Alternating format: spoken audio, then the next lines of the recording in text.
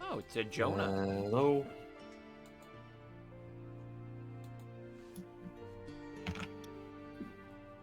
What up? We're going to be drawing a Durgan today. Nice.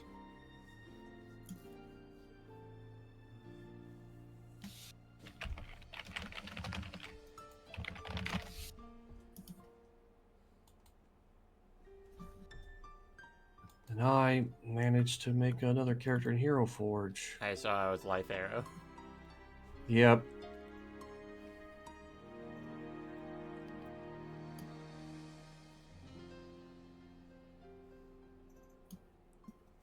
Along with his two bunnies. Yep. Psycho Nugget and Beatbox. The most powerful Dragon Ball characters. Yeah.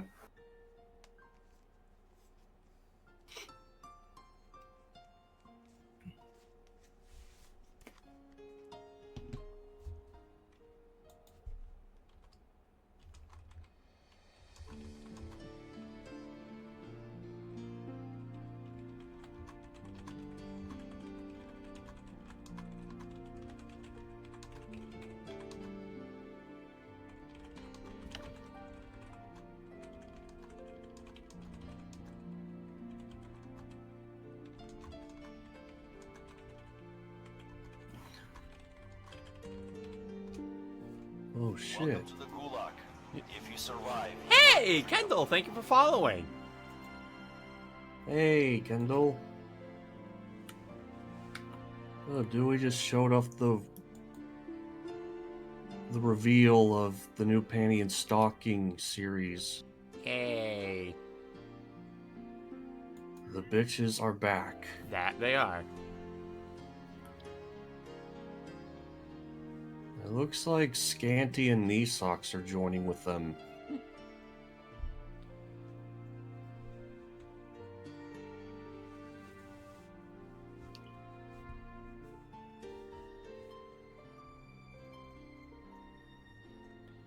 Hey, what's up? Not much. You are tuning into day 4 of the Lore-a-thon, though.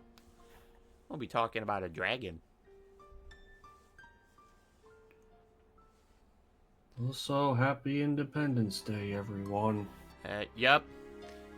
Happy we beat up Britain Day.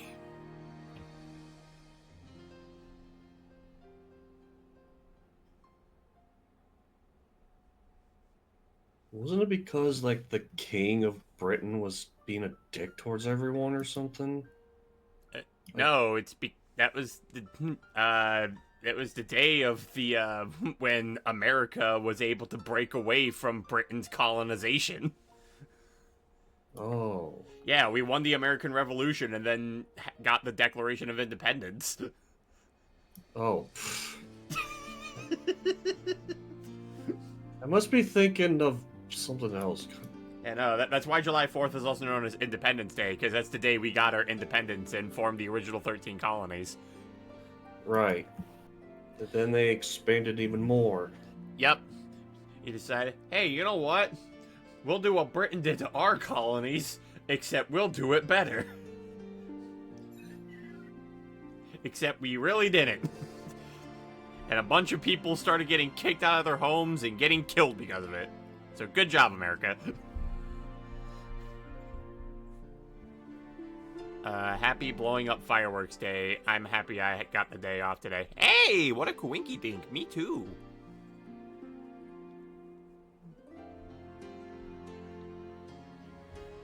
But also just a reminder as well, since more than likely fireworks are probably going to go off in your area, if you do have pets that have very sensitive hearing, make sure you comfort them if they get spooked by the fireworks.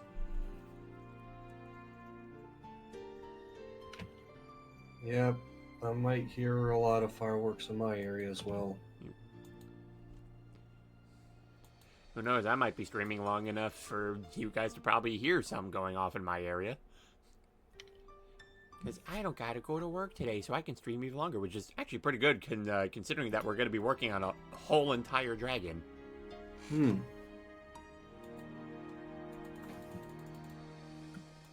Oh, here's something. Apparently, YouTube will soon allow creators to remove copyrighted music from videos while keeping their voice intact to regain monetization. That's pretty helpful. Happy other big country North America Day. Yep. Just don't go up to a British person and say Happy 4th of July. You might offend them.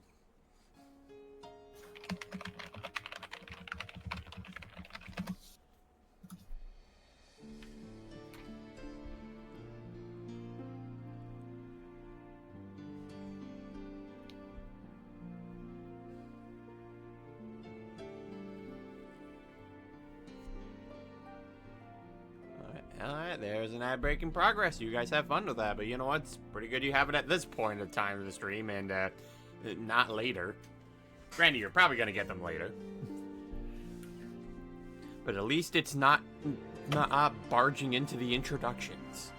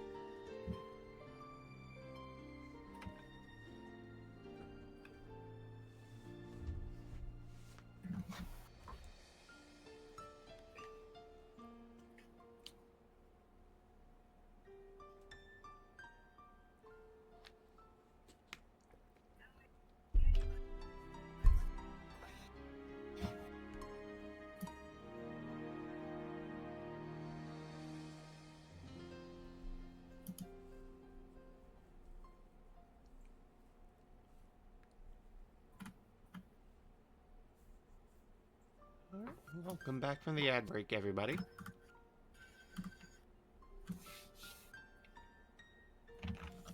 Yeah, I know, the ads are in existence.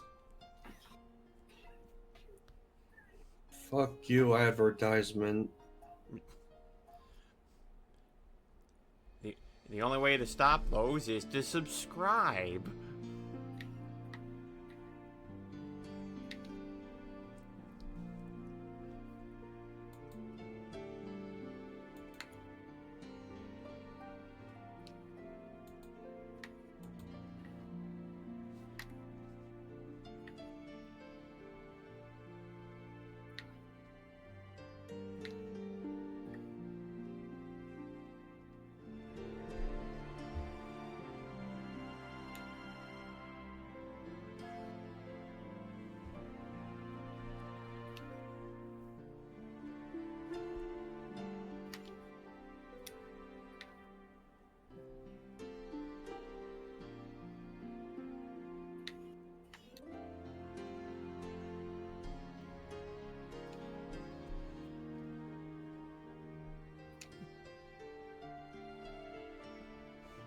Alright, and everyone, with that countdown done and over with, hello everyone, it is I, Realm Wars, a PNG tuber who predominantly does artwork, and welcome to day 4 of the Rise to Superior Lore-a-thon.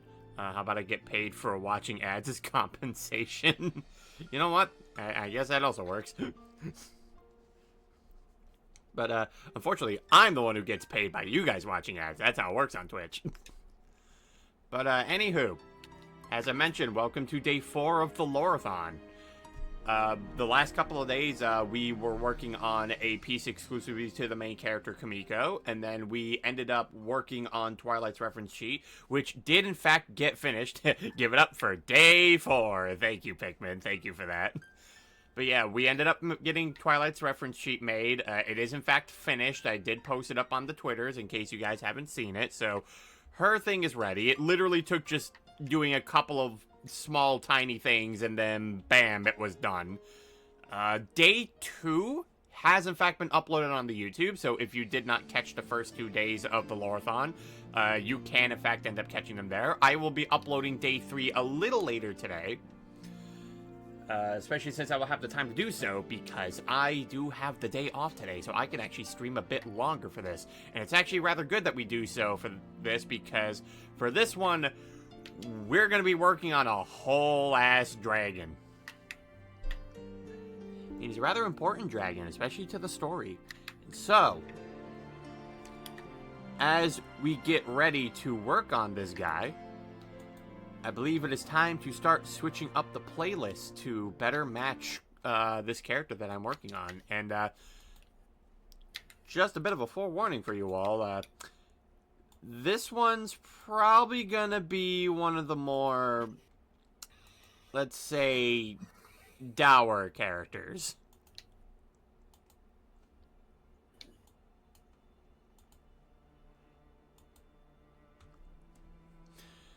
So here we are, working on the one of the main dragons of the Rise of Superior. His name is Chrome. He does in fact have an Chrome. Yep, he does in fact have an emote that you can in fact use if you ever so want to. In the very case and instances you feel very concerned, because Chrome is a character that has some extremely heavy baggage to him. Yeah, there you go. That's the emote.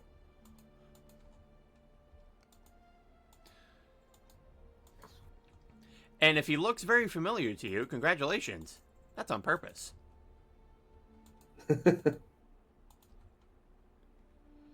Yeah, that looks amazing. Oh, wait till we actually get this thing digitized. Like we're doing right now. So, Chrome as a character. So, to go into a little bit with Chrome. So, of course, the man is a big Durgan. And sure, he may look like our boy Sproy, but there's numerous amounts of differences between him and him, as well as Spyro. And by the way, the irony is in fact not lost on me. I am in fact wearing a Spyro shirt right now. I planned this. Everything is Chrome in the future. Fun fact, that's not how you actually spell his name. If you're looking at how to spell his name, that is how you do it. It's Chrome. Who wants French toast bread pudding? You know what? I think Chrome would like some of that. Especially with all the things that he ends up going through.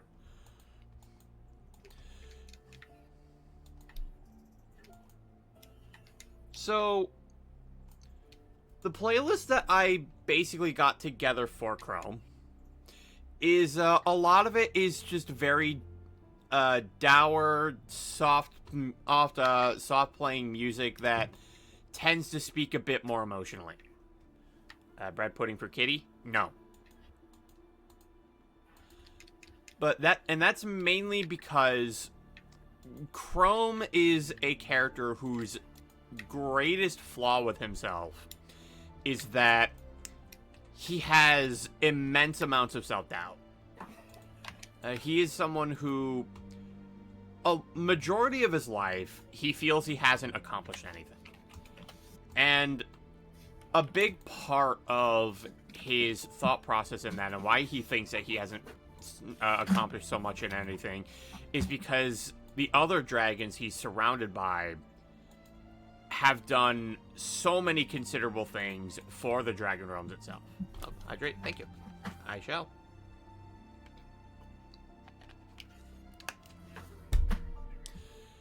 And what also doesn't end up helping Chrome either is the amount of times where when he does think that he hasn't done anything good for the Dragon Realms, the other dragons around him tend to agree with that mindset that he's put on himself, to say like, yeah, you haven't really done anything. You're kind of a wimpy bitch.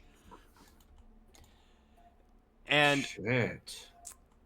And like it goes into that, and it ends up going into a bit of a rather common mindset that some people have, where when they're told enough times by people around them that they're not good at something, or like they're never going to get good at this, even if, like, say they do end up getting some form of support from some people, the jeers and the cynicism of other people around them telling them that they're never going to be good at something gets repeated in their head so often that they tend to believe that it's true, because, you know, if it weren't true, why is everyone saying it? And that's something that Chrome ends up struggling with throughout the series, because despite the kind of support that he does end up getting, like, even the support that he gets from the fucking general of the army, because he's so used to just hearing jeers and critique towards everything he does, it causes him to be far more critical of himself than anyone else even cheering him. And because the thing is that, and it's not even so much that, you know, Chrome doesn't have anything going for his character, because he absolutely does. Like, he is extremely smart, he's very wise, but yeah, like, even it's unfortunately just something that, despite some people just having some of those great talents, when they're told enough times that they're just never going to be good at this thing, it gets to a point where they don't even recognize their own talents. And sometimes it can take a lot to convince that kind of character that, you know, hey, you have something that's actually worthwhile. Because either they don't believe themselves, or it's eventually followed up by somebody else just saying, yeah, no, this person doesn't know what they're talking about. You're just not going to be good at what you do.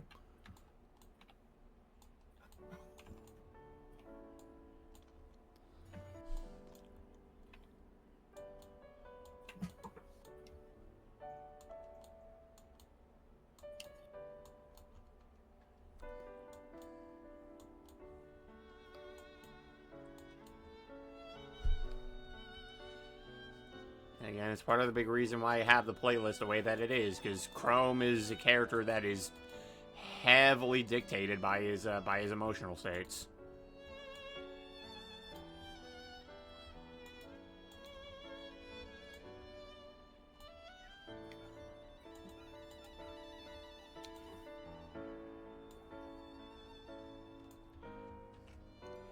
It is morally correct to tell those people who constantly put doubt on you to tell them to go fuck themselves. It's true. It's true. 100% you tell those people to go fuck themselves. But this is also... But like I mentioned, it's in one of those cases where, yeah, after a dude's heard it enough times, you tend to just start believing that it's true. And it's something that, like... And it's something that very real does in fact happen. Like, you'll have people who are like just so passionate in their content making, but then they'll just hear a bunch of people tell them that, you know, oh no, you suck, you're bad, you're never gonna be good at this, and they just start to believe it because they heard it so much. So much to the point that even when they do hear compliments, they don't believe it, or they feel like they don't deserve the compliment.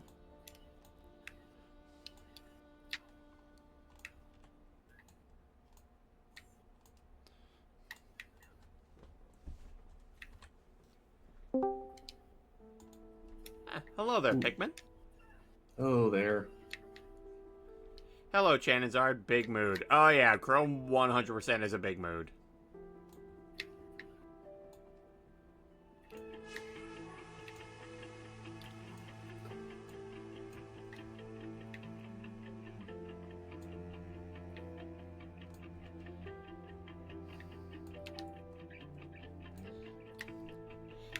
But yeah, definitely the opposite personality trait of one certain Spyro the Dragon, that's for sure. You know, a guy who's extremely confident, typically all in your face, not afraid to sass you. Yeah, no, Chrome is like literally the exact opposite of that.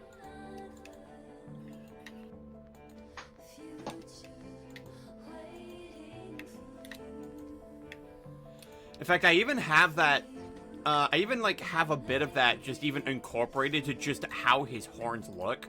Because, the thing is that, so in the Rise of Superior, the type of dragon that Chrome is known as the Artemis Dragon. And Artemis Dragons are said to be a strong warrior-type dragon race. The thing, though, is that there are actually some distinctions with each of the different Artemis dragons, where they actually do have differences in terms of gender, and it all goes in the shape of their horns. Now, Chrome does in fact have a brother. His name is Scarwing. Let me see if I can get a quick image of him up. Ah, there he is. So yeah, this is Chrome's brother. This is Scarwing. I'll give you a few seconds to figure out why he got that name. I think it's pretty obvious. Yeah. And in case you're wondering, Scarwing is in fact older brother. And as you can see, like, his horns are a bit more like on the bent side to make them look like they can actually be more, to have them more like usable for combat and whatnot. Like, they're definitely more on the offensive, whereas Chrome's straight curved. Now, this here is actually a feature that most female Artemis dragons have.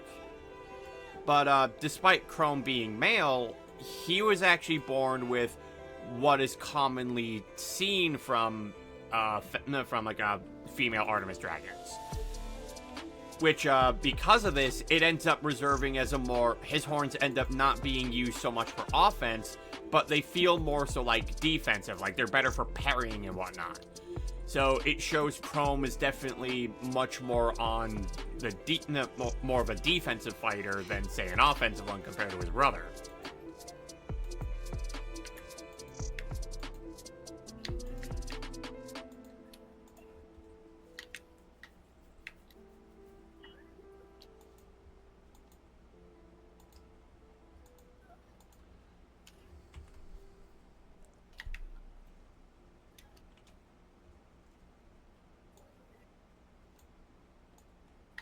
Just gonna add some lines to the eyebrows.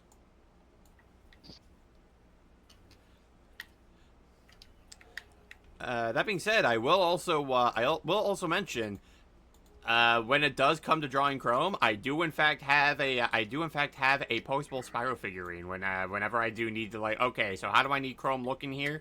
Because, you know, what better way to draw a guy who resembles a lot of the great dragon Spyro than to have a very posable figurine of him? He's like a model for me. Scarwing kind of reminds me of Deathwing from Warcraft. Except minus the steel jaw. Yeah. Because that's what Deathwing has. Yeah, no, Scarwing don't got that.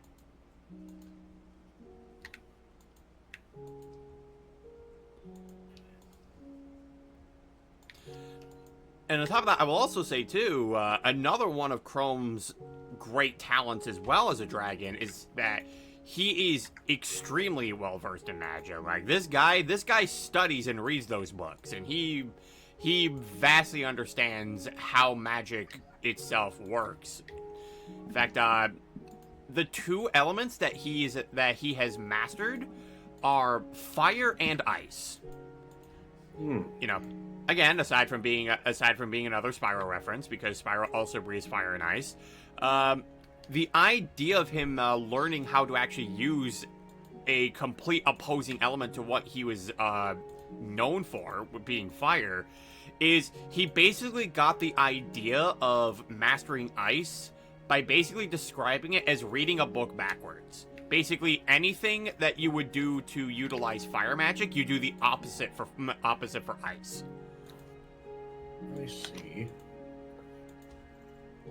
So, doing fire, you have to require heat to do this. Well, for ice, you require it to be cold. Just makes sense.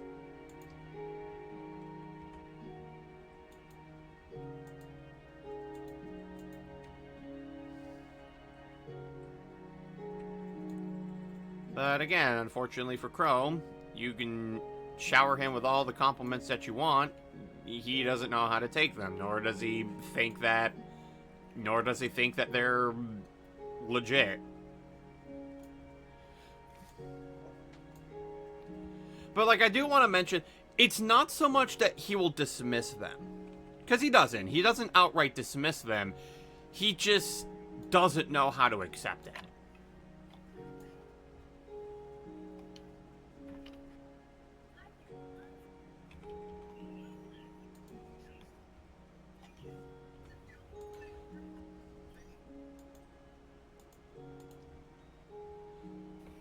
But you see, that's also where the big main story comes in with the Rise to Superior, because Chrome is actually the one who does end up saving Kamiko's life during the big raid on the Dragon's Cave from the Realm of Darkness.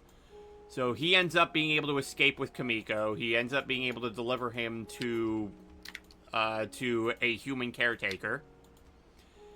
And at that point, he thinks that, okay, I managed to do something good for once. I managed to get this guy who is going to eventually do something very important for us.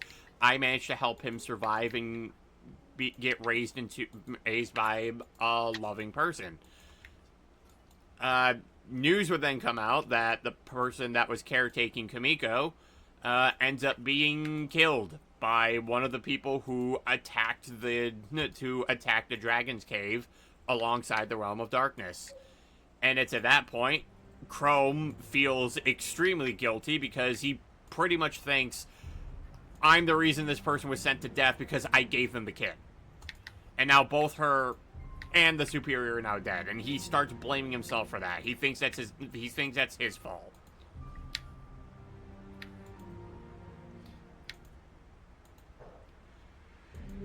And so for a rather long time, he starts steadily losing so much hope that the guy can't even really emote anymore. Like, he's just stone-faced.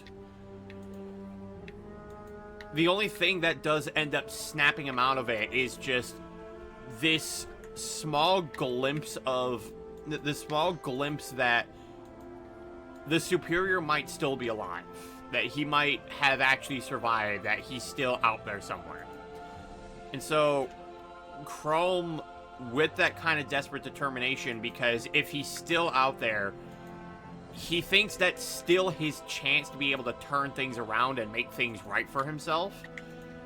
So he ends up making a big part of his life basically keeping Kamiko alive. And eventually, when finding him again, he does start to gain a bit more of determination in his life.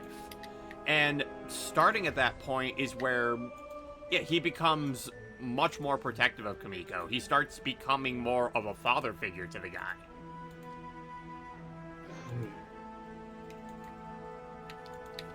So,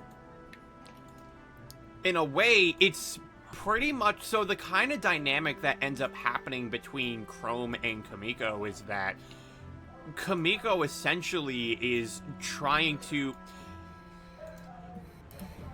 Honestly, I say the best way to describe it is that Kamiko is trying to be a support character to help Chrome become an even better support character. Like, it's an instance where, yeah, the main character will occasionally just step out of the main character role to help push a side character along. And I just think that's a very interesting dynamic to just have, just because, like, majority of the time, the support characters are the ones who have to be there to help, well, support the main character. But here, you have the main character themselves trying to help push another one to fit into their role.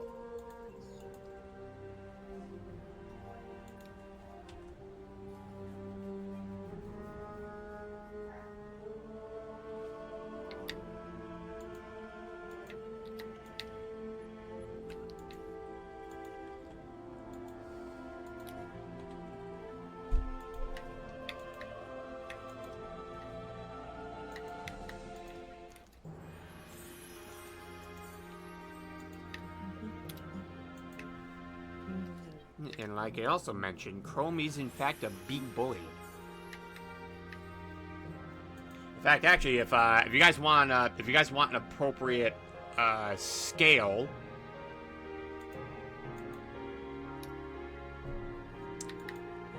Here, let me just take Kamiko here.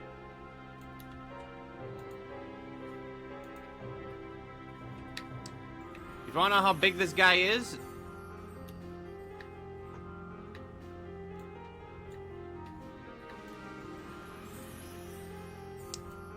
Yeah, he's about that big. He's about that big compared to Kamiko. Damn. Yeah, big Durgan. He's a big boy. Yeah, very big boy.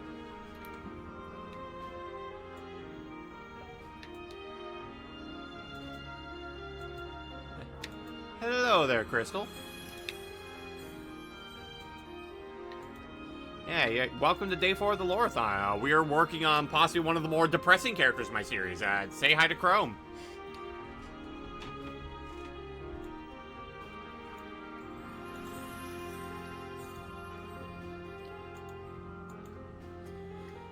Now, I do, in fact, have a headcanon voice for him. Although I will 100% admit, it is a pipe dream. If this were to ever actually happen. Like, I'm not banking on it actually being a thing. But it's my copium dream. It is 100% me inhaling copium if this would ever happen. And my headcanon voice for him is Gary Oldman. Gary Oldman. Yep.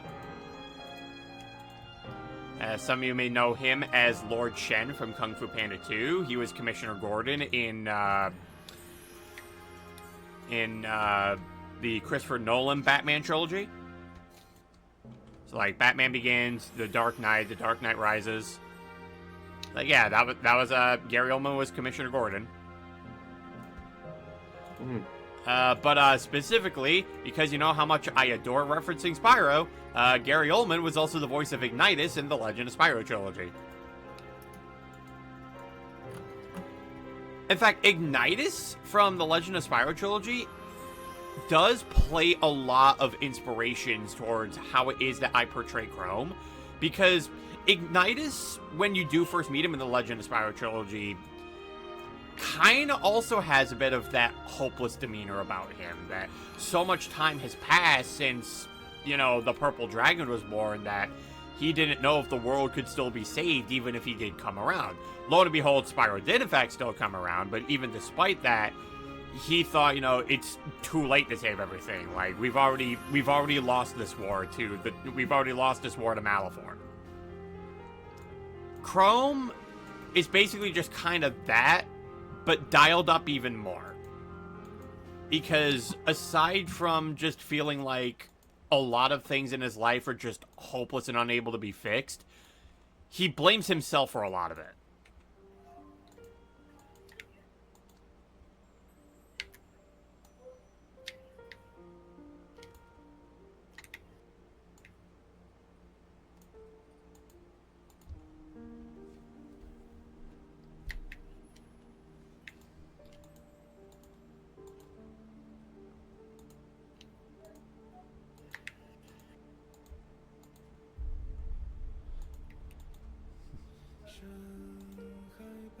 So, I'd say a big part of Chrome's journey is, well, to put it simply, it's having a better grasp on self-love. Like, being able to acknowledge that he can do good things, that he can do wonderful things, and that it's not fair to compare yourself to other greater people, even if they themselves also keep doing it to you.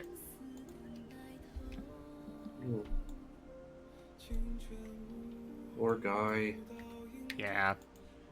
Chrome is someone who definitely needs hugs. Yeah, he just needs to learn not to be so hard on himself. Yeah, that's basically his character arc in a nutshell. Like, because the thing too, and this is also just a very realistic thing as well, it is very common for ourselves to be the harshest critics to everything that we do. You know how that feels. Yeah, because more oftentimes than not, when we do start wanting to get better at things, sometimes we can start picking apart problems that aren't actually there. That's why sometimes self-critique can be a little dangerous at times. Because when you're looking, sometimes some people, when looking for things to critique of their own work, sometimes it causes them to, well, look for problems. And because of that, they can just end up making up issues that aren't actually there. Or you'll have the other side of the spectrum where, like I mentioned earlier, when you have enough people telling you that you suck at something, you start to believe it. Because, you know, hey, you've heard it so many times before. Clearly it must be true in that case. Oh, and there's an ad break. Piss. All the times, like, I'm trying to be sentimental, and here you are throwing ads in front of my viewers. It would have been easier if you would just warn us when it's going to come out. I know there's ways to do that. There is? Yeah, like, I know there's, like, ways to, like, give notifications to say, you know, hey, there's an ad break coming, but I think that might just be a bot feature I need to get.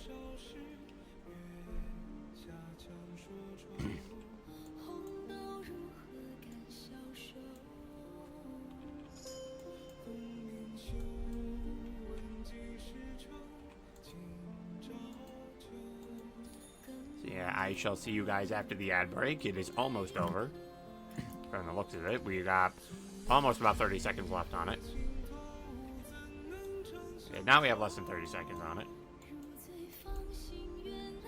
Don't worry, people, you will not be missing much. I am, in fact, holding on the rest of my statement until you guys get back.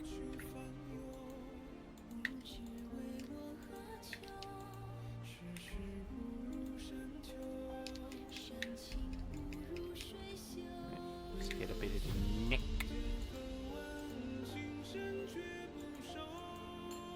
Alright, ad break is almost over, and there we go. Ad break ended. Welcome back, everyone. Sound off if you're still alive. I'm not dead. You quit telling people I'm dead. Quit telling every people I'm dead! Sometimes I can still hear his voice. I told you, woman, I'm right here!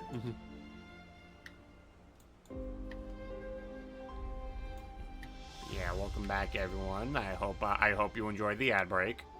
But yeah, like, and something that to go off of the thing that I was referring to, because Tricky Wee actually had a stream where she talked about this once, where there was a moment in time where they were just with someone who was just an absolute piece of garbage, and Tricky was trying really hard to make it big as a streamer, and this guy just kept telling her, don't even bother. You're not going to be a good streamer. You're going to be absolutely garbage. You know, you're not even going to hit like 50 consistent viewers.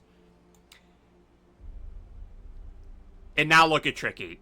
Whenever streaming, she consistently hits about quadruple digits in like active watchers. Whoever that guy was who told Tricky she was never going to make it as a streamer must look really fucking stupid right now. Dang.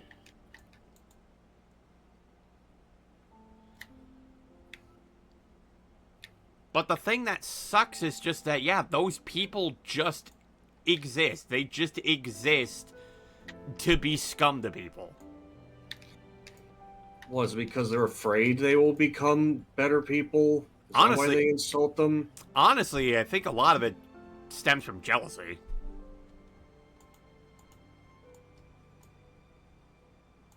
Kind of reminds me of this one thing I saw from Toonami where Tom was talking about people bullying or hating on certain people.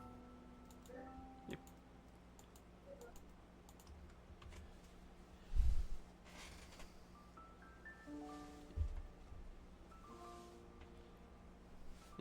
But yeah, I also do feel like because of the kind of emotional states that Chrome ends up finding himself, he definitely shows a lot more of the humane side of dragons compared to some of the others who really are just all about, showcasing great power, showcasing, being so dead center on the war that's going on. And then, meanwhile, you have this character who is able to show that there is more of a human side to dragons. In fact, perhaps a bit more human than you expect.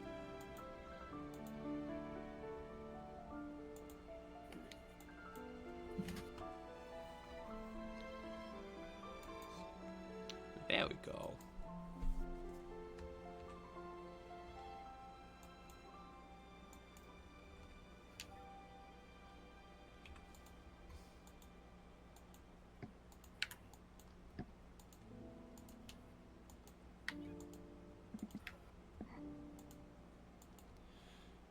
So, like, I guess, Crystal, I guess, if this at all intrigues you at all, I guess you could probably say that, I guess out of anything, Chrome is written much more like a shoujo character rather than a shonen.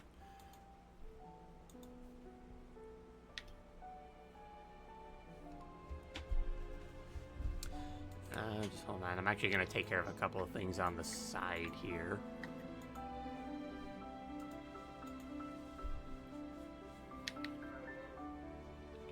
Okay.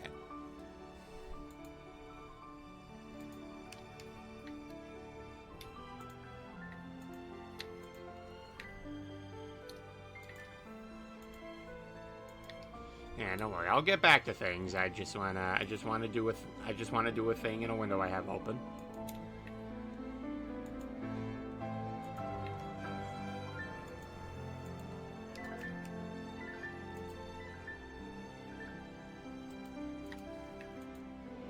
Yeah, you play that piano music, sad Xenoblades.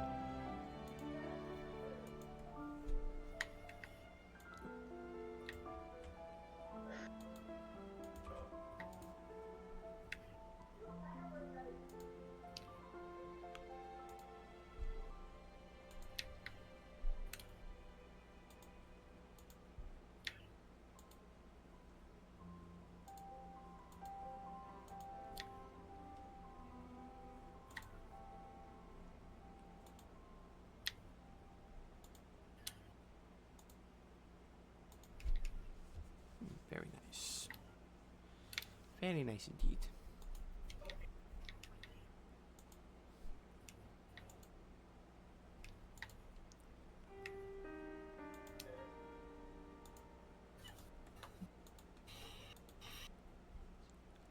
Very nice indeed. Okay.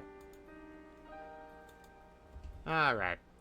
Apologies for that. Just wanted to get a couple of things, in another window just squared away.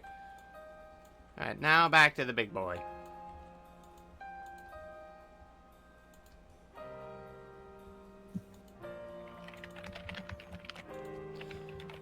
Yep. There we go. Just want to get a bit of that leg.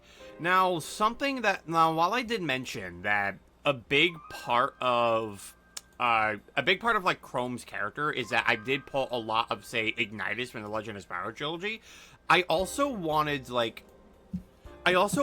to try and address a criticism that I did have when it came to the Legend of Spyro trilogy, and that's mainly because of just how underutilized that the Dragon Elders themselves are. Because they are prompted to, like, have, like, such importance to the story that's happening, but the only one that really gets any kind of fleshing out being done with their character is Ignitus. The rest of them are just, oh yeah, we're Dragon Elders, we have a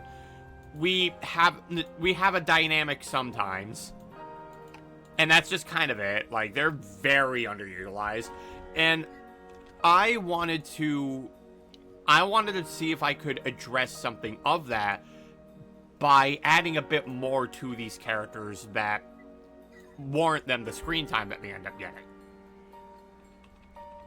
So it's why the emotional angle of Chrome is pushed to the level that it is, because it is to really put the guy out there to showcase just the kind of state the guy finds himself being in, the kind of emotional state that he ends up feeling majority of the time. It's to push that, to allow his relevance to mean something rather than just, oh yeah, I'm a big dragon, I'm here, we're just here to show you that we do exist.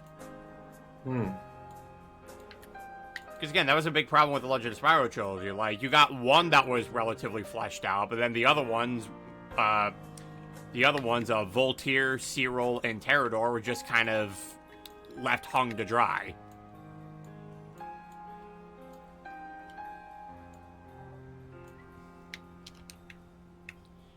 Like, the other ones are just there to teach Spyro the other elements, and that's it.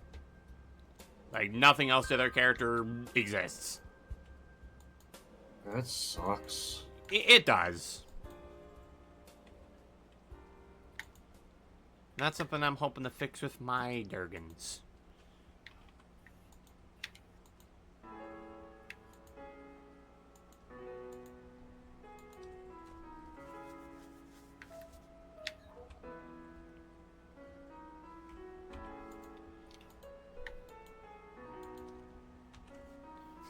Happy 4th of July, everyone.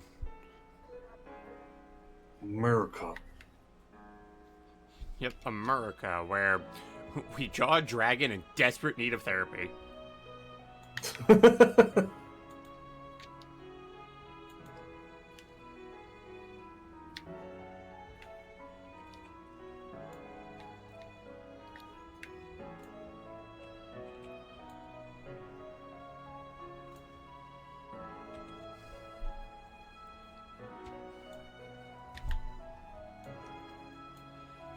Yeah. Honestly, I do get the feeling I'm probably not going to end up finishing, like, the rep sheet entirely tonight. Because, again, there's just going to be so much I need to do. Because, again, we're working on a whole-ass dragon. But there's also the fact that there's going to be a second sheet that I end up making for this, where it actually showcases some of the magic that Chrome is able to do. Which, yeah, I'm definitely not getting that done in a single stream. But that's also why there's going to be some stream sessions where you may see some of them reading, like, reference sheet touch-up. That is mainly to go back to some of the other reference sheets that I haven't finished yet to further work on them, as well as, you know, just kind of give a recap on some of the things that I've talked about with them when they were first being debuted on the stream, when they were first being worked on, you know, just to get them back into the spotlight. And, you know, maybe just in case there were some things you wanted to ask about them that you didn't get a chance to do so the first time, you'll be able to do so then.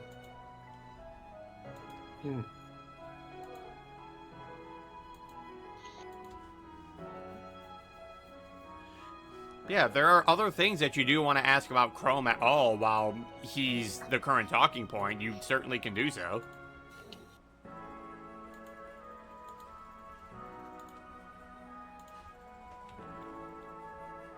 I'm gonna get his wings here.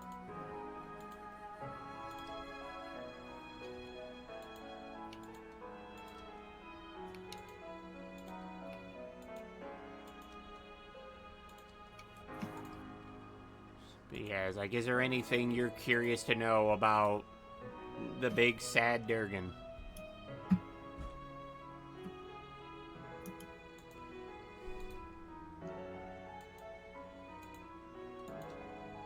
Just gonna get his wings going on here. Just get more of the fabric.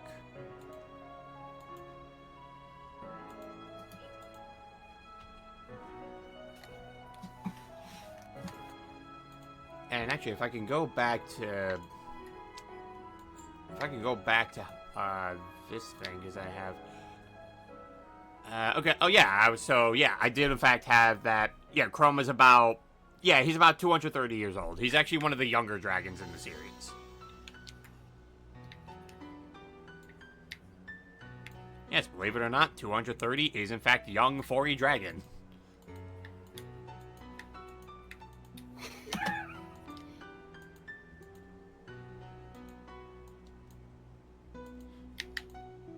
In fact, when we get to Amara, she is much older.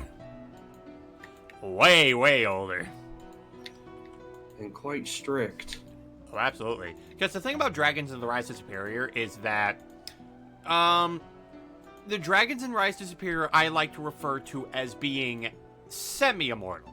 The only reason I say semi-immortal is because they don't die of old age. Like, dragons can just live for as long as that they want to, but that doesn't mean they're not capable of dying. The only way to really kill a dragon is that since you can't kill them through age, you have to actually slay them. Like, they have to actually be killed. But other than that, you can have dragons that just live for millennia on end. Like, in fact, there's even some that have even existed for so long that they've even seen, like, even the creation of their world.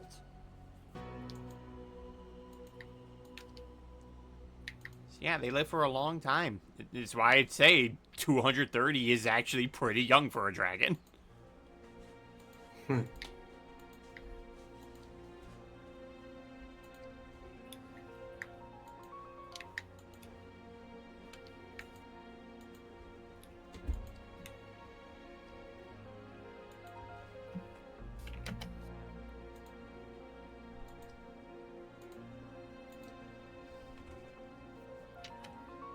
Dragons are, in fact, extremely powerful magical creatures, so only makes sense they can live for extremely long periods of time. In fact, a lot of the elemental magic that you see the other characters in the Rise of Superior using, it derives from the things they do. They're the ones who have harnessed, like, all this elemental magic that they make for themselves. It's actually, another reason as to why when humans use this kind of magic, sometimes it can end up taking on rather draconic appearances. It's the reason why the whole dragon rage thing exists within people when they tap into their anger a bit, and they let their aura and magic just start to overflow and power them up. Because it's a side effect from humans learning dragon magic. They basically start to adopt features from dragons.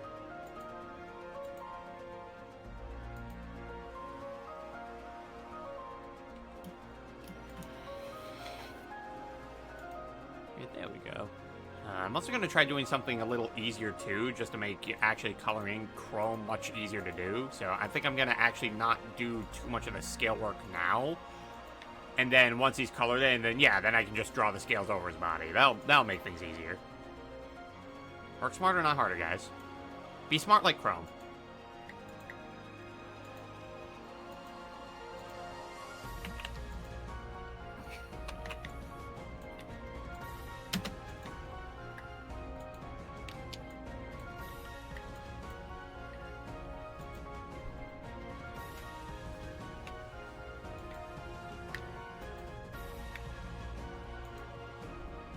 If I can actually get the right windows open up, there we go.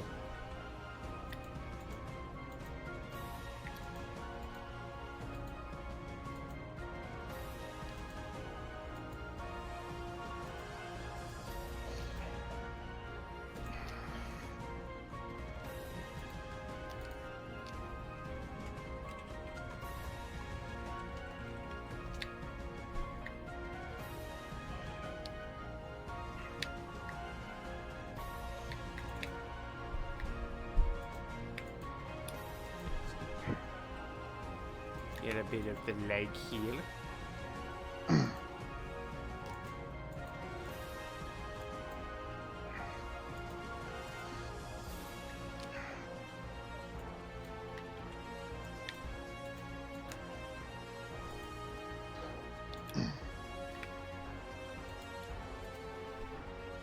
And he just wanted to get rid of that Discord notification going on there.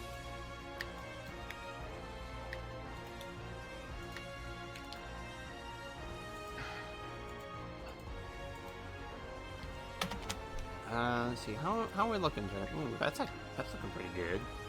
Pretty good. I think I just need to get a couple of extra lines, and then I can start actually coloring them in. Yeah, another big the other big difference between Chrome and Spyro is he's not purple.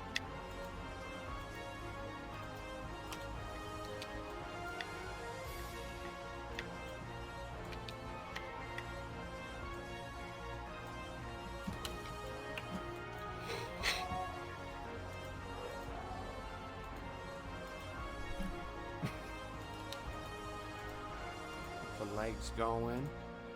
Get a couple lines done on the tail, and then yeah, I should be getting ready to good for coloring. Oh, no, hold on. Let me sharpen this line here. There we go.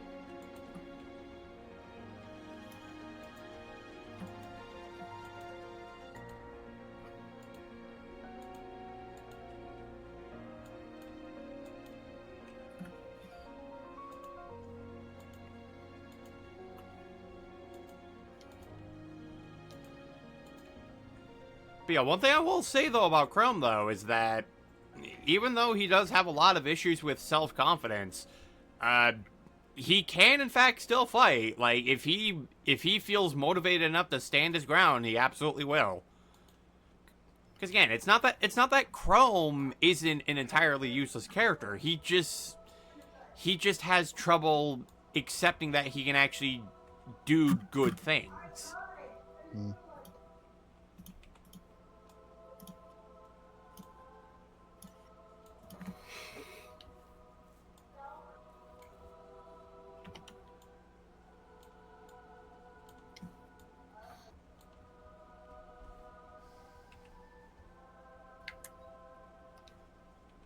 Let's just get one more line here going for the neck. And then, yeah, then I should be good for coloring him in. Yeah, there we go. That should be good.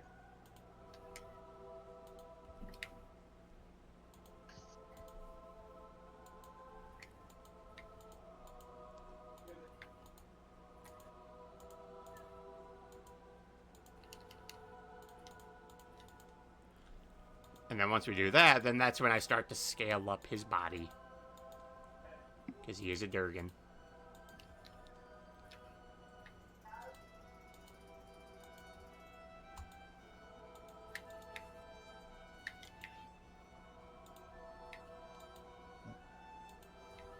Yeah, I think I should also work on getting line work done on the front paws, but I could do that in a little bit.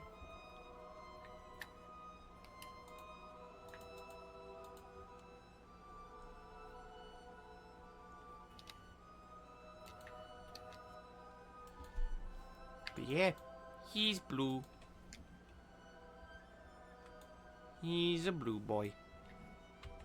With a little bit of red. Oh, I heard that. Yeah, like, I'm just like, oh, there they go. It's like, yeah, I heard that one. It's like, hey guys, I don't know about you, but I think it might be the 4th of July. Although they also do that as well for other certain things, like, I think Labor Day or New Year's and Veterans Day, I think. Yeah.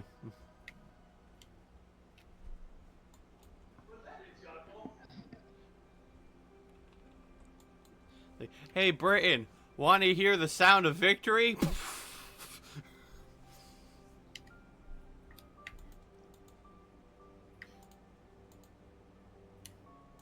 Do you know what I love about Independence Day? That you won the war against us? No, the barbecue. Forget red.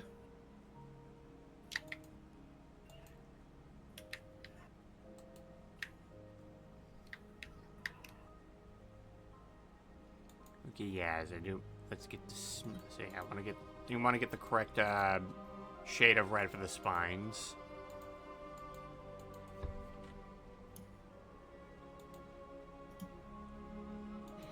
Yep, we don't have.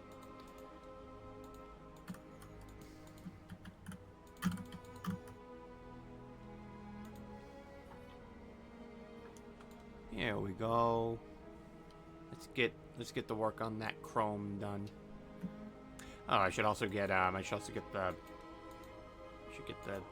body spines here.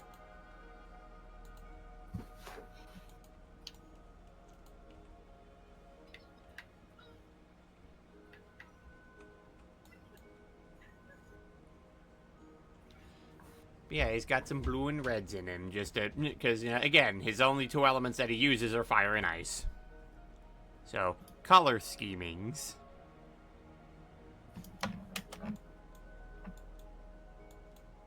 Oh, My Little Pony has a special intro and outro in the Japanese version. Nice. Wow, that actually is quite a banger. Yeah, there we go. Just want to make sure I got some of these white spots out of the way. We don't want them here.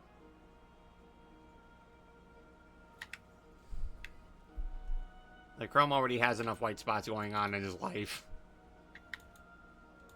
Don't give him more.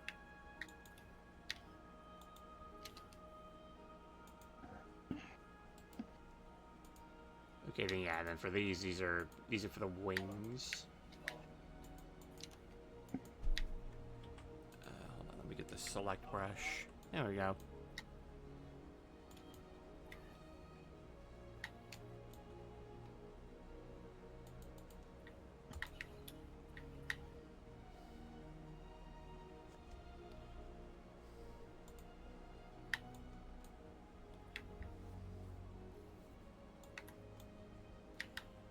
Yeah, okay, here we go.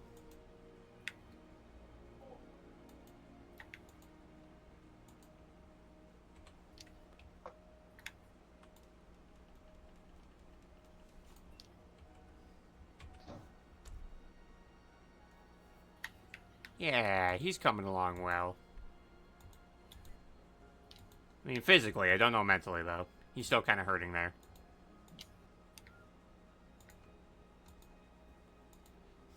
Can someone give this dragon a hug? Will he ever find love and peace ever again?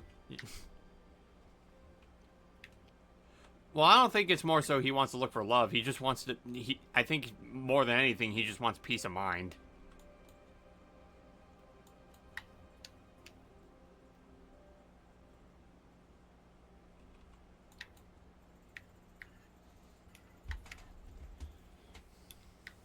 Because sometimes a person's issue isn't that, oh, I don't have any love in my life. It's just, I just want to feel something other than hating myself.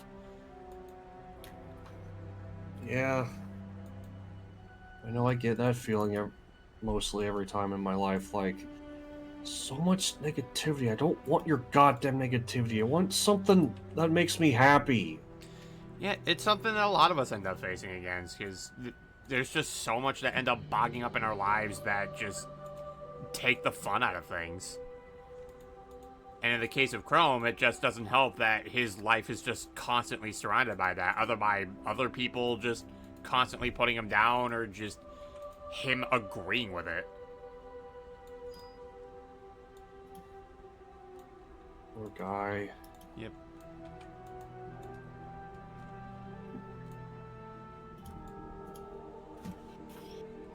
Yeah, he's definitely someone I think is probably going to end up being one of the more relatable characters to people. Because, again, we've all felt similar ways to which, Chrome struggles with. Agreed. Yep.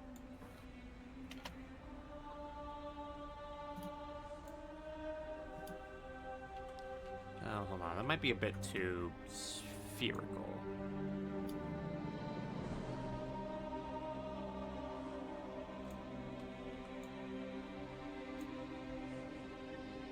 Ooh, there we go. That's much better.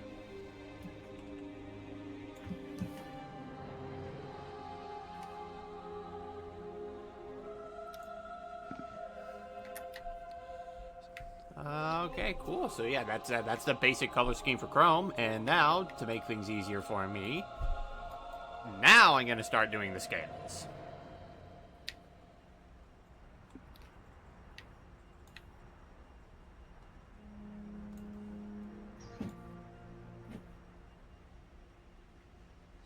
Gonna have these on a completely separate angle. Well, not a separate angle, a separate layer. See, this is probably one of the only instances where I would have loved to have Clip Studio Paint, because there actually is a brush that just lets you put scales on something, so I don't have to painstakingly draw each individual one.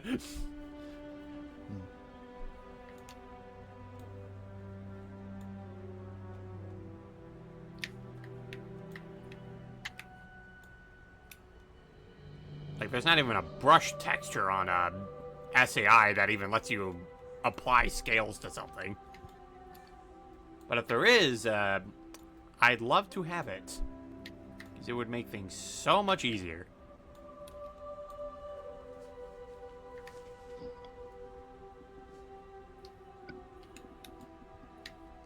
Yeah, this is part of the big reason why I say I doubt I'm finishing all of this in one night, because, scales.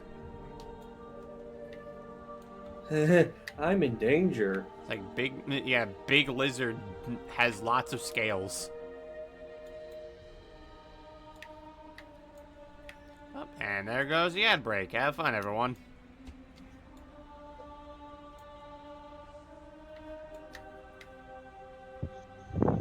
Just don't mind me, everyone. I'm just while you guys are doing that, I'm just gonna ramble while I get more of this guy's body done.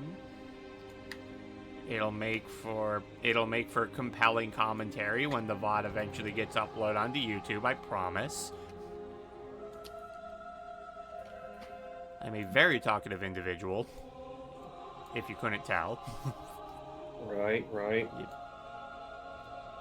It helps keep people engaged when they can be like, "Oh, is the streamer still talking?" It's crazy.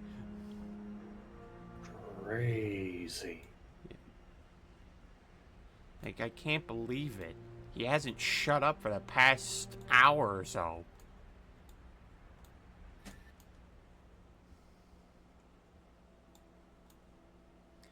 Alright, looks like the ad break is almost over. About almost 10 seconds left of it. We'll be seeing you coming back.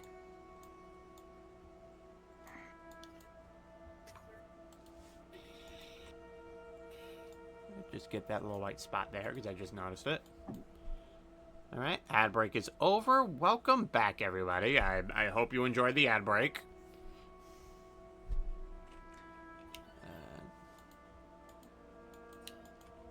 Just gonna have a couple of things coming across Chrome here. There we go.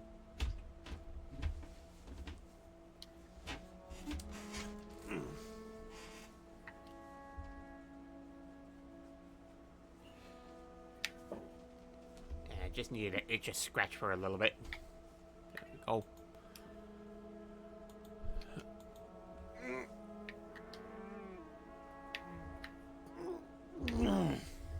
There we go.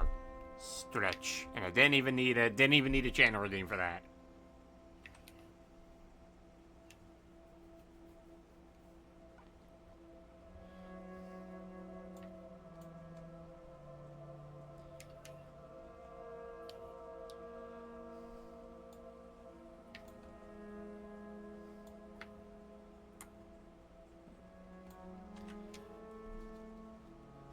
Just a daily reminder, though, to people, because recently our good old friend Kendall did decide to become a follower.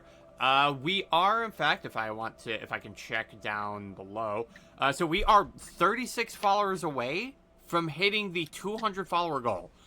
If we eventually reach that, then I will end up holding an art raffle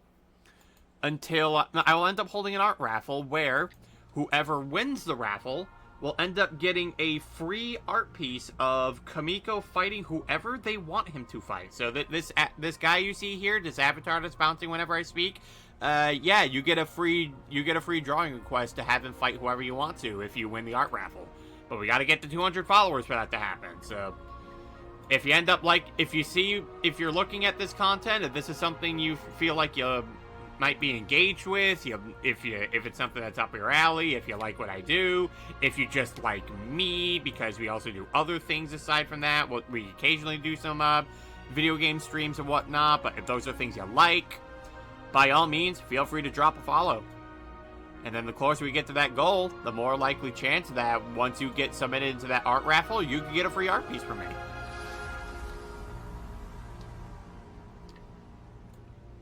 And I perfectly timed that. I perfectly timed that to the music. I intended that. Oh, heard that one. Yep.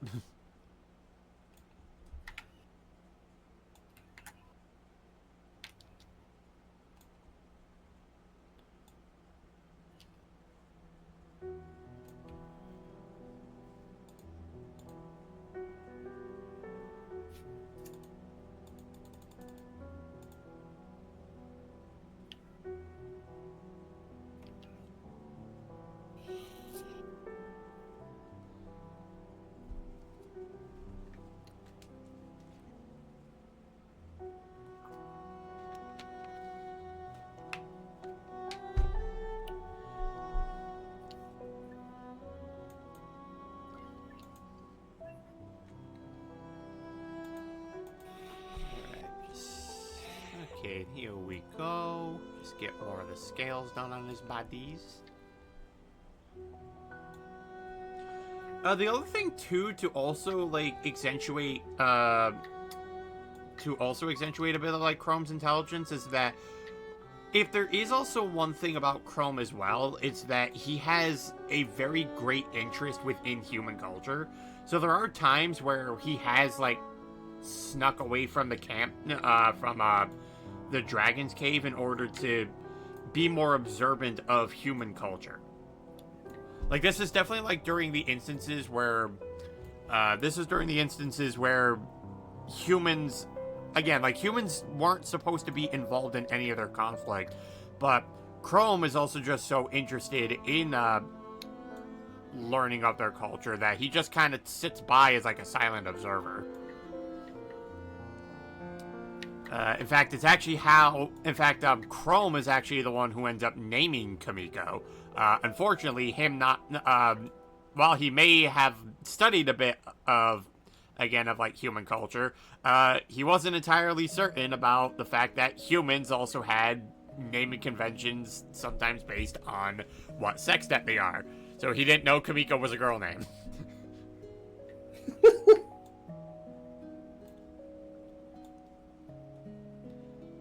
Hey, listen, there's just some times where even when you've done a lot of research and looking into things, sometimes even you still get stuff wrong. True.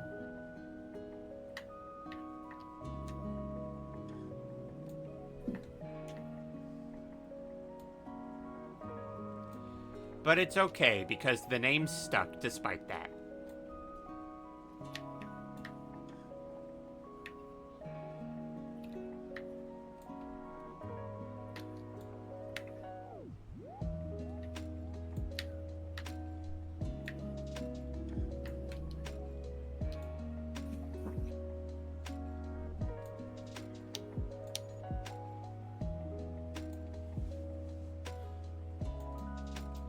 There we go. We got, that's some nice scale work going there.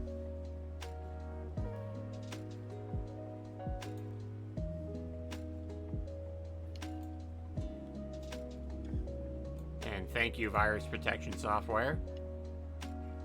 Thank you for showing me that you're working.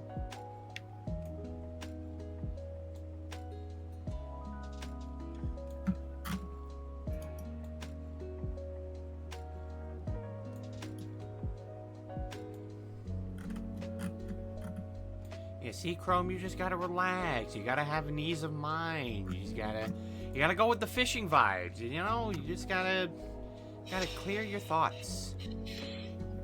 Go in your happy place. If you have a happy place, you might not.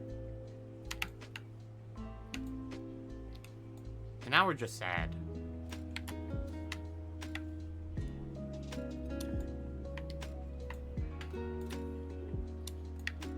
Like, man, this is the most dour Realm War stream that's ever been hosted. Dang a tang. Yes. It's like, what happened? Where's the haha funny man? This guy here you're making, he's not funny. He's just sad. And it's like, I know. It's almost like I can be a diverse Earth writer when I want to be. Like, not all my characters have to be either funny or super action-packed. They can be deep and depressing. I have range.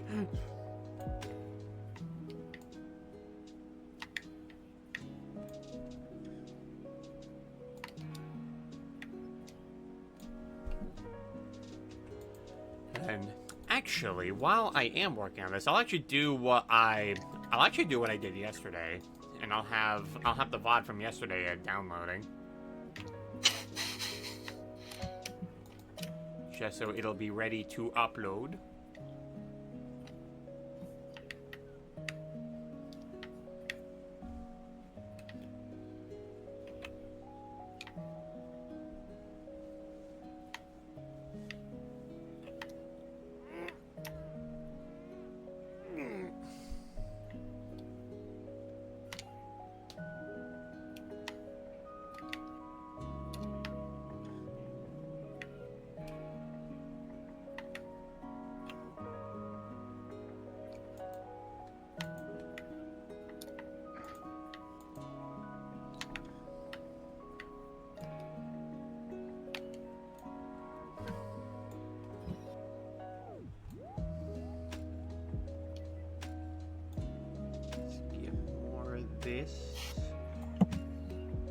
I got that dog in me. Hey, can I pet that dog? Hey, you can pet the dog. Can I pet that dog? You can pet that dog. just someone looking at Chrome. Can I pet that dog? That's a dragon. Can I Yes, pet you that can. dog?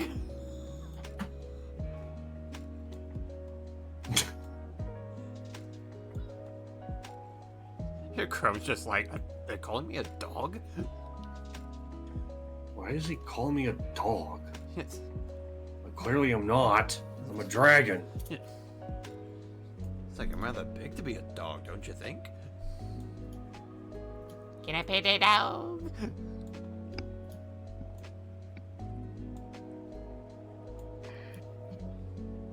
Although Chrome absolutely would 100% accept pets. Because he That's needs nice. them. Yeah, he needs them.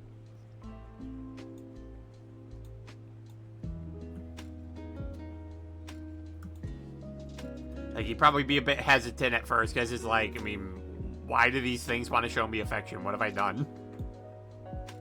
It's like, damn it, take the affection. You need it.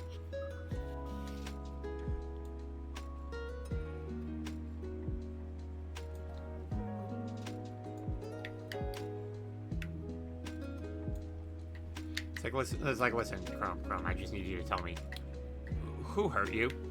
Who decided that they wanted to hurt you? He just points at people who are constantly jeering him. I'm gonna go beat them up. You know that they're other dragons, right? Like, you're gonna actually try to pick fights with them? Yes. I'm gonna teach them a lesson. Well, I guess this is the night bitches die. Yep. Like, so let me get this straight. You decided to try to pick a fight with dragons. Yep, with your bare hands. Yep. Are you surprised that you ended up here? Kind of. You were literally trying to fight dragons with your bare hands. They were hurting another dragon emotionally. What was I supposed to do? Maybe not fight them with just your bare hands? Do you honestly know how fucking strong dragons are? I could have taken them. Oh my Christ. Go to hell. Not jail, hell.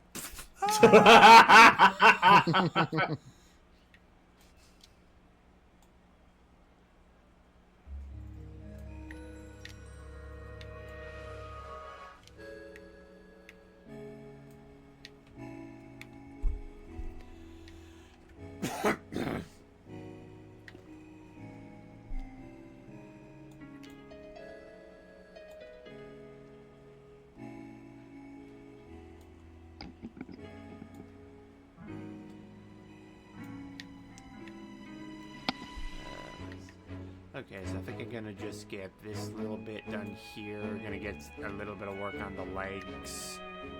I kind of want a bit more, like, I want to get a bit more, like, skin wrinkles around there.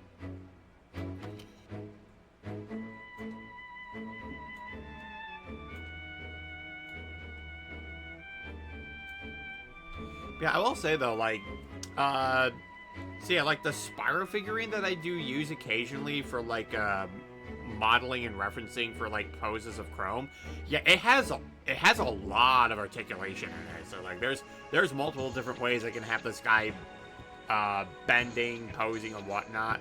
Like, there are some things that I kind of wish were a bit more articulated with the figurine. Like, I kind of wish that I could bend the elbows and the knees in order to get a bit more out of the legs than they are now, but still, this is still such a really well-made figure. Let's come to bend at the knees. Yeah, in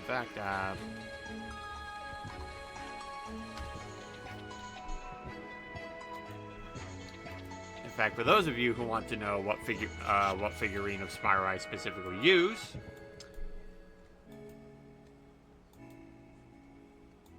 get the right window open. It's this one specifically. It has a lot of points of articulation in it, and this is what I end up using. I think the same people also made a Crash Bandicoot one as well.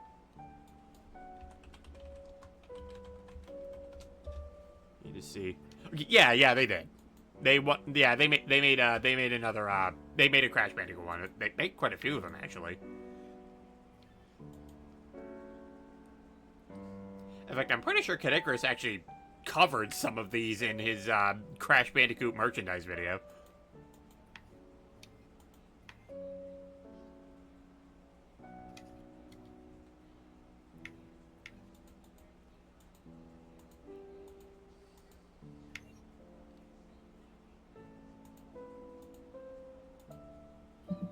Man, NECA makes a bunch of different variations of Crash figurines, but Spyro only gets one. I see how it is.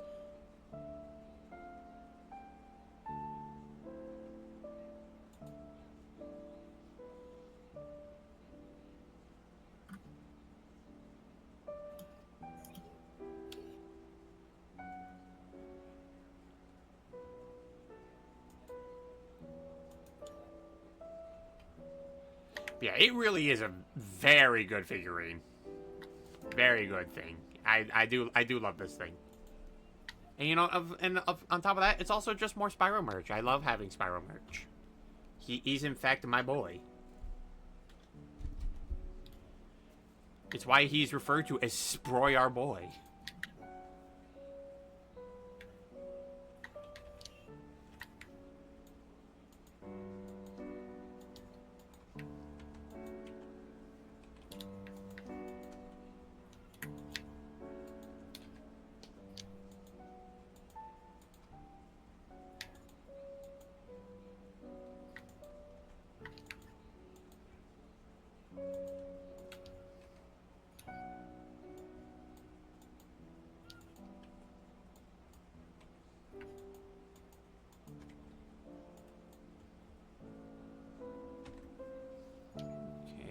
If I put one more thing of line here, I think that should do. I think that should do it. Yeah, there you go. Hold on, no, I don't want that color. I'm doing line art. Yeah. Excuse me. Give me my brush, not eraser.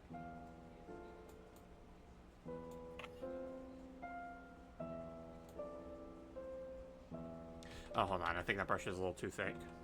Let me, there we go. Much better.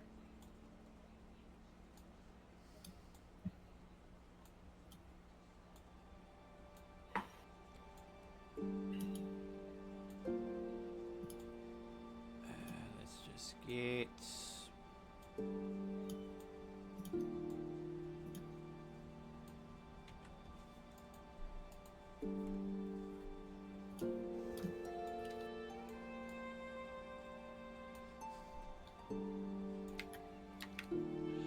So chat, how are you guys doing? How are you celebrating your 4th of July?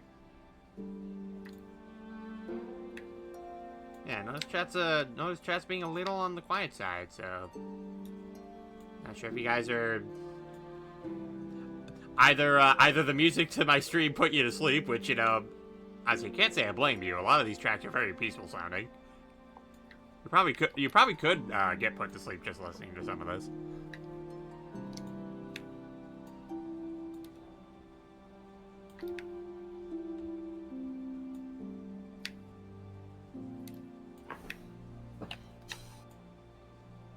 In fact, that's actually sometimes that actually is something that I will sometimes do, like when I really like just want to try to get to sleep like as quickly as I can. I'll just have my phone just play just some extremely like relaxing music, and then after some time I'm just like, pretty sound, and then I just go to sleep.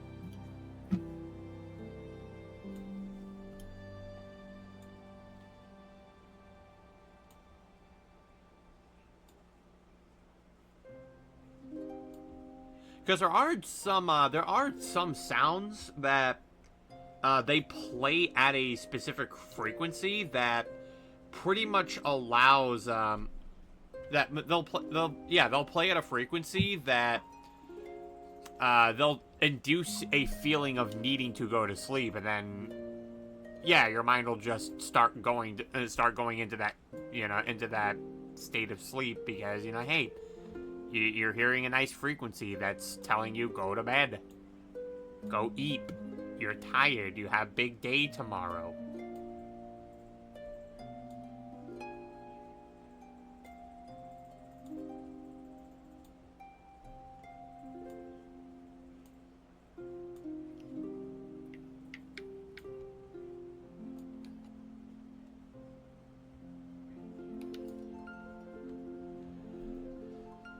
We almost got this.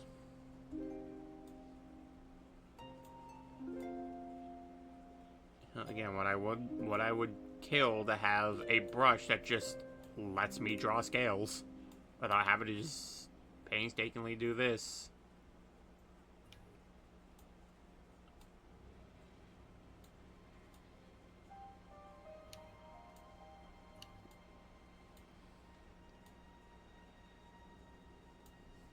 But yeah, like, so yeah, Chad, do you guys have any 4th of July plans?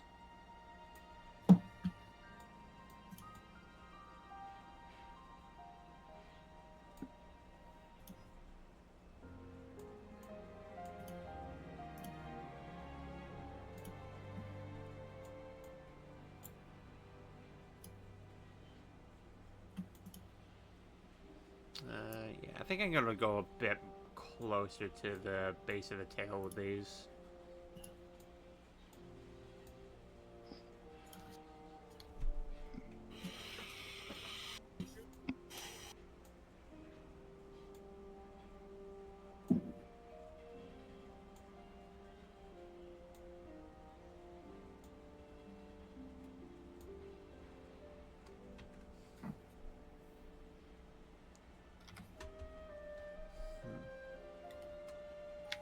I think it's just a little bit more than I should be good with the scales.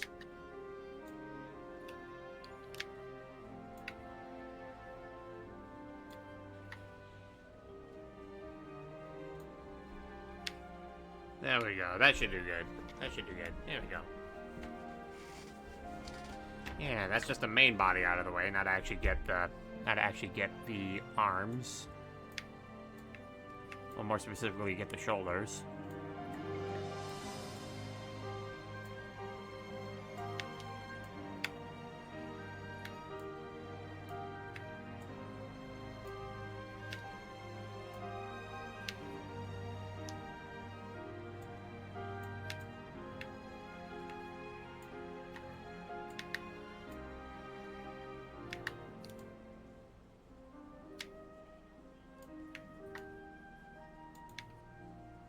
Oh, hold on. I'm actually seeing some white spots. I want to get rid of those.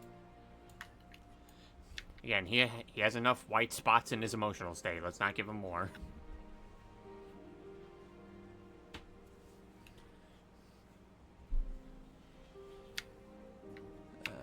Okay, there's one there. Get rid of that.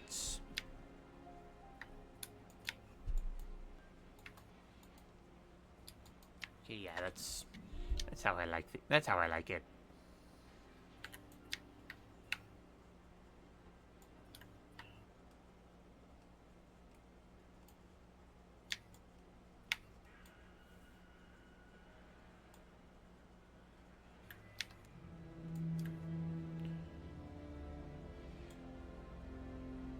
Oh, hold on. Is it? Okay, yeah, I thought it was. There we go. Got rid of it. We don't need that.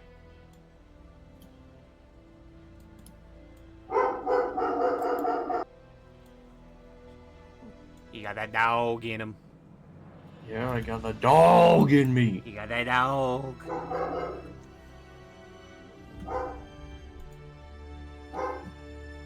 It's just neighbors playing outside.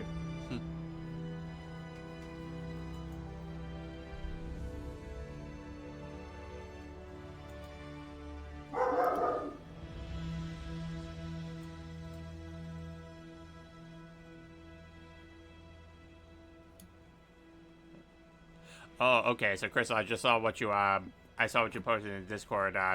that the Horizon Zero Dawn series on Netflix ended up getting canceled. Oof. You know what? I wouldn't be surprised if they have something to do with Netflix.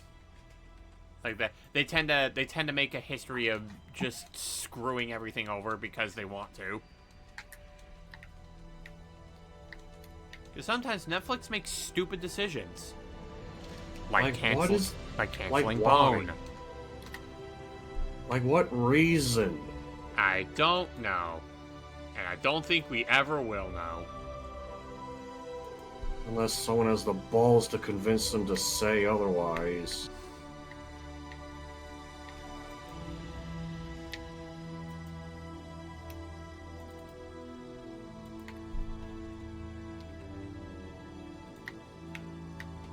Well, I also like to imagine, like, there was probably just some kind of, like, there was probably just some debate with the studios to be like, no, come on, listen, we can make this happen, we can do something. It's just, unfortunately, it ended up becoming one of those, nope, business decision was made, we're not changing our minds, it's canned, it's gone, you're not doing it anymore, pack your bags and leave. Because again, Netflix are sometimes people with ideas.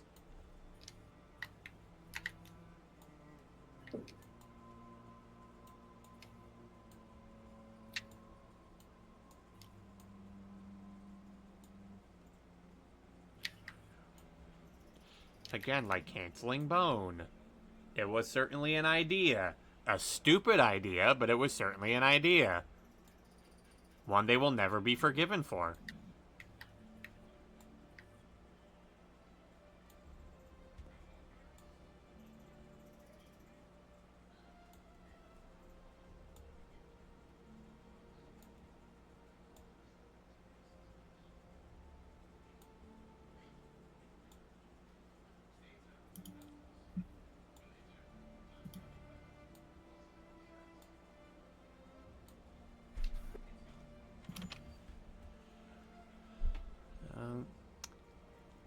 Yeah, I think that should be good.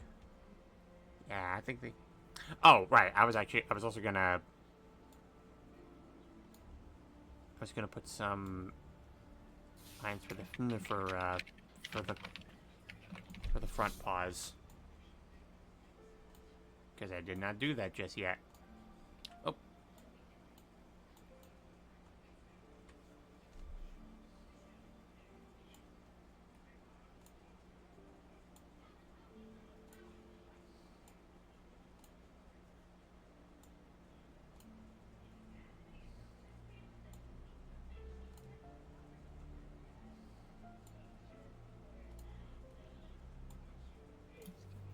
We're actually almost done with this first part here.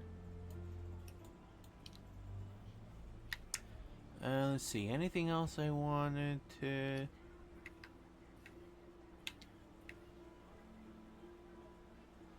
Nah, I'd say that's looking decent.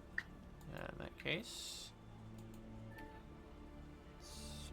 move on to the next one here. We have him at the side view now. We got a profile view.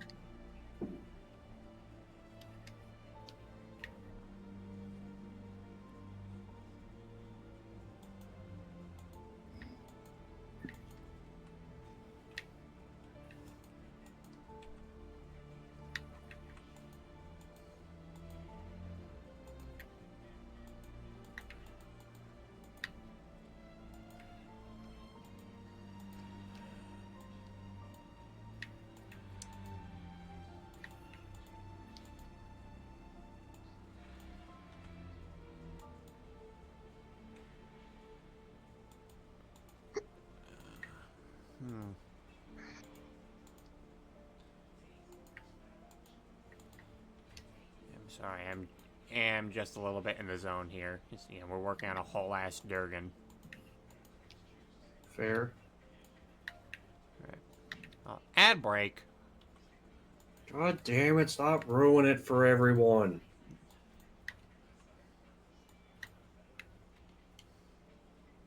Yeah, well, I guess I'll see you guys after the ad break. After a minute passes for it.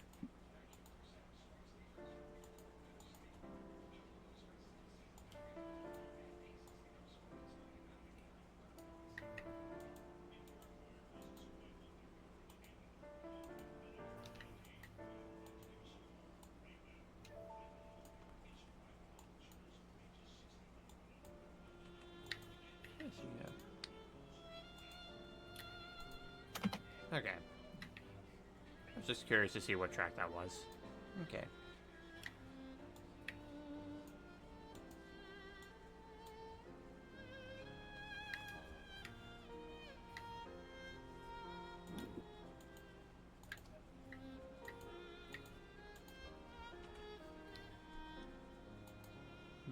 Okay, there we go. I do just want to get this nostril here, though. The schnoz, so we can smell with both of them.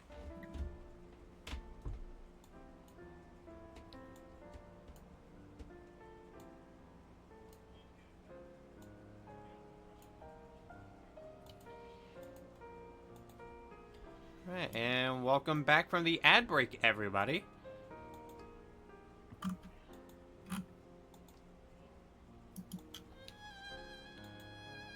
Hope you got stuff that you liked.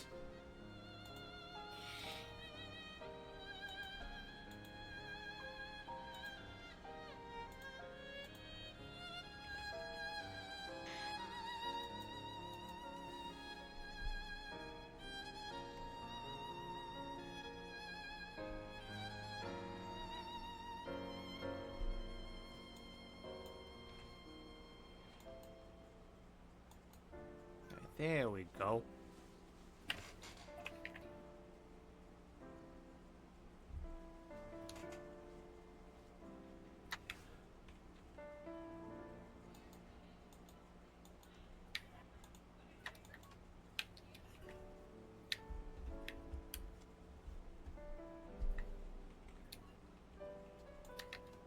Make just a little tinier so I can work on the spines.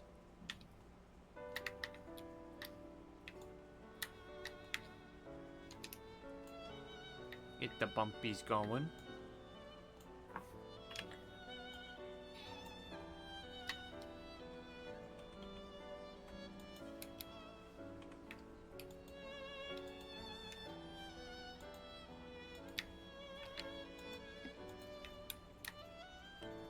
Okay. Now we work on the spines.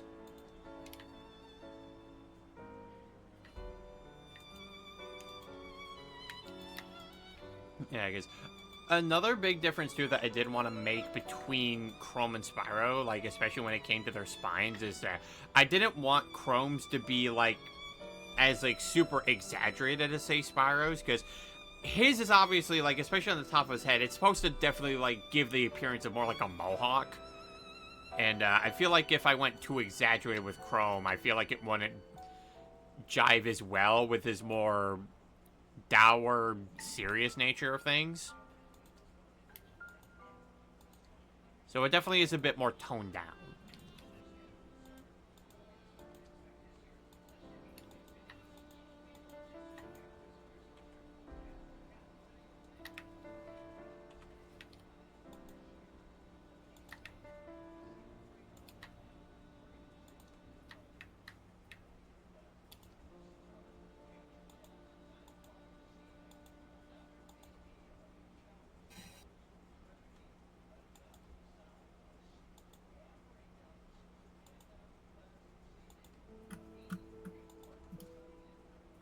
Now for the horns.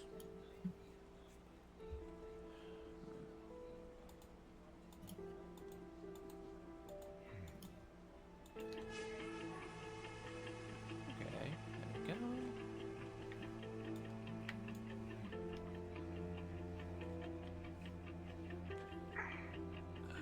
Actually, no, hold on. I think I'll keep the brush size the same. There we go.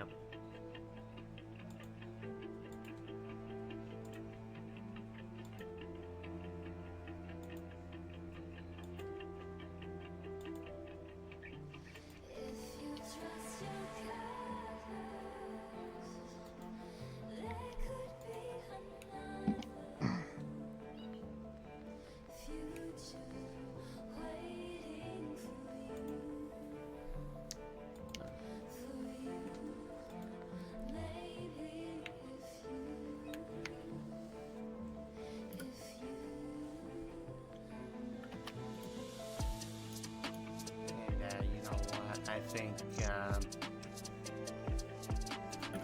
you know what, just because I can, I'm gonna boop TP. TP.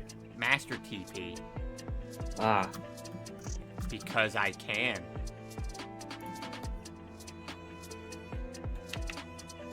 And no one can stop me.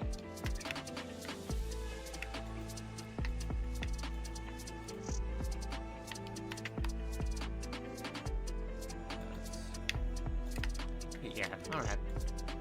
That's looking fine.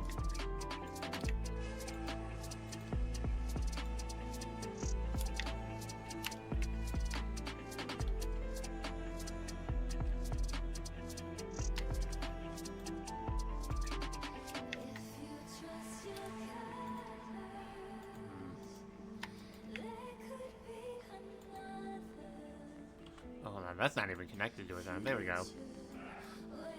Proper bend.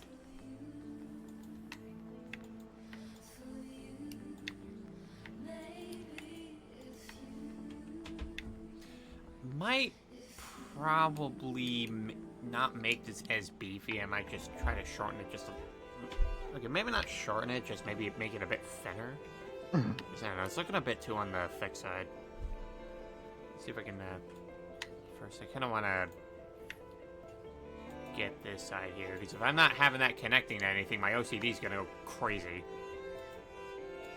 Oh boy. It's like, oh no, these lines aren't connected when I'm working on this one. My OCD does not approve.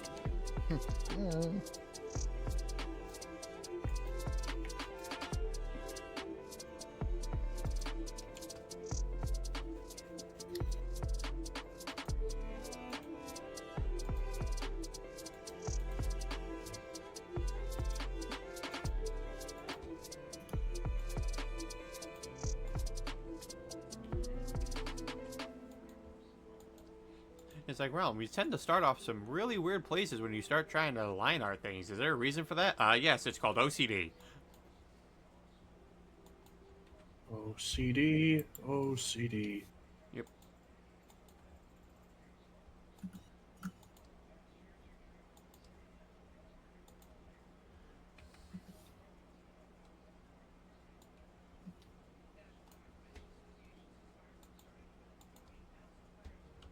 You know, that's a bit too wavy. Hold on. Yeah, part of the reason I kind of wish that I had stabilizers that did things.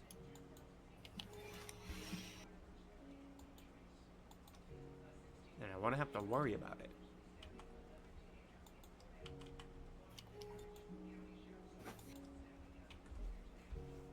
Let's see. Get rid of... Okay, yeah, that's good. That's good. I like that.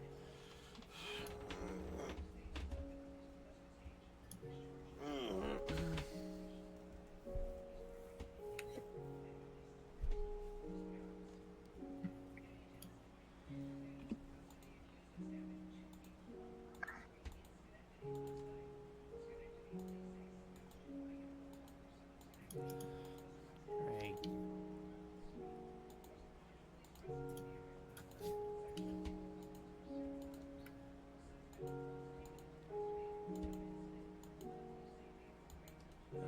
Let me just check. Okay, yeah, that's fine. Yeah, I just occasionally need to check to see how the line art's looking, just so I don't think it's too crooked. Sometimes it's not the easiest to tell when you're working on things with a bit of darker colors like this.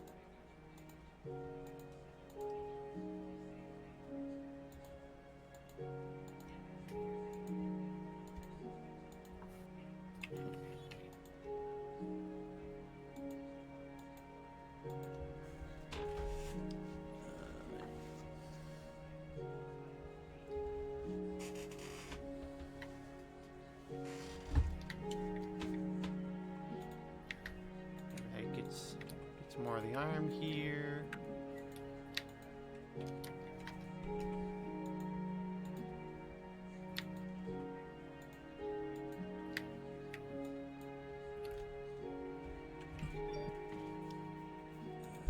Oh yeah, I like that. That's very good.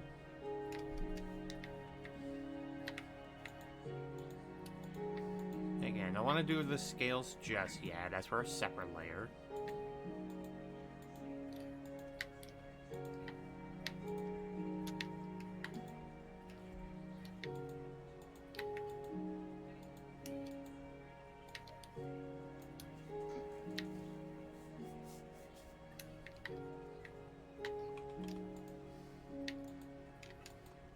Now for the Durgan feat.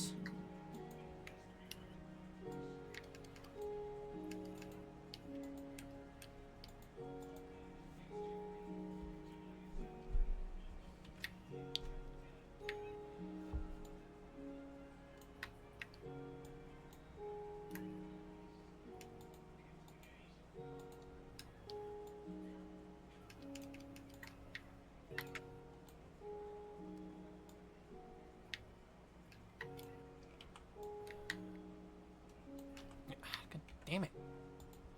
Get the claws right. Please. Thank you. Por favor.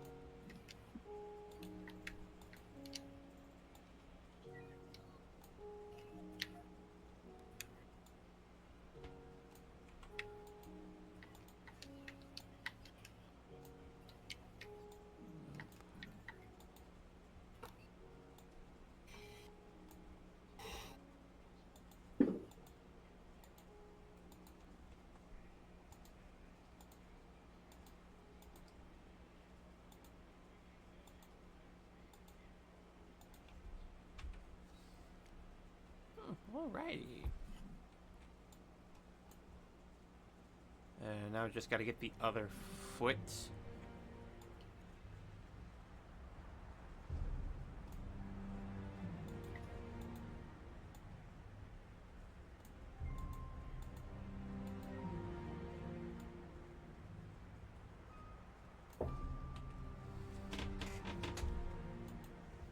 Okay, other foot done did.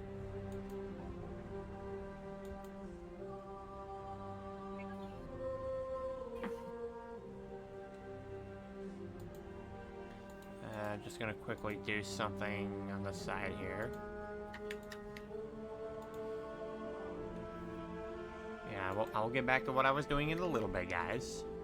So this won't take too long.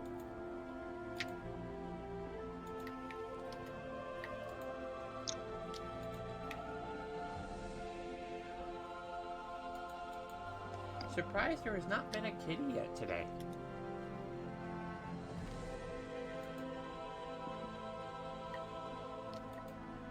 It's like, where kitty go?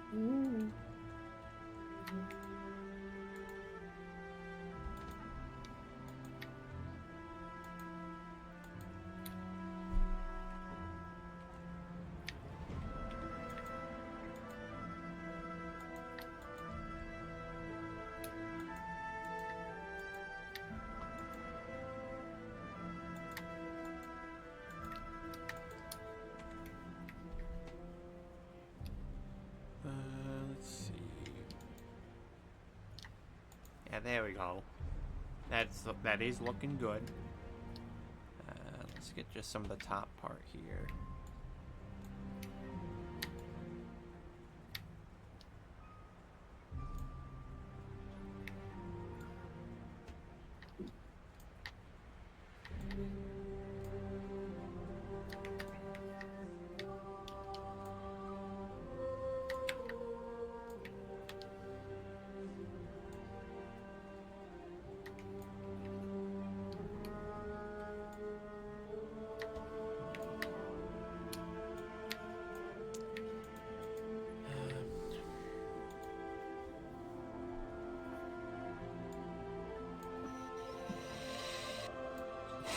I am trying to like think of like other kind of talking points to give for Chrome aside from just reiterating some of the things I've already said to the people that are available here.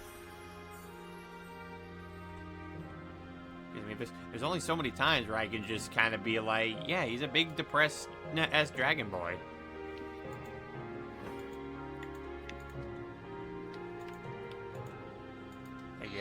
he has a lot of personal baggage.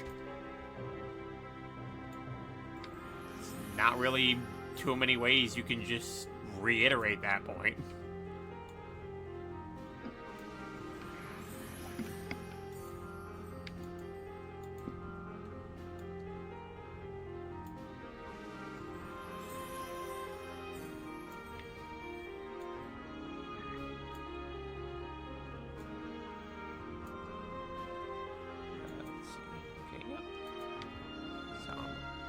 That's how it should be. That's how it should look.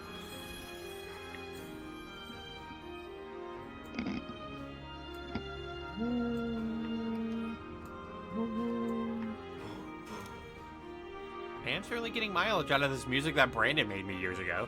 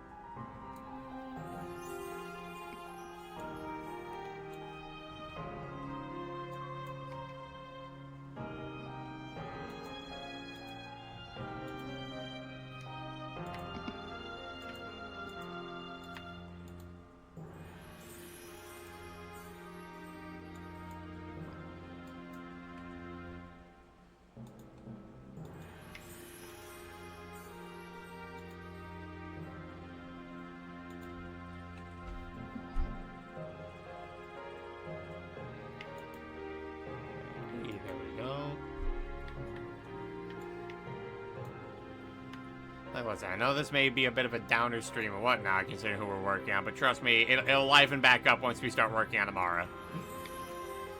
Just wait till tomorrow comes. She will get her moments. Dawn will come. Yeah, dawn will come. And arising from the cliffside is a giant green noodle dragon with 6 arms.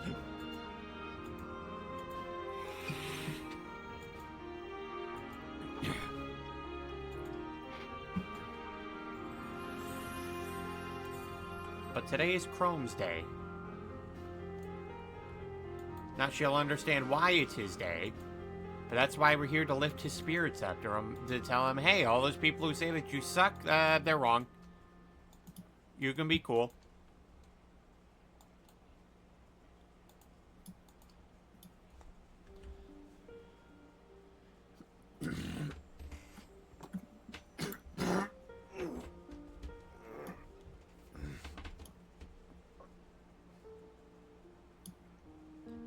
Fuck me.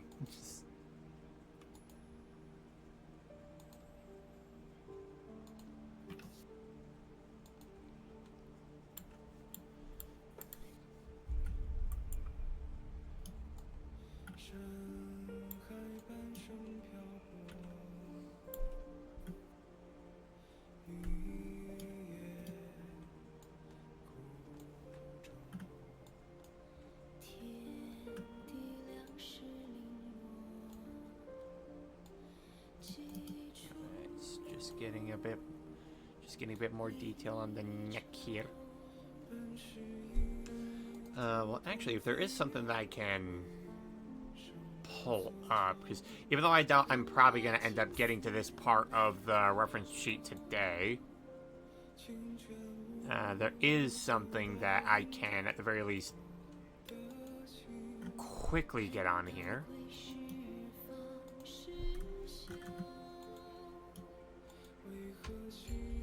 Yeah, there it goes. Yeah, this will be like the second half of his reference sheet, where it showcases some of the things that he can do with fire and ice magic.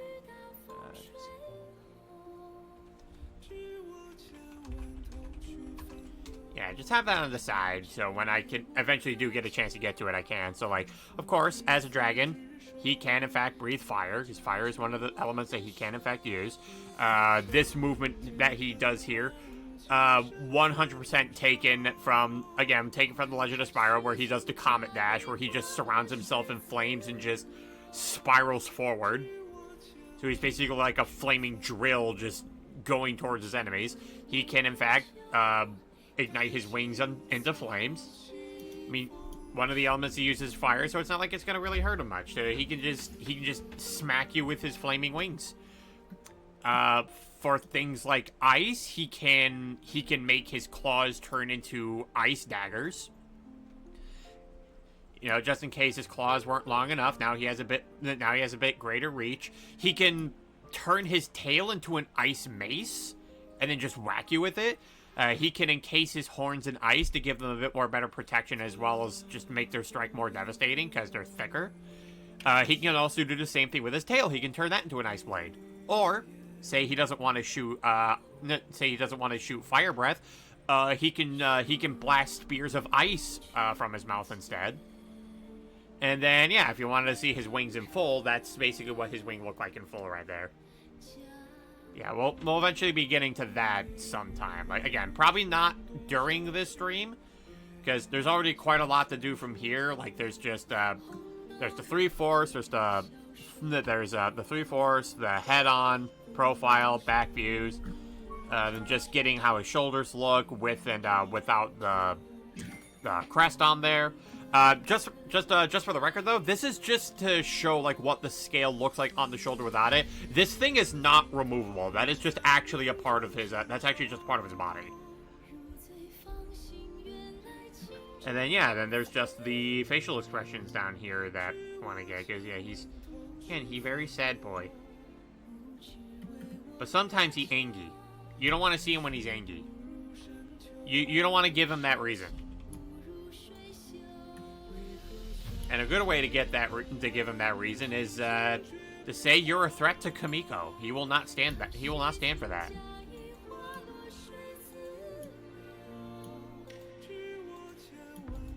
It's like 1 minute he will be, you know, 1 minute like he'll just be super doubtful of his own skills, but the moment you try to start putting a threat to Kamiko, he's just like, all right, time to turn on dad mode.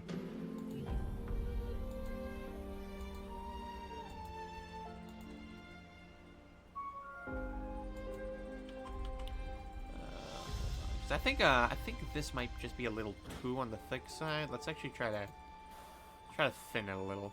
There you go. Yeah, we got the nice bone structure for the wing going there.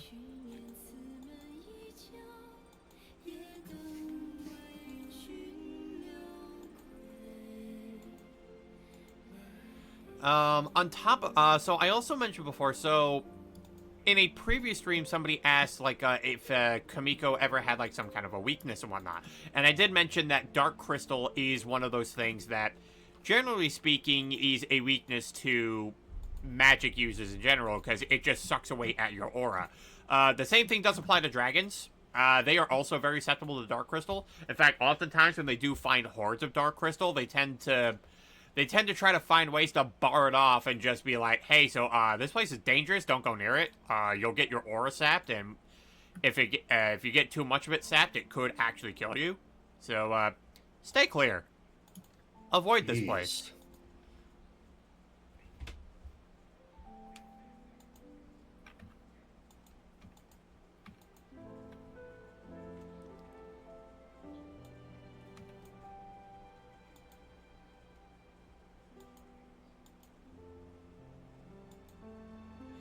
Now, granted, there is a way to make yourself immune to Dark Crystal sapping away at your aura, and the only way to truly do that is to be a master of dark magic yourself.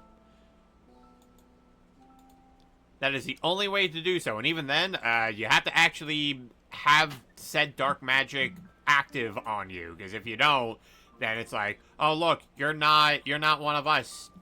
Sip.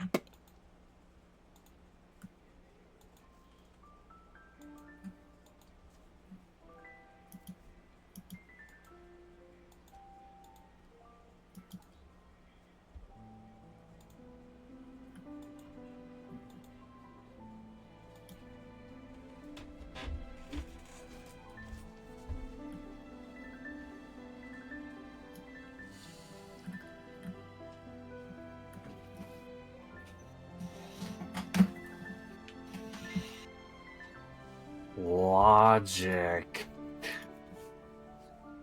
Logic?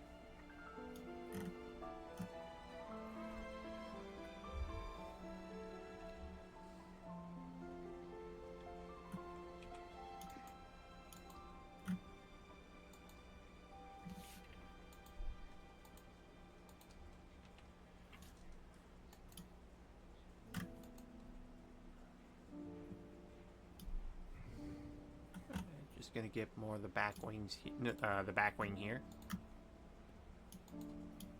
And then I'll do something about closing off those feet down there, because that's bothering me that they're not closed off. They should be. Once again, my OCD kicking in.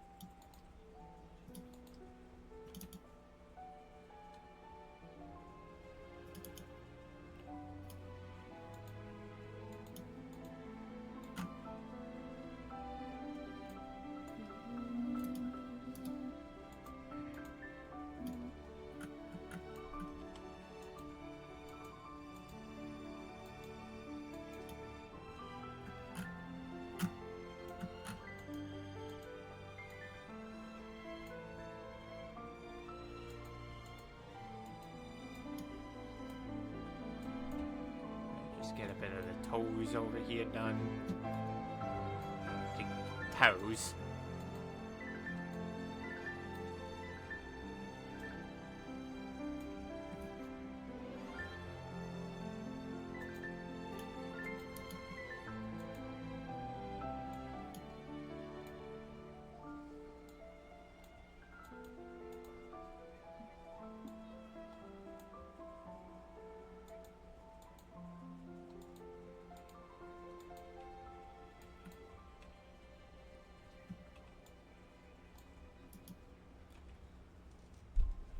Alright, now to get the... Washing first things first.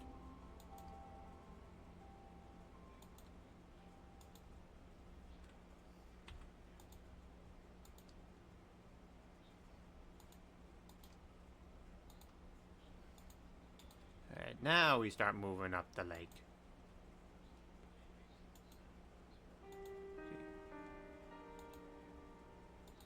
Alright, that should be decent.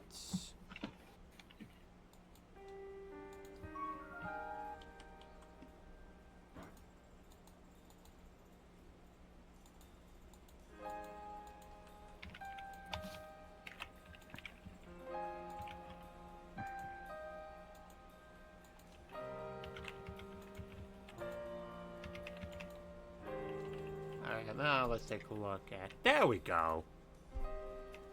That's what we like. That's what we like to see. Anyway,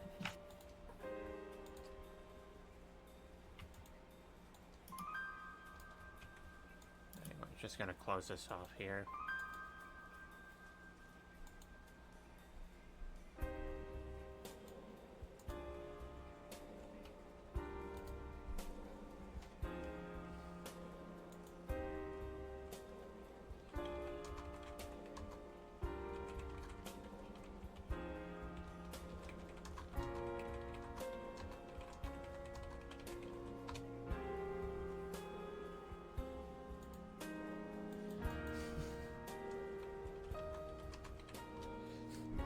TP has in fact responded to my boop.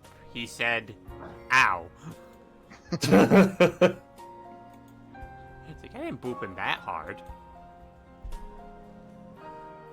Oh no, you guys are stuck in an ad break.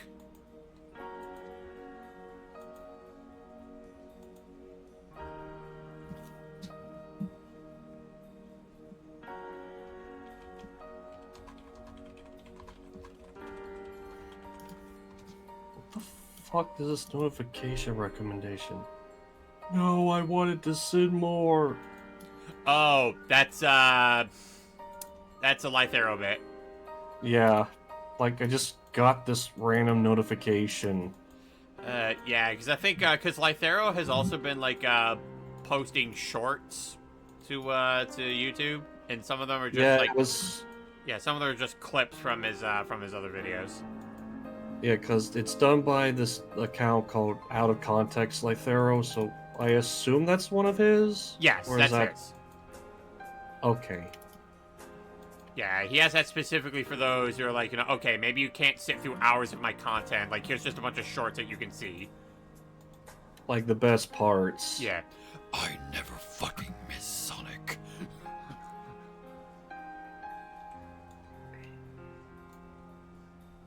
I could have done this whole damn time. Yeah. And Sonic's fucking dead, I think. Yeah, the sad thing is, Mephiles actually could have done that at any single time he wanted. He just had to do it because he knew that if Elise was close enough to Sonic, she would cry. Yep. Which is fucking stupid. You really mean to tell me that this person, throughout a majority of their life, including their childhood, they never cried a single time? That is bullshit, game. Like, that's the only way to release Iblis, is just she needs to cry. Yep, like, what is, like, even a stipulation to it? Like, do tears of joy count? Like, has she ever had times where she's laughed so hard that tears came out? Does that count? I swear to God, if it did. It's like, man, Sonic 06's story is actually garbage. So is... Yeah, no wonder why it was so badly rushed. Yeah. Well, part of that is also, you can blame that on Yuji Naka. Yeah. It's like, oh, hey guys, I'm gonna go start my own development team, and I'm gonna be leaving this one. During the middle of one of our biggest projects? Yup. Oh, also, I'm taking half of the development team with me. Bye! That can't be legal. Unfortunately, it is. Granted, it's How is a that dick legal? move.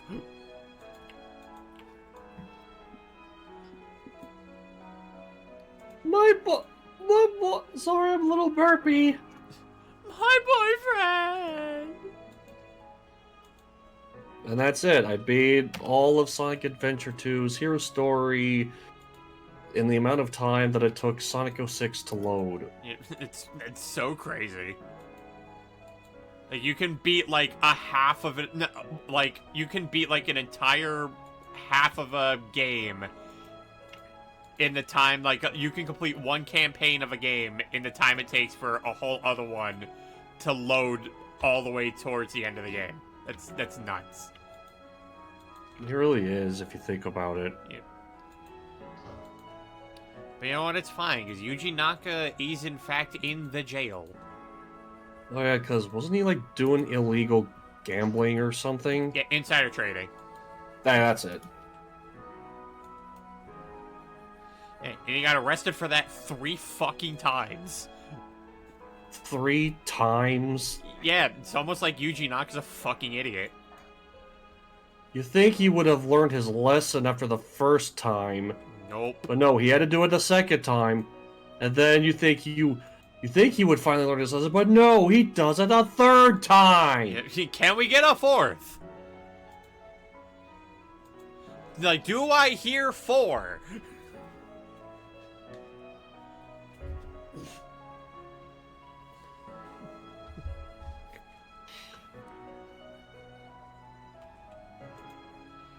It's also just one of those things where it's like, listen, I'd feel some amount of pity if it weren't for the fact that Yuji Naka's an asshole.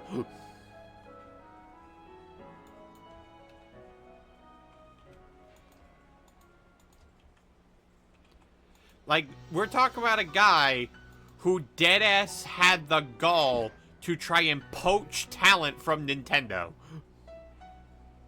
Serious? Yeah, and the hilarious part about it is that he was announcing his plan in the open in front of the building, not thinking that the video game company that is primarily Japanese developed knew how to understand Japanese. Idiot! It's like, good job, dumbass.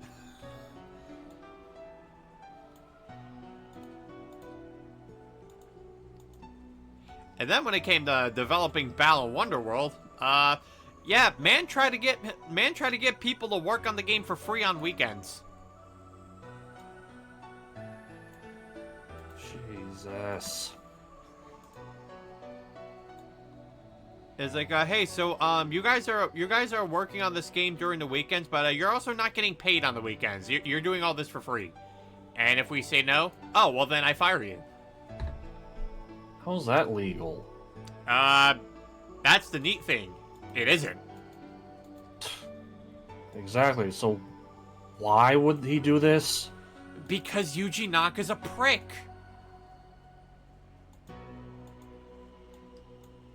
In fact, he actually blames us for the reason Balan Wonderworld failed. It's like, oh, it's clearly the Western audience that sabotaged the game. Like, no, it's because your game's fucking terrible. Exactly. You can't blame us for your faults. That's all on you. It's like, yes, I'm going to develop a platformer that only lets you use one button to do all of your actions, and sometimes that action takes away your ability to jump in a platformer. You are stupid. It is not going to be alright. No, it is not Corby. The sad thing is, Balan actually could have worked if it just took blueprints off of a game that does what it tried to do, but better. It's called Kirby.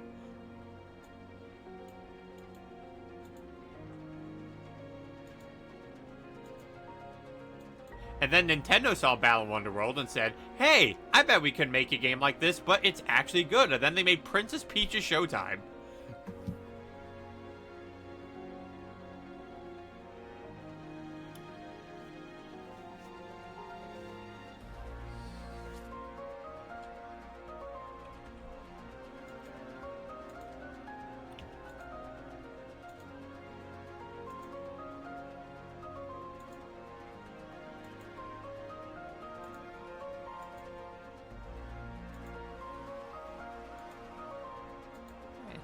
Get his big, long tail. Another differentiation from Spyro is that I removed the talisman from his tail, so he don't got that. Doesn't stop him from turning into a mace, though.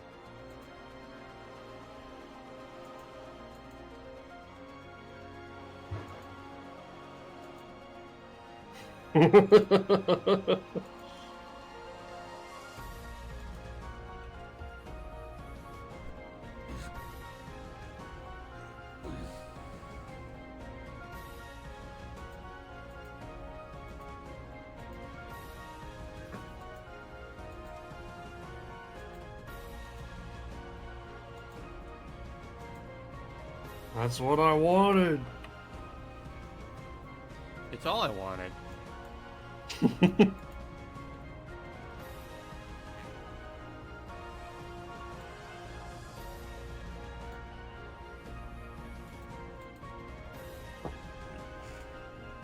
No, Mom, this way.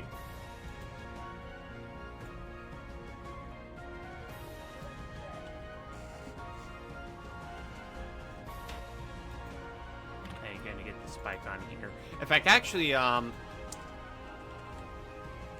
I'm just gonna try to pull up. I am gonna try to just pull up an image. So there actually is a specific variation of Spyro that I drew a lot of Chrome's design from, because like there is a little bit of like classic on here, like obviously with like some of the eyebrow structure and everything, but a lot of the details that I use for Chrome actually come from his Dawn of the Dragon look. Because yeah, as you can especially see, like the edge of the wings, they do have the spike on them. He does have like the scale pattern going down his torso. Mm-hmm. And and again, the way that his arms are kind of lined up. So like there is mostly a lot of this version of Spyro that I used for the way that Chrome ends up looking. With again, just a little bit of tweaks here and there, just to again not make it one-to-one the same design, but also because I also wanted to be able to have Chrome be capable of having a wider range of different kind of expressions compared to say the Dawn of the Dragon look, where it is a bit limited in that area.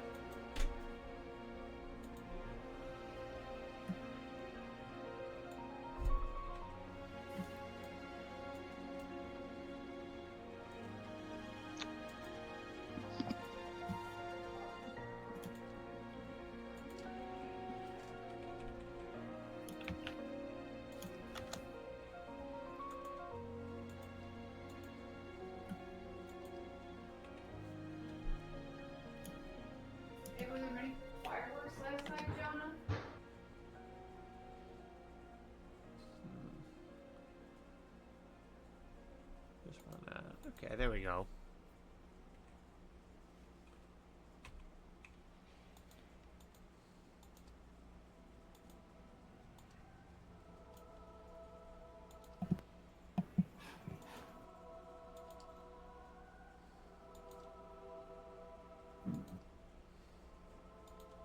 Let's get the wings going here.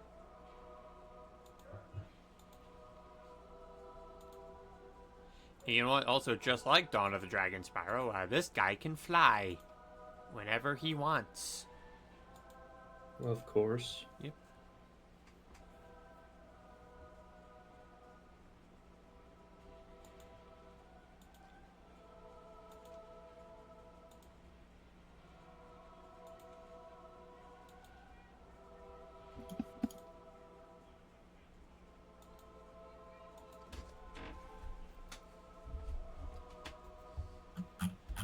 Due to the laws of aviation, a bee should not be capable of maintaining flight for a period amount of time. The bee, however, flies anyway because it doesn't care what humans think it can and can't do.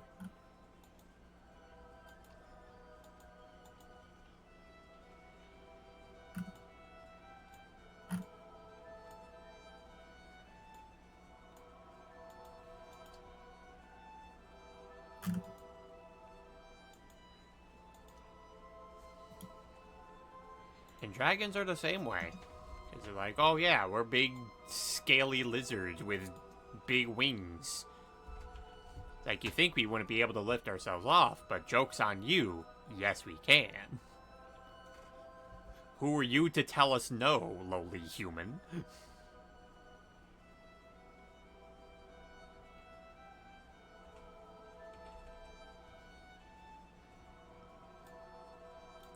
In fact, some of them can fly even without needing wings. Oh, jeez. Yep, I heard that one.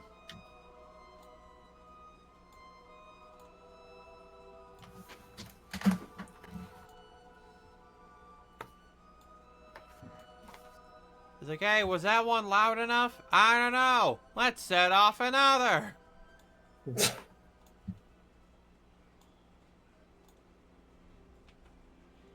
How do you think we can make it louder? I know.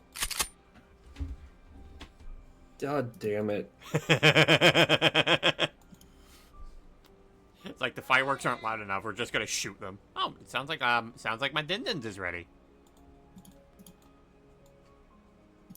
So I'm just gonna work on. And hello, welcome back, Crystal Star Girl. All right. But yeah, I'm actually about to leave in a little bit to have my Dindins, but I will be back to work on more of the big sad dragon boy.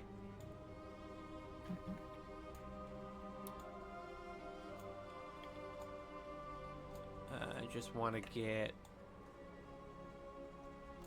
Okay. Hey, sorry, I needed to look into something. No, you're good, you're good. Okay, so yeah, we're making some pretty good progress with Chrome here. You know, I think I'm actually gonna close off the wings here a little bit before I end up having to go down. But, yeah, definitely, I would say during the time where I am on BRB, you guys take care of whatever it is that you need. This could also be a rather good time for you to perhaps think about things you might want to ask about the characters that I'm working on. I will also say you can ask about previous characters from other streams if you want to. Like, it doesn't have to just be relegated to Chrome. It can be, like, some of the other characters that I've hosted. So, perhaps any other things about... You may want to know about Kamiko or Twilight, since we worked on them before. But, yeah, if you have things you want to ask about Chrome specifically, you certainly can, because this is his spotlight. This is his showcase. I'm shoving this dragon into the spotlight, so he has to face people wondering about him, whether he likes it or not. Anywho, I shall be right back. I'll leave you guys to your vices, and take care. Just be patient with me. I will be back momentarily. All right. Just put that in the chat in case people wondering where I went.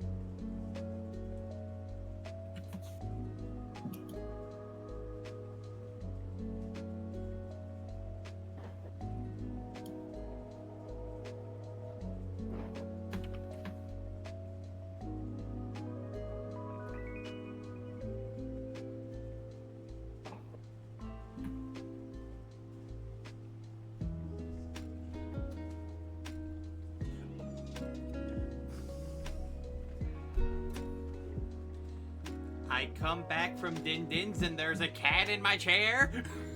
Oh boy. It's like, I was just going around, I was kind of looking for a kitty. It's like, where'd the CC go? And it's just like, I'm not finding her in any room. I come in here, there she is on my chair. As always. Hey, CC. How is the cat?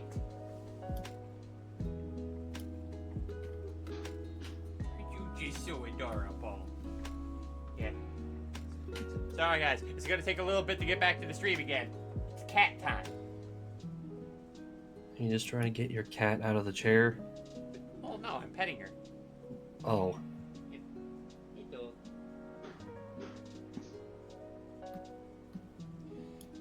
Yeah, see, I always try to pet and cuddle her first, so when I get her out of the chair, she knows that it's nothing personal.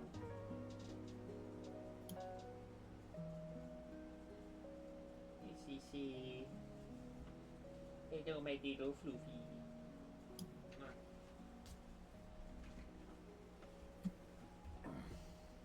Yeah, at least you want to get back to the stream, Leon, so there we go.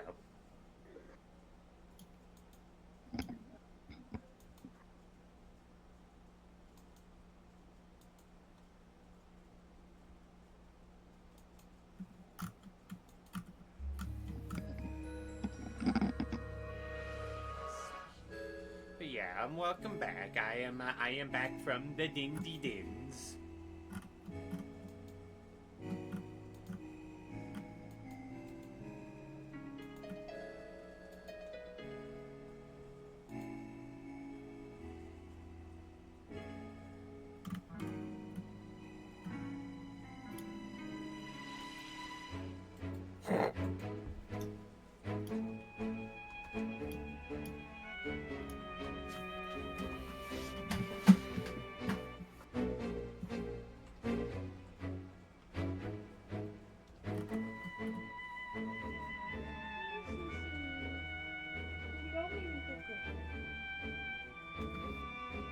There's probably going to be a lot of loud noises a bit later on, so if you need to be in here for comfort, you can.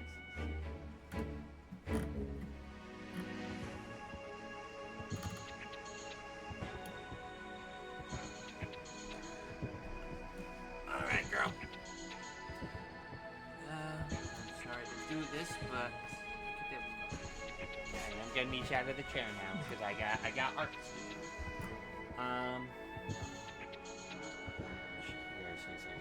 If you wanna, I'm at least trying to see if you can get on my lap. There you go. No? Okay, looks like you're good. Alright, Cece's left the room.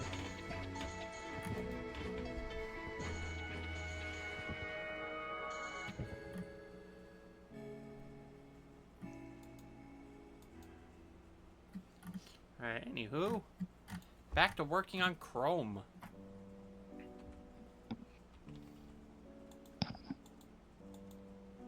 Chrome the Durgan.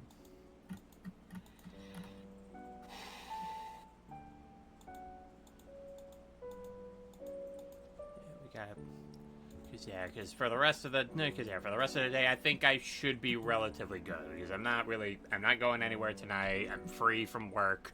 Fuck you, John Capitalism. You can't imprison me forever. Even though you very much would like to.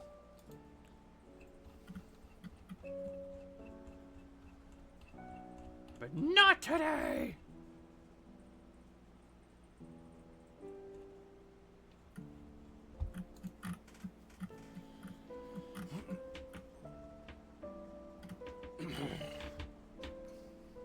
And it was a good way to get me to refill on the water bottle, so I has more hydration when that comes along.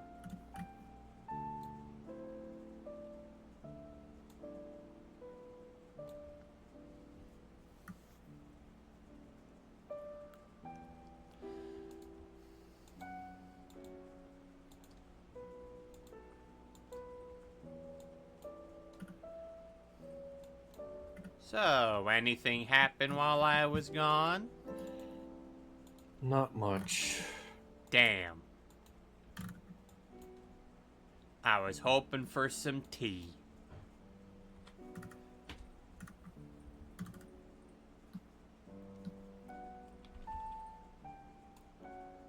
Imagine being villainized all because you wanted people to respect their boundaries. God. Because that's what a friend of mine had to go through, like, yesterday. Because somebody kept pinging her too many times, and he's like, dude, stop it. I don't know you. Like, you don't need to do this to me every time. Dude, that's like a lot of people. That's like a lot of parasocial people on the internet. It's like when they feel like you're not giving them the attention they think they deserve, suddenly they're like, "Oh, well, you're a scumbag. You're awful. You're terrible." It's like, no, it's because you're a fucking nobody who's trying to leech off of a person that actually decided to do something with their talent. Like, fuck off. Yeah, like, this was what, like, my friend was just saying, like, dude, knock it off, or else I will be telling your friend to stop. Because if you won't listen to me, then you'll listen to your friend. And then he goes off, like, saying, like, oh, you want me gone? Fine, you win, because I'm literally leaving Discord for your drama-making actions. Like, what?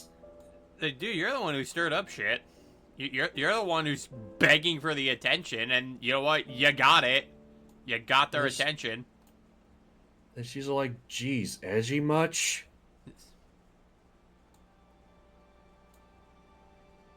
Shut the fuck up. Yeah, it's like, yes, thank you, Maxor. Someone posted a clip about that guy's comment. He's like, shut the fuck up. Yep.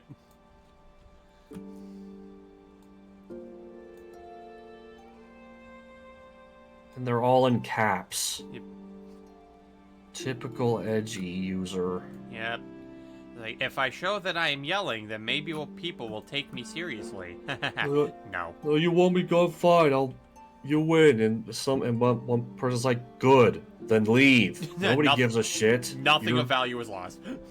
It's like, leave then. You've inconvenienced a lot of people, so it's deserved. Like, it really is just parasocial, like, behavior like that, is that we try to, like, nip in the bud as soon as possible, because, like, that kind of entitlement behavior is just not acceptable. Because, like, at the end of the day, regardless how it is that you view us as entertainers or as streamers, we don't owe you anything. We're here to entertain, and that's literally the only thing that concerns us, is that we make content that can entertain. Like, if you start acting like we owe you something specifically, then that's when we're gonna start having to start putting our foot down on things, because no, we don't.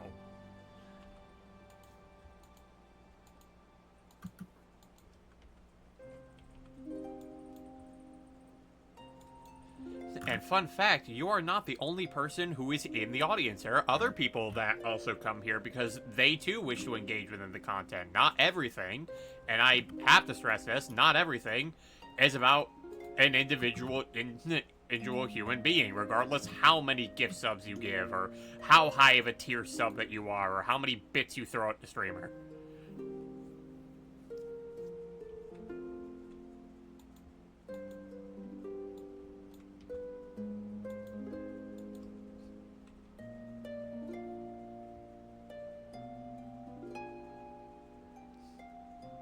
It's like, it's so easy for some of those people to forget that, hey, we streamers are people too. Even if we use an anime character to sit behind, you know, we're people. Yeah, people really need to respect people's boundaries. And Yep. No, I've made 2 whole videos on a guy who does not know how to do that. clearly not. Yep.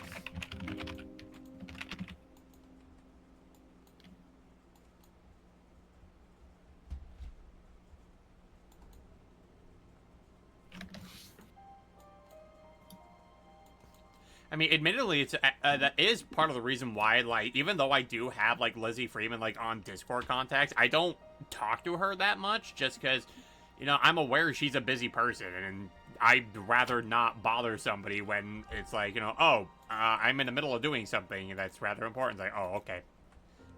Didn't mean to get you at a bad time.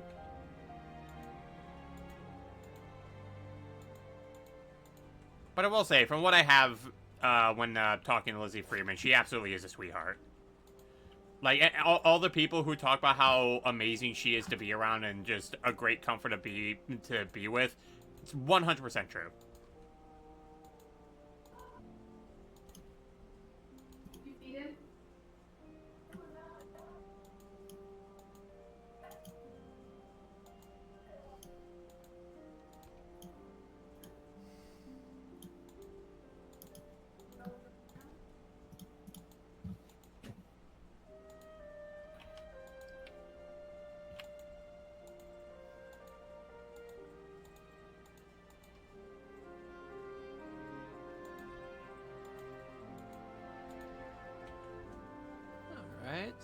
Let's see here. How is... Ooh, there we go. I'll be able to get those flat colors in relatively quick.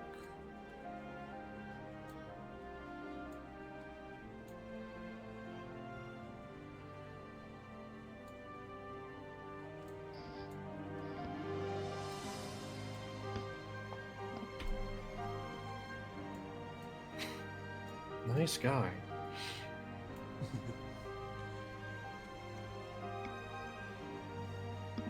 Like, the clown college isn't for a couple more miles. I know, it's right in front of me. Ha ha ha. Kill yourself.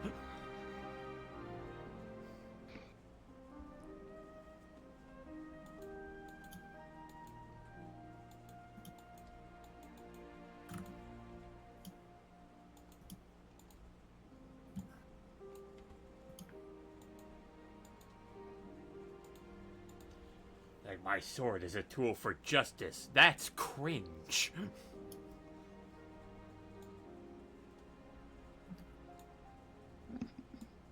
Like, you'll never be based with memes like that.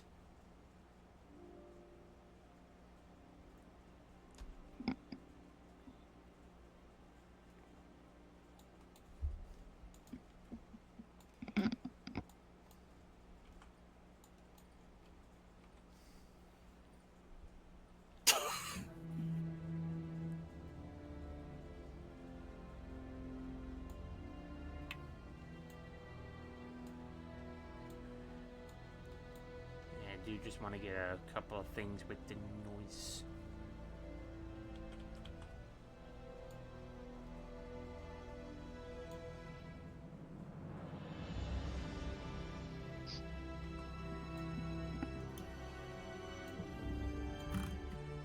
There we go, there's the proper pattern.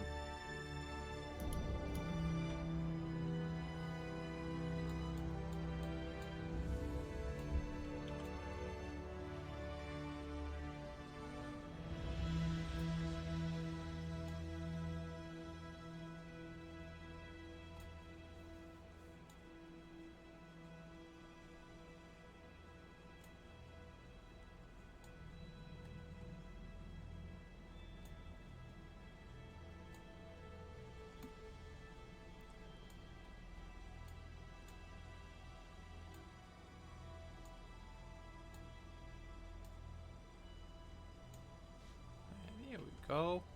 Now, I think... I want to say, aside from the tail, that should be everything I need on this guy to start doing the flats. Yeah, I just need to get the tail, and then we should be good.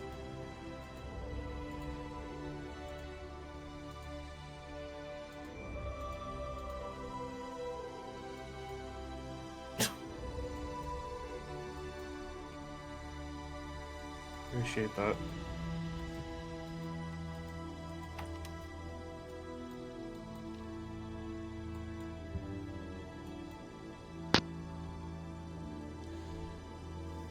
Actually, I'm also kind of thinking a little bit. There could be a chance that I actually may finish this whole sheet before the end of the stream. At least the first half of it, anyway. Because I already am kind of making some things easier on myself with keeping the scale layer on a separate keeping the scales on a separate layer. The flat parts are going to be easy, especially since I only end up shading at least one of these.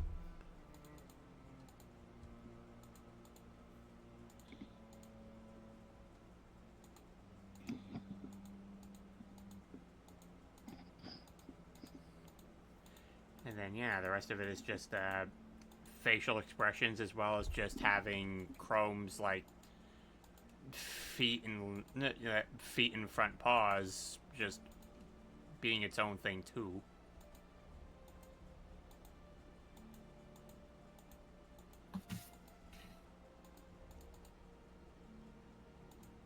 But we shall see. I would very much like to see if I can potentially get this whole, a lot of this done. Because there is also the touch-up streams that I also end up doing as well, where I could end up going back and then ultimately just finishing off the sheet, because, oh, hey, I got the times for it. Let's just get...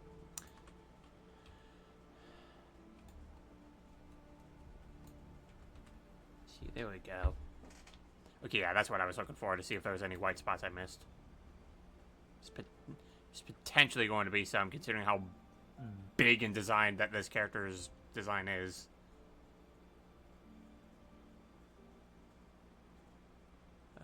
Any other? No, it doesn't look like it. Alright, in that case, I'm just gonna close off their back here.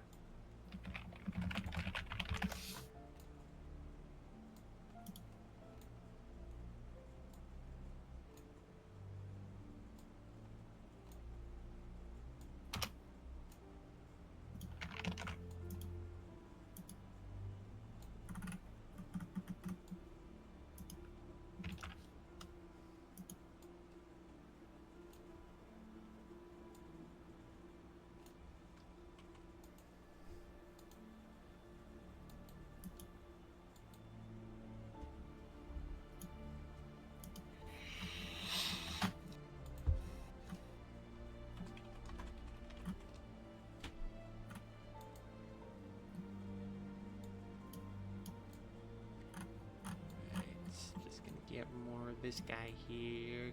Oh, there we go. Back closed off. Now we get the rest of the flats. Whoop, hold. Well, okay, I guess it doesn't matter if I put that on the scale layer or not. It's fine. It's all still line art.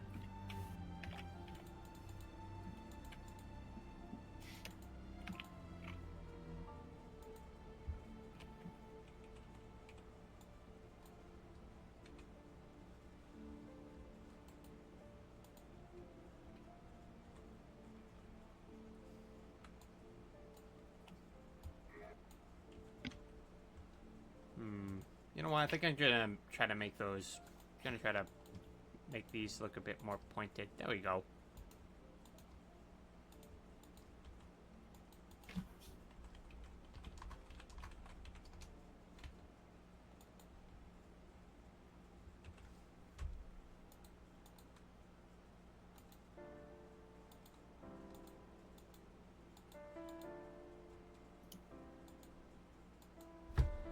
No, hold up. Because I don't want to select the lines themselves. I want to select in the lines.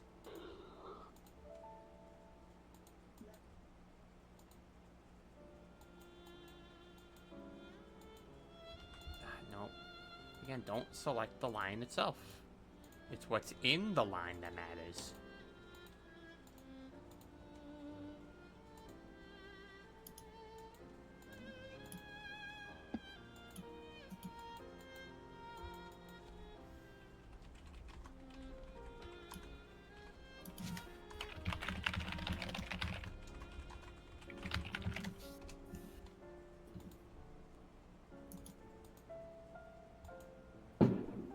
Oh, heard that one. Yep, me too. So, oh, I went boom again. Blammo! Yep. Brr.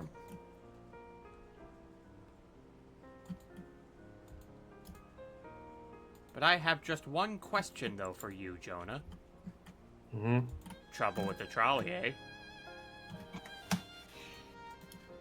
What? Trouble with the trolley, eh?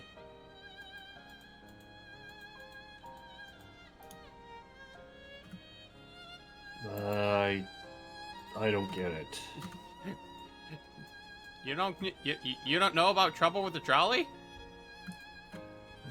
No. It's like one of the most classic things that Spyro fans remember because it's something that they kept hearing all the time whenever they failed that mission.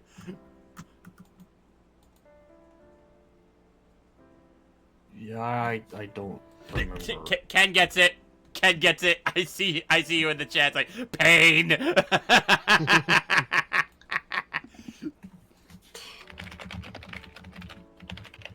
Like every time you failed that mission in Spyro 2, you would just have to keep hearing Trouble with the trolley, eh? Oh, it's from Spyro. Yeah.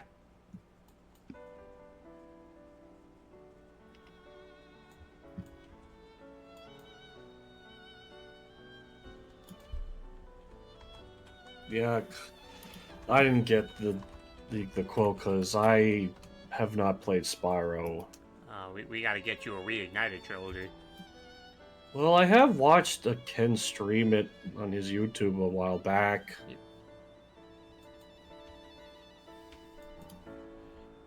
Like, we must make people understand the greatness that is Sproy our boy. Sproy our boy.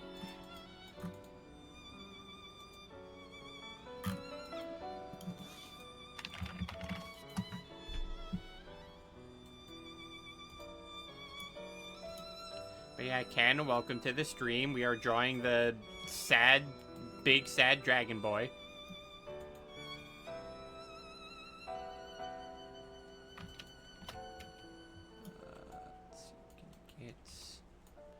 Yeah, I do just want to get rid of some of the white spots on here.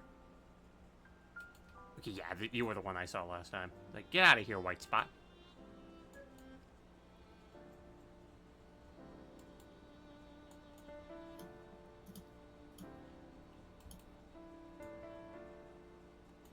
Is that why he's blue?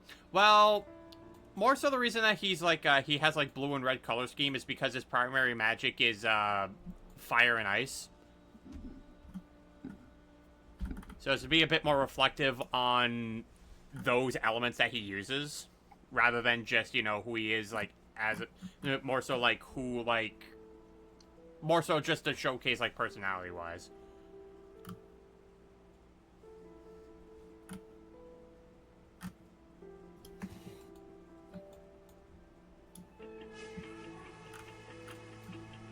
So, like, the curtains are blue, but for a different reason.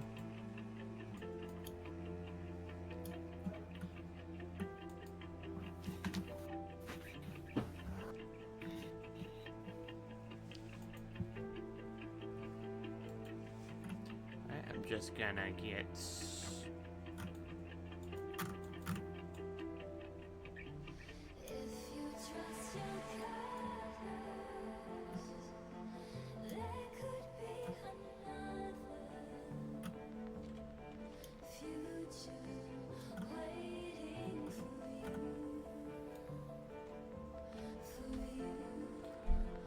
There we go.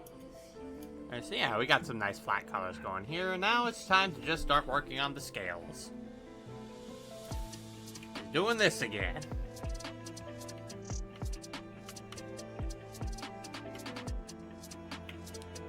Okay, yeah, it starts out down here.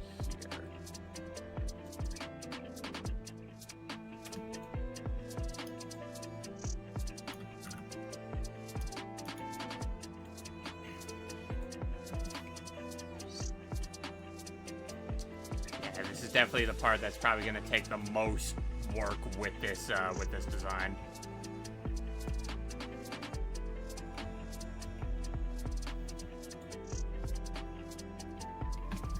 Listen, when I can eventually get a really good deal on Clip Studio Paint, it's gonna be over.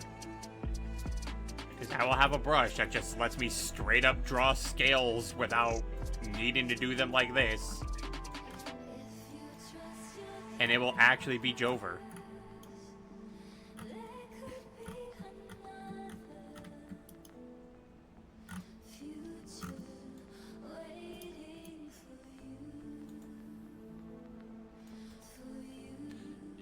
Hold on, I accidentally right-clicked, didn't want that color.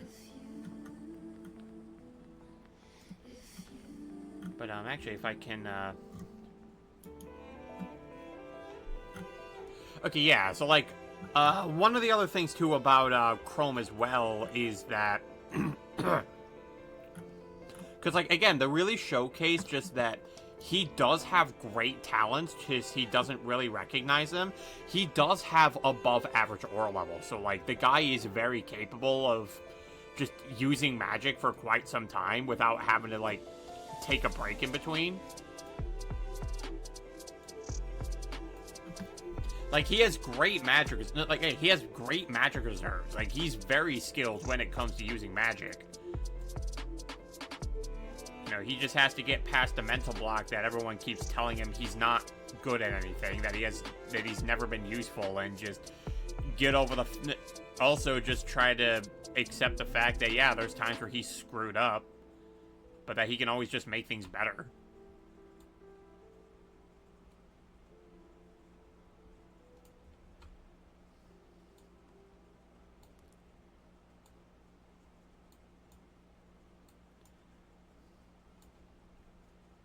That's a growth that he does have to see himself go towards. It's not something that anyone can just give to him.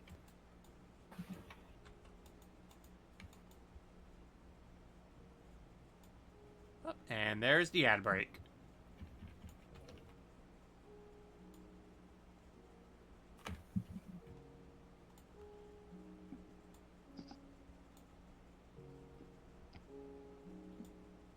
Well, I will see you guys after that ad break. Hopefully you get some kind of advertisement that you enjoy. And if not, then, thanks for the ad revenue anyway.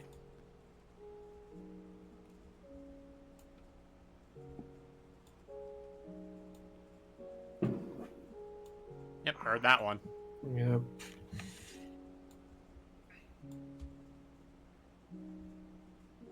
Yeah, self-doubt is your worst enemy. It absolutely is.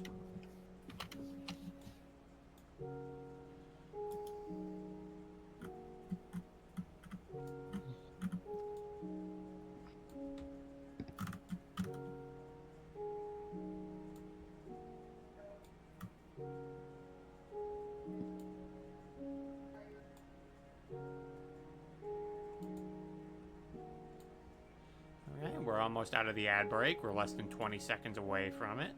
I will see you guys momentarily.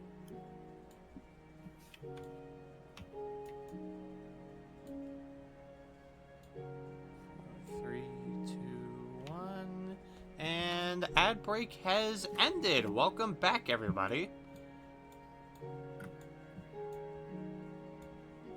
We now resume the featured program, that being day 4 of the Lore-a-thon.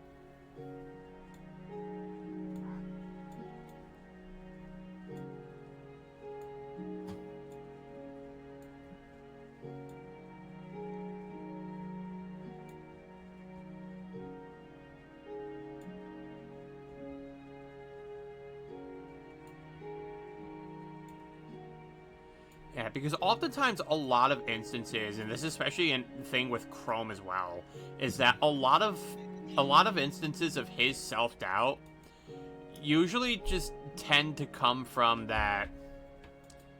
Usually just tends to come from just the people around him. Either just doing things way better than him, or, again, they're just some of those people who just ram in the idea that, oh yeah, you're just never gonna be good, you're just always gonna suck. And then you just hear it enough times to the point that you just start to believe it. And that's something that Chrome ends up facing through quite a lot, and because of that, he ends up just not being able to recognize his own talents that he has. And sometimes some of those people as well, like, they'll even showcase some of those talents in a way where it's like, dude, why don't you do this thing more often? And they'll just be a little subconscious to the fact that, oh wait, I did something good, I did something cool. Yes! Do that more often. I don't know about that though. It's like, oh come on, you were just doing it.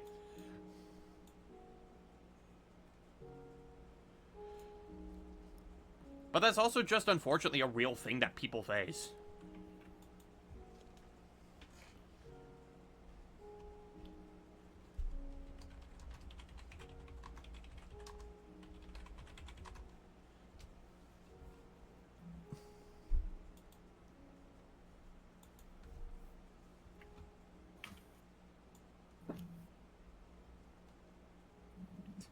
Meanwhile, I see Scarlet actually trying to draw blood.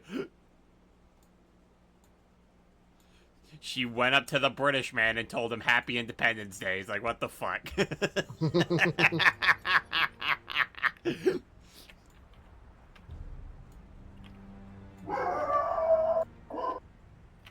Even the dog can't believe it. It's like, what a dick move!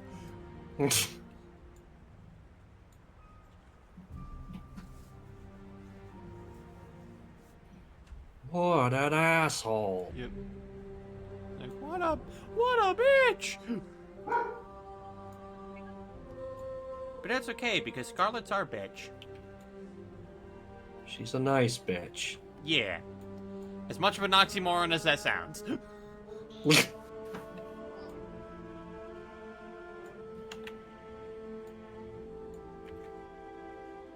She's also a very good mod. I've seen how she assassinates stream bots.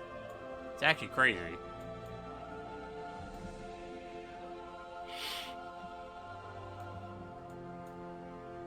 Nice.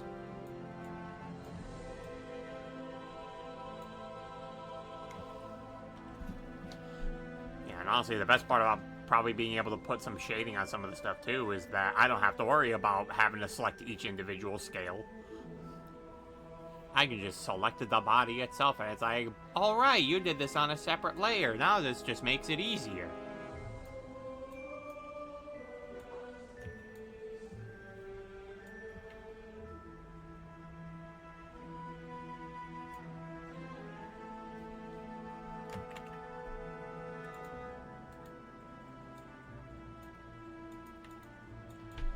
So, I guess while I am working on, while I am like trying to add the scales onto Chrome, I guess something that I can also talk about, because this is something that just popped into my head, because I know a very common thing that is usually associated with dragons is that they tend to have very tough hides to pierce, because man, dragon scales are very strong. Oh yeah, they definitely are. Yeah, so I guess it's direct the question, like, okay, so how exactly strong are we talking with here? So the thing with their dragon scales is that, yeah, they are pretty impenetrable for the most part. However, there is actually a way to weaken them, and it actually is something that the Realm of Darkness found a way to exploit in order to make the raid on them, like, as successful as it was. And it's that using Dark Crystal to drain their aura actually does weaken their defenses a bit too. So like it kind of makes it go a bit on the softer side. So like I guess in a way to think about it is that I'm actually trying to think of like a really good comparison here.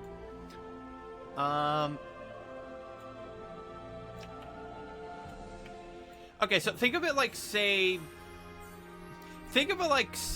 a soda can or something. Like, you know, okay, so when you take a soda can, it's like, okay, I can kind of squeeze it a little bit and, like, it still kind of stays in one place and whatnot. But then once you fully drink it, it's easier to crush. Yeah. Yeah, because there's now nothing in it. That's kind of what ends up happening when the dragons get exposed to too much Dark Crystal. Their scales actually start to get weaker. Like, is there any weapon that can damage scales? Well, typically speaking, the one way to do that is to have a blade that is sharp enough to actually pierce it. Because one thing, if you remember, say in the Lord of the Rings series, is that Smaug actually was wounded by an arrow. And that's because the blade arrow. Yeah, the black arrow, because it was sharp enough to pierce his hide.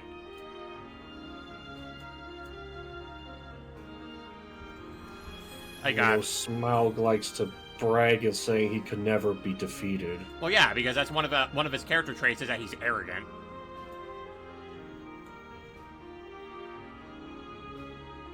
And it's like, the black arrow left his mark.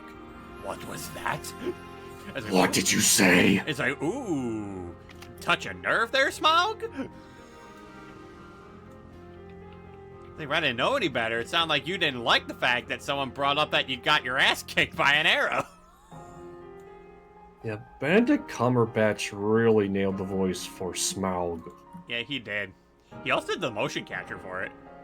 Oh yeah, there was like a behind the scenes of how they did Smaug's movements, and Benedict had to wear the suit to control Smaug's body, and the way he did it was just so good. It was. But, like, so for the Rise to Superior, though, it's sort of the same way as well, but like I mentioned, the Realm of Darkness found a way to incorporate Dark Crystal into their weaponry. So not only when they end up getting slashed by those weapons, not only is it, like, cutting into them, it's also draining their aura. So it's their weapons that are extremely dangerous to go against. I am almost tempted to let you take it. If only to see your shield suffer. Watch it destroy him. Watch it corrupt his heart and drive him mad. But I think not. It's like, nope, Dragon's got a horde. I think our little game ends here. So tell me, thief, how do you choose to die? I choose option C. I don't. The fuck? You can't do that!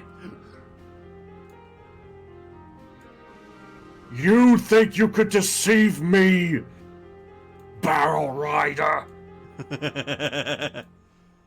You have come from Lake Town. This is some sordid scheme hatched between these filthy dwarfs and those miserable tube-trading lake men.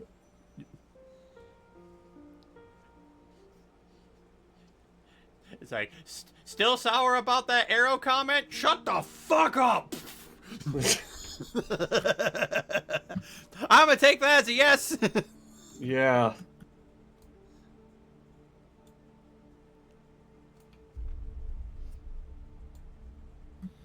Now imagine Smaug runs into Sun Wukong.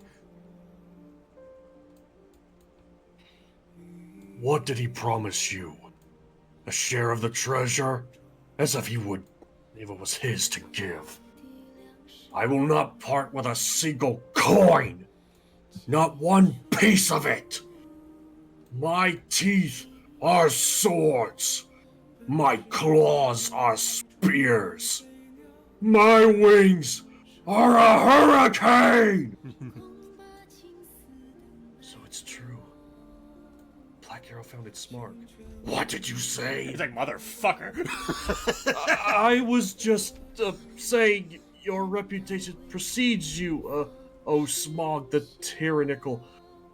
Truly, you have no equal on this earth. And then that's when Sun Wukong comes in. He's like, never mind, you no longer have an equal. In fact, you've been outclassed. I wonder if what Kamiko would be if he saw Smaug. Kamiko could kick his ass. Like, he wouldn't need a Black Arrow. He would just straight up destroy him. Yeah, I mean, in terms of, like, elemental magic, he far outclasses Smaug.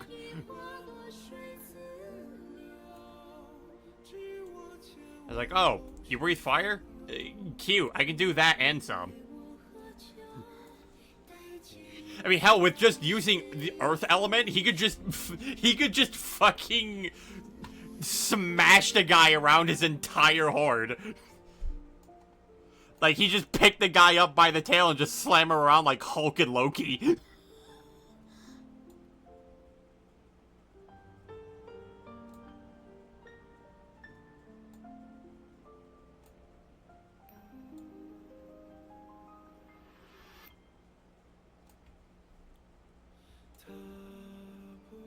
Yeah, puny dragon.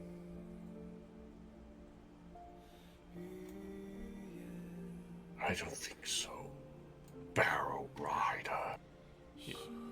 They sent you here to do their dirty work, while they skulk about outside.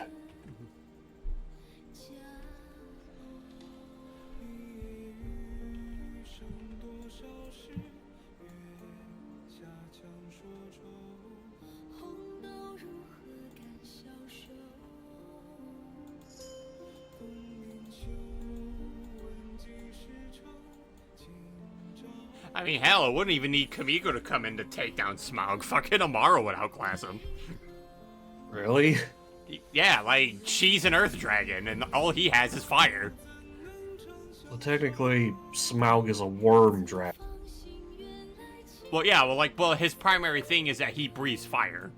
And then Amaro's Right. just like, cute. Anyway, Wall of Rock, good luck. Then just crushes him with it. Yeah, she can do that.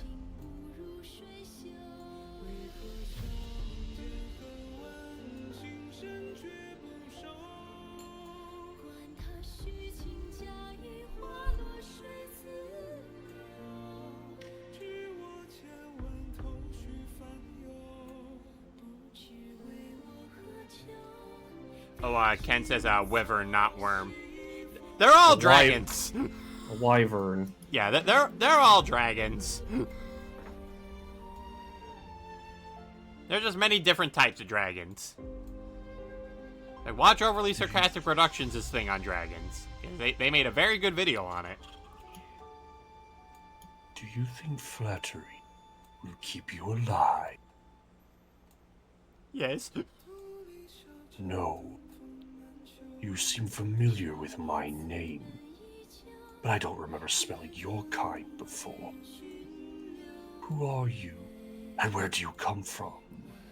May I ask? I'm honestly just in here just being like, man, is there anything from that scene we haven't quoted yet? Sorry, just got me in the mood. Speaking of Smaug, have you ever seen like that one interview that Smaug was actually in? That from that one talk show or whatever it was called? I don't think so. Let me find it. I know I have it saved somewhere.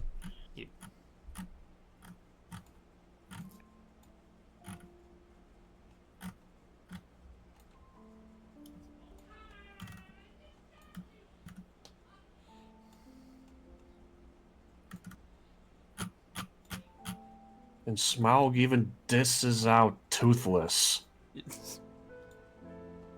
He's not a hero. He's a captive who allows himself to be ridden by filthy children.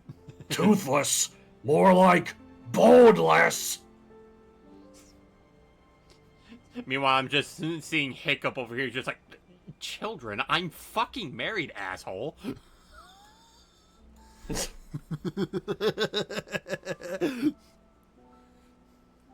Jonah's a walking quote. I'm a what? You're a walking quoter. That's my talent. I quote shit. Yes. Because I got nothing better to do.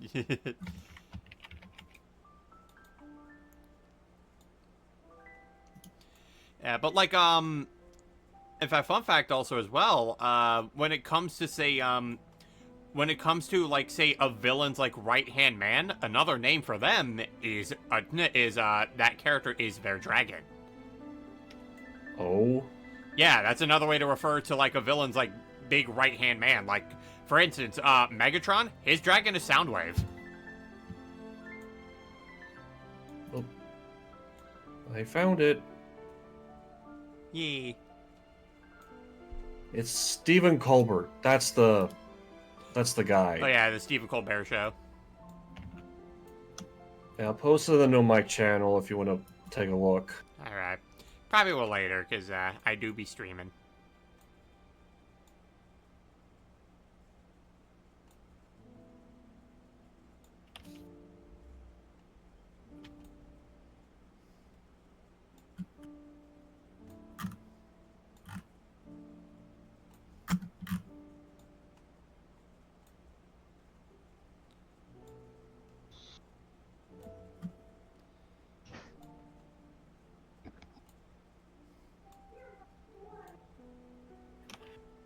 I eat a lot of... Oh god, that was a bit...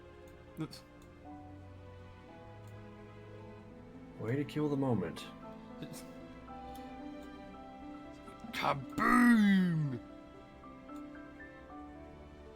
Say happy 4th of July, motherfuckers!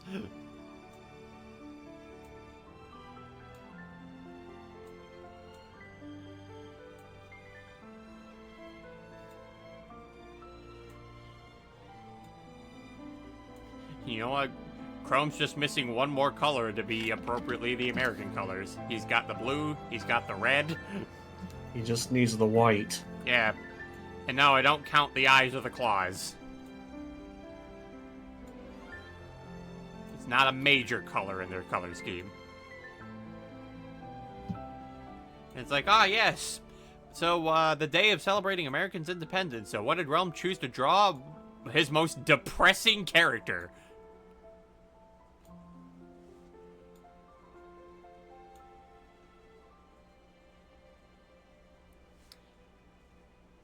Actually, let's get some wrinkles here around the leg.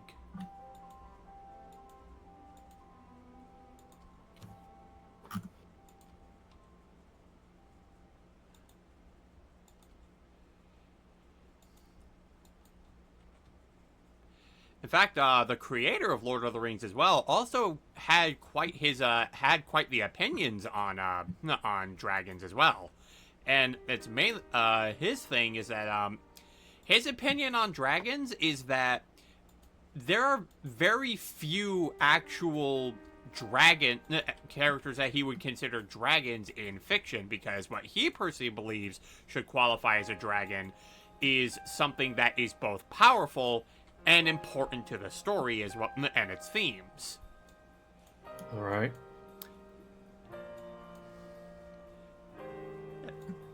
However, it's something that's also that I have to share a disagreement on with Tolkien is that we've just gotten to a point in time where dragons can just mean just about anything. Because there are just so many ways that you can just make a dragon look that there really isn't a guideline for it. Like, compared to, say, other fantasy type creatures like a centaur, okay, yes, there's obviously a guideline for that. It's half man, half horse. A minotaur, half man, it's a humanoid bull. Like, of course we have those kind of things. Like, those are guidelines of that. But dragons are just so customizable with how you can make them look. Like, you can make them look something like this. You can make them look more. You can have them on 4 legs. You have them on 2 legs. You can get rid of the legs entirely. You can even get rid of the wings entirely. They don't even have to look lizard-like at all. They just have to be big, magical, and powerful.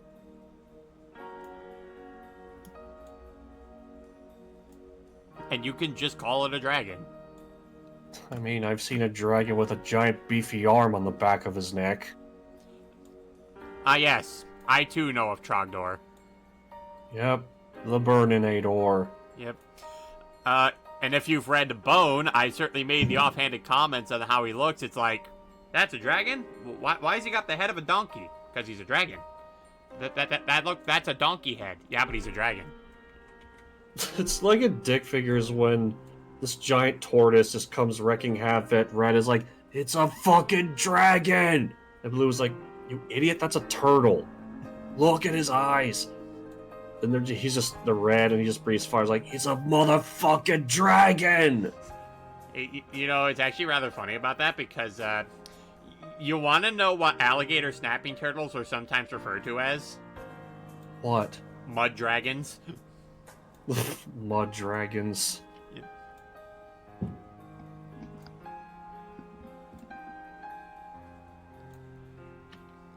We've got Komodo dragons. That we do. And Komodo dragons can actually be pretty dangerous to go against, because they actually will hunt and kill humans. Yeah, they do have a nasty bite. Yep.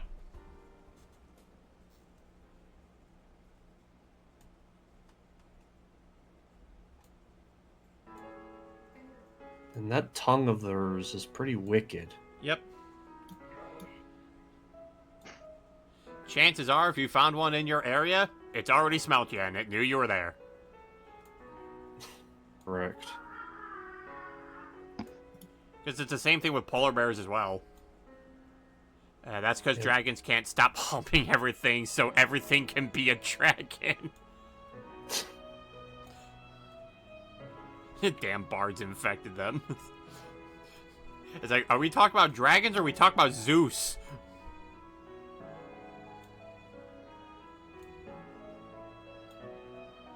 It's like, I must stick my dick in that. Don't stick your dick in that, Zeus. Too late!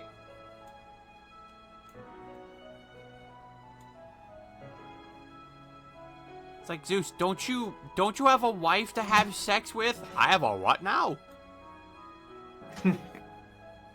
You know, Hera, your wife? Oh, right, her. Right, sure. Yeah. You don't pay much attention to your wife, do you? Shut up, I'm having sex.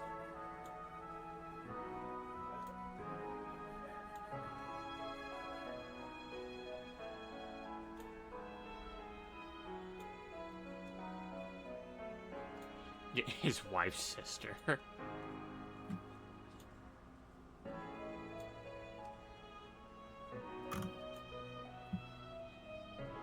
Ladies and gentlemen, Greek mythology is not as wholesome as you probably thought it was. In fact, it's really fucked up. And a horrible place to live.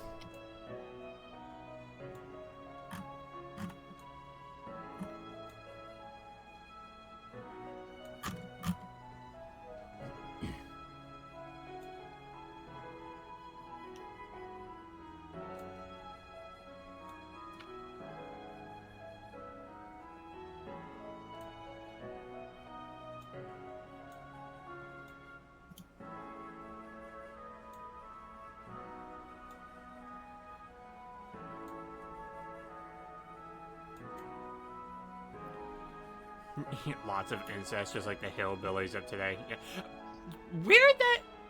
Weird that the stream decided to be like, oh, we're gonna have hillbilly be a sensitive word. Like, really? That's weird. Like, it didn't have a problem with the word incest. It had a problem with hillbilly.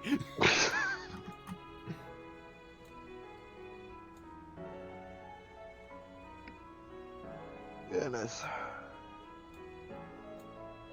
Like, sometimes the auto mod can be weird. Yep.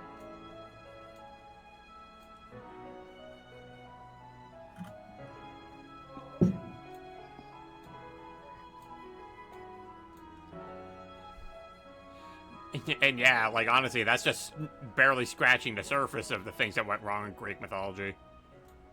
Like, God forbid I talk about all the people Poseidon decided to have intercourse with without their consent.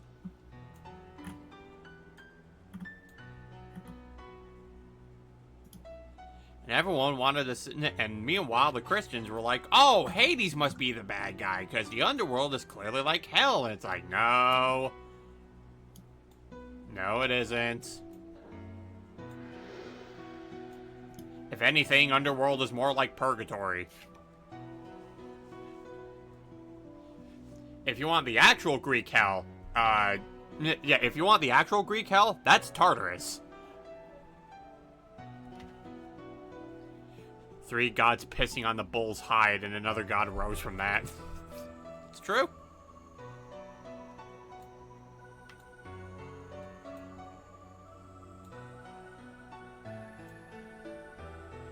Listen, you know what?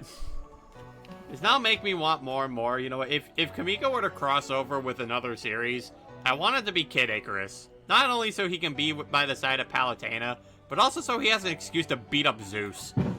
Jesus.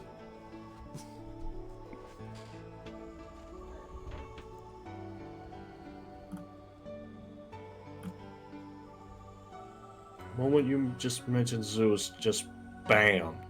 They're trying to kill him.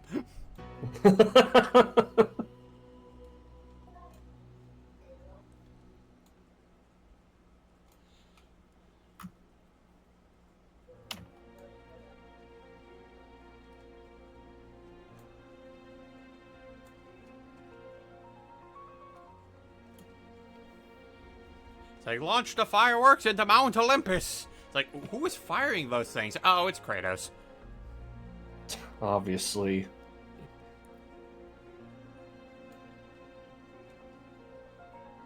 Zeus! Your son has returned! I bring the destruction of Olympus!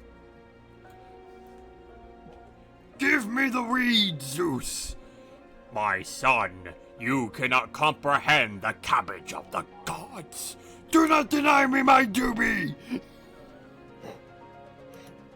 Someone has actually done an edit of where when Kratos meets his younger self on the chair, Yeah. where they actually put in T.C. Carson's lines as Kratos. Yeah. Like he's actually talking to him. Yup. I know of that. Honestly, it is kind of a shame that they didn't get T.C. Carson to voice younger Kratos in Valhalla. Yeah, I mean, why? Well, because apparently, like, throughout, like, the Norse duology, apparently they've actually been, they actually were just straight up ghosting T.C. Carson. Wow, that's rude.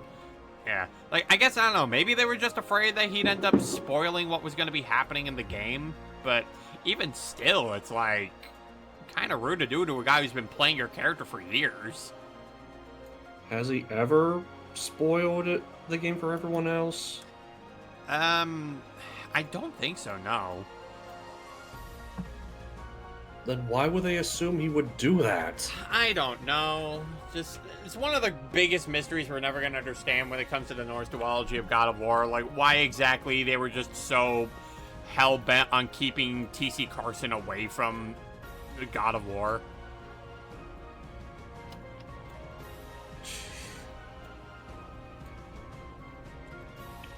Yeah, I like how you found a good way around dragon scales, too. Yeah.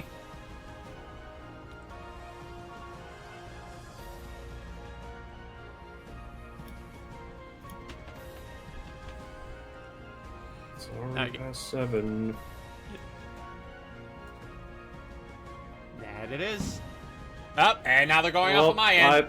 I just heard that. Sorry. And there it is. I'm the only one in this VC that doesn't have fireworks going off yet. Yet. You say that, but wait until it happens. At this point, it's just the anticipation at this point. Yeah. Welcome back, and hey, guess who's also got fireworks going off in their end? This guy. Honestly, kind of weird that they're setting them off now, because the sky's not even that dark. Yeah, I don't know why they would do it right now, because it's not even close to dark yet. Yeah, so like they're gonna be harder to actually see. Best way to celebrate your country by blowing part of it up. Exactly. Though, interesting fact that happened years ago. A long time ago when me, my mom, cousin, and aunt were going to Disney World at one point, it was during the 4th of July, and when we were just about to land, we could actually see the fireworks below us. Ooh, very nice. Yeah, I thought it was actually really, really cool that we actually got to see the fireworks being displayed while we were flying above Disney World. Yeah. Although, I hate to imagine, like, some of the people were just looking at this just being like, please don't hit us, please don't hit us, please don't hit us. Oh yeah, that's what I thought, but considering how high we are, the fireworks could not even come close to where we were flying. Yeah.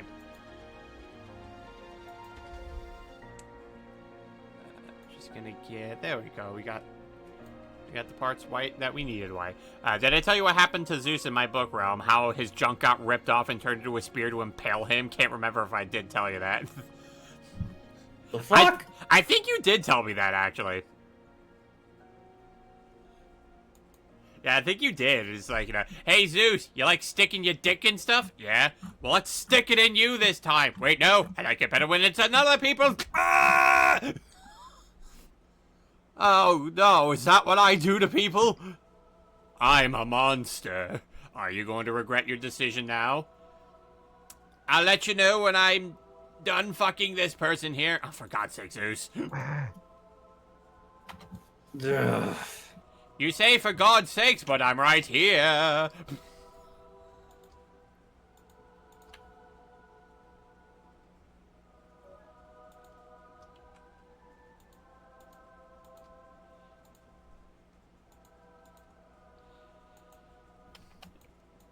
Okay, and yeah, and you probably weren't able to actually hear me addressing it to Ken because because of the ads coming in. But yeah, like I did see you talk about that. I had a good way around dragon scales.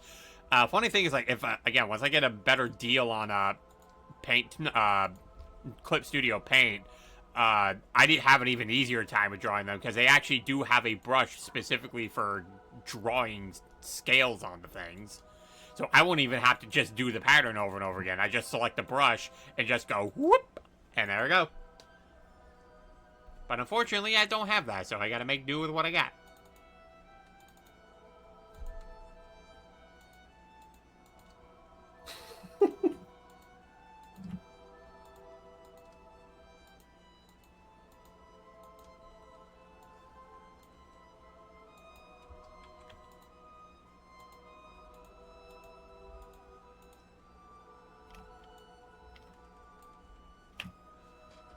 Okay, just want to sharpen these lines.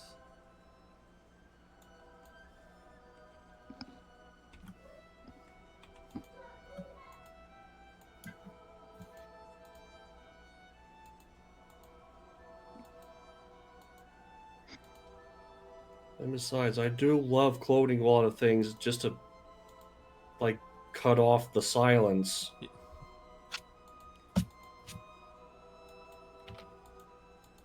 Go. Now.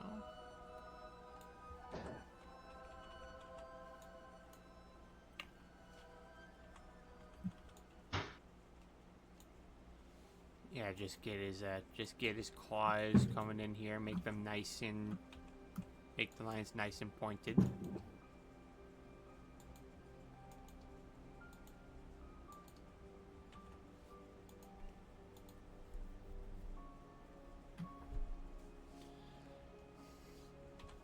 Yeah, I guess if I can try to get something of this, get immense amount of progress done, I can get some of the easier parts on here, just all nice and finished.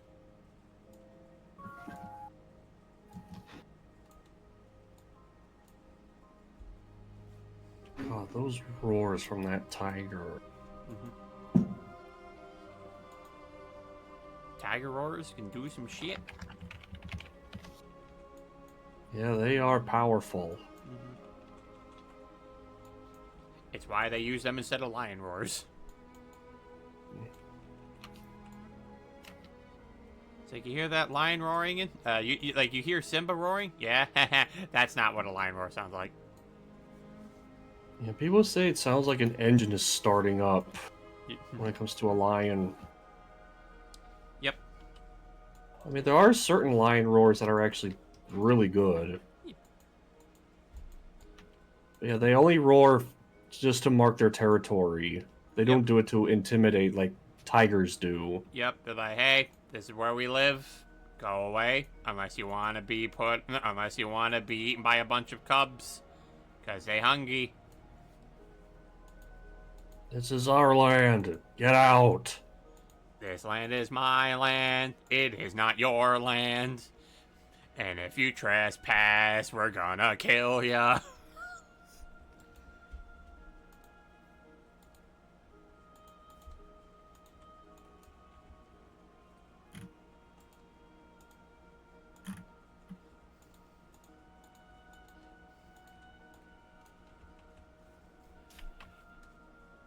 And then the dinosaurs come along, and then it's like, huh, now we're conflicted.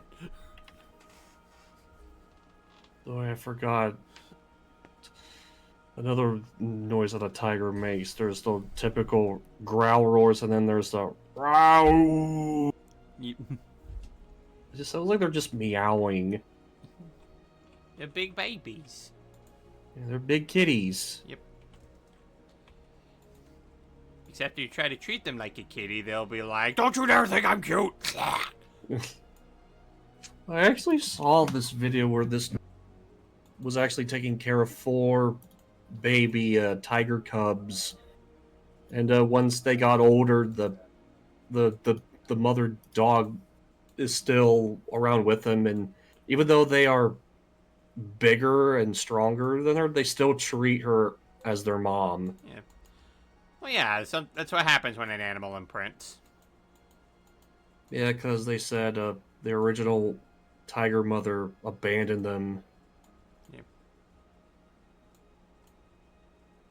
Yeah, I just thought it was really adorable how this dog is still taking care of these tigers, even if they're fully grown. Yeah. Like, I even saw her, like, try to pull one of the tigers away from danger or from a fight, and then the tiger just did not do anything to attack. They just listened. Yep. It's like, oh, okay, yes, Mama, I understand. I will be good cat. Yeah, okay, Mom, I'm sorry. I won't do that.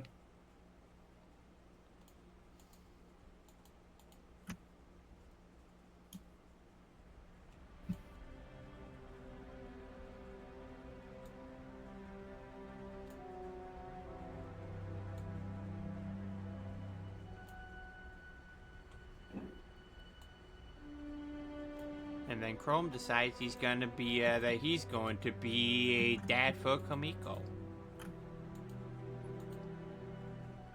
Raises him like his own kid. Yep. He's just like, all right, I'm not gonna risk letting this kid die for real. I had that scare once already. I don't want it again. So it's kind of like one of my friends who actually has like his pony OC like raised by dragons from a faraway land called the Land of Draco.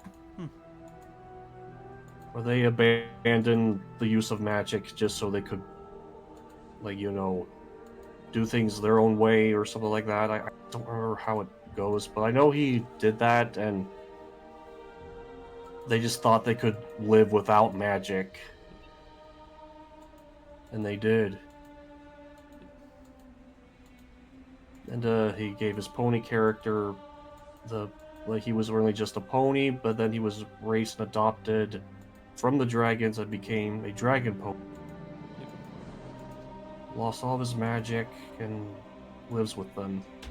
Anyone wouldn't be the first time, you know, a human got adopted by a dragon. His name is Natsu Dragneel.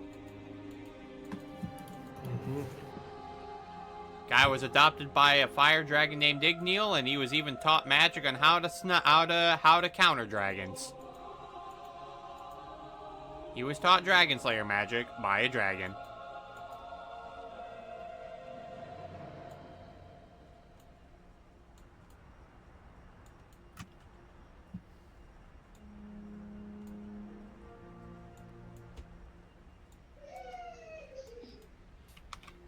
I heard that.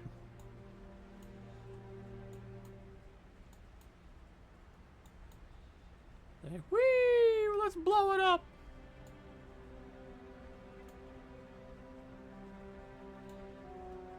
You know, God forbid you're a Batman Beyond fan and suddenly you just hear off in the distance, blow it up!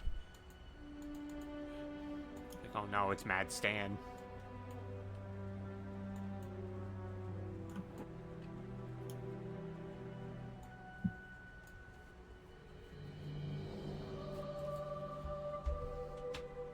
Damn, very good. We managed to get the feetsies.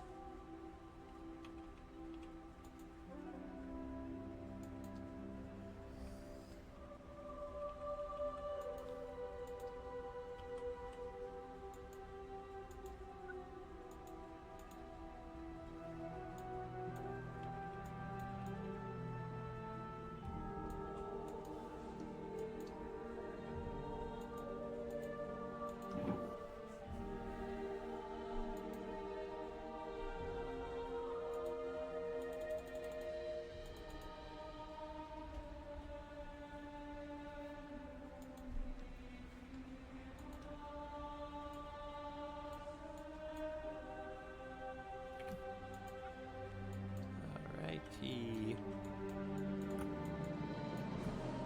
Get the blue in here.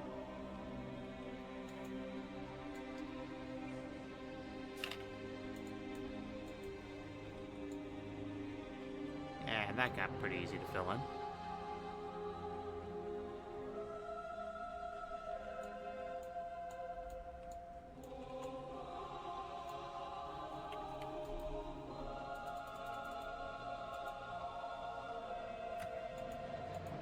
Let's see. Get more of the feetsies in here.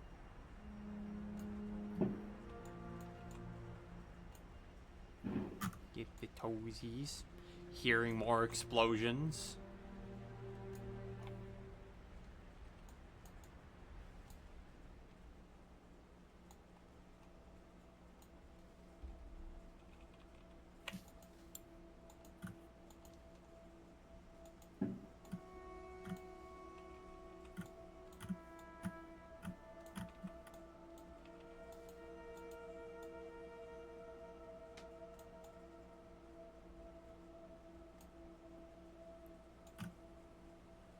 Alright, then once I get this base part here done, then the rest should be rather easy to shade in.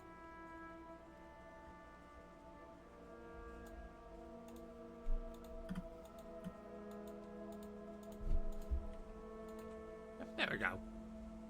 Bam. And then here it's, bam. Wait, no, hold on. That's the wrong line. I clicked on that layer to color it in. Why didn't you switch to it? Stop it.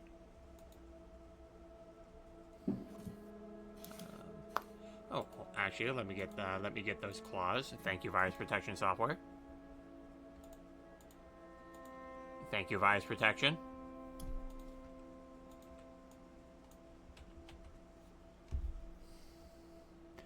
Okay, so we got these done. We got the paws.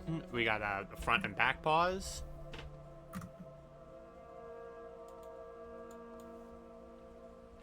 Let's say we get ourselves a front view.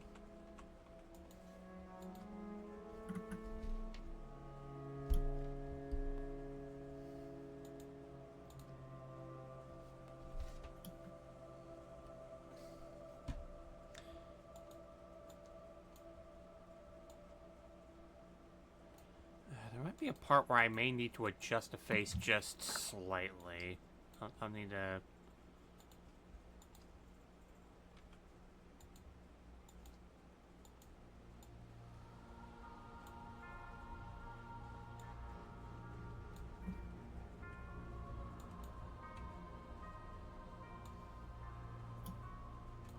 Like, hey, Spyro figurine, you want to do some modeling for me? Thank you. I just need to look at your face head on. Actually, that's perfect. That's a perfect angle. Thank you, Sproy, my boy. You are so very useful to me.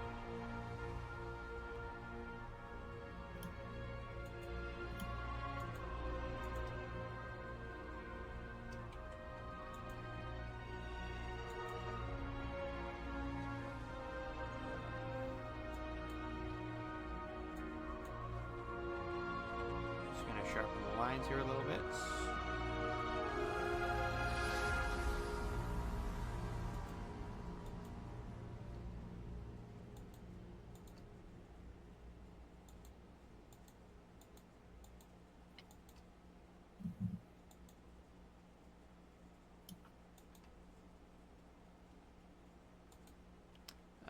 Just want to make sure I'm actually having this overlap the way that it should be.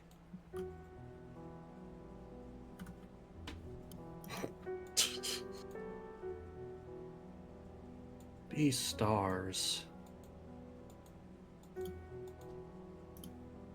Final season. Huh. You know what? Here.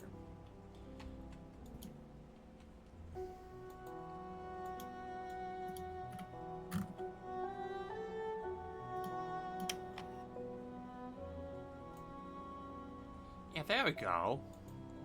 Ladies and gentlemen, I give you symmetry.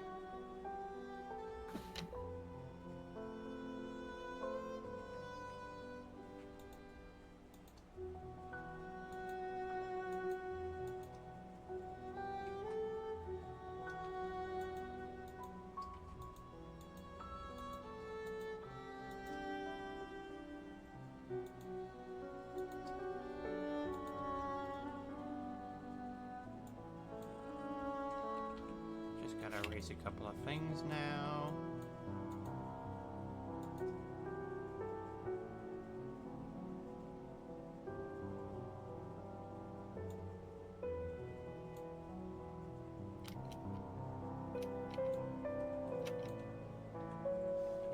Yeah, that should be good.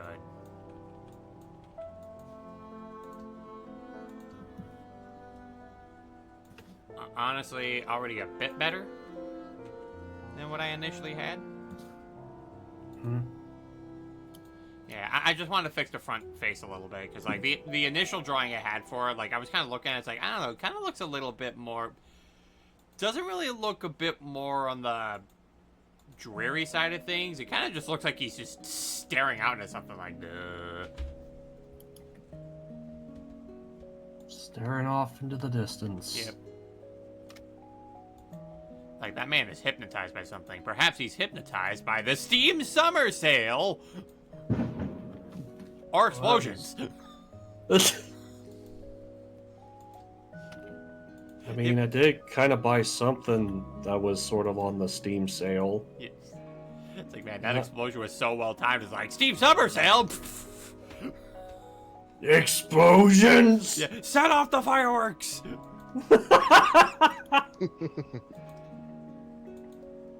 The Steam sale is here! Sound off the explosions! Sound the alarm! My God, the Rally Archie Band!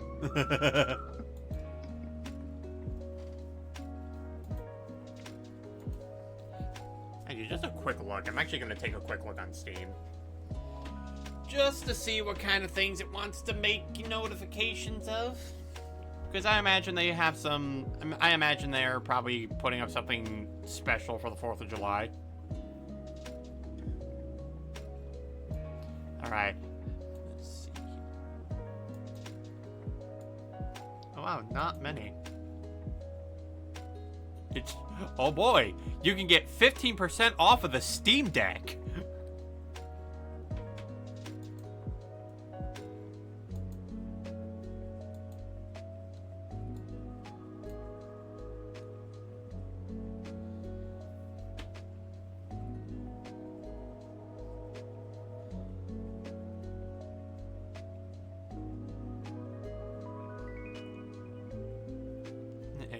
Oh boy, I can get Sonic 4 Episode 2 for $5. No, thank you.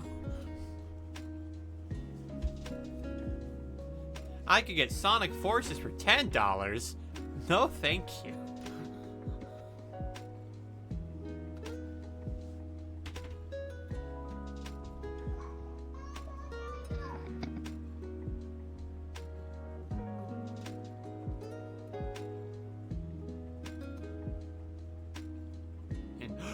You can get Uno for $179. Oh, that's just a DLC.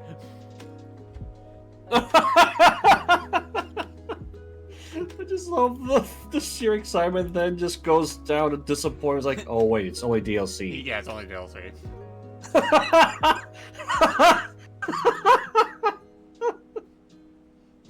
like, oh boy, I can't wait to spend money on Rayman cards.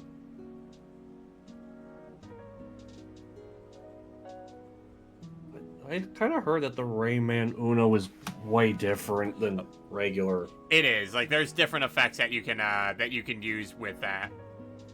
Yeah, I've seen that a lot with the Vanos crew. Oh, Steam, you're actually making it super tempting. What? God of War for like $25. Oh, that's actually really good.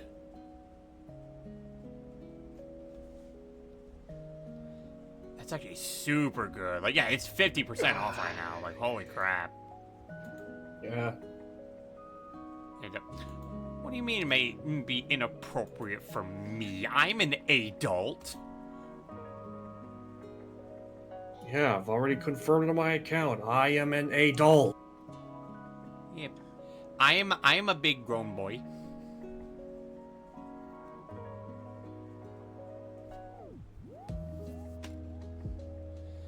Yeah, because this is one of the games I do want to stream.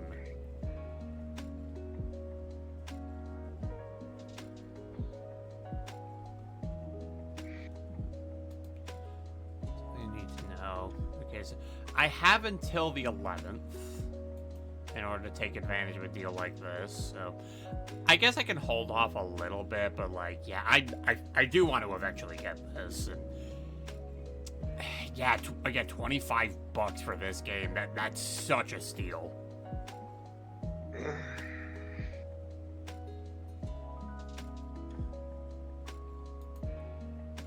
Alright, enough with looking on Steam. Back to our regularly scheduled lore stream. It's like, alright, that's what I was doing.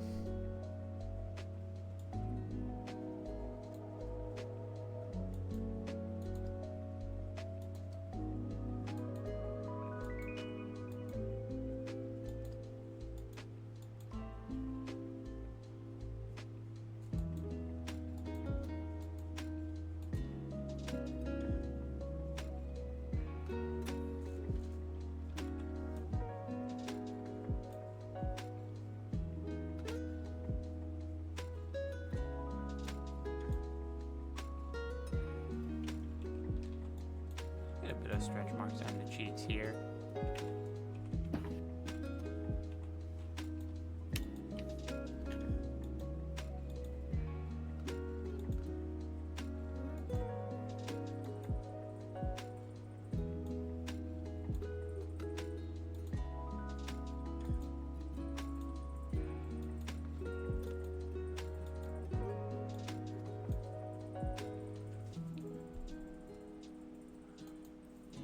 Okay, there you go.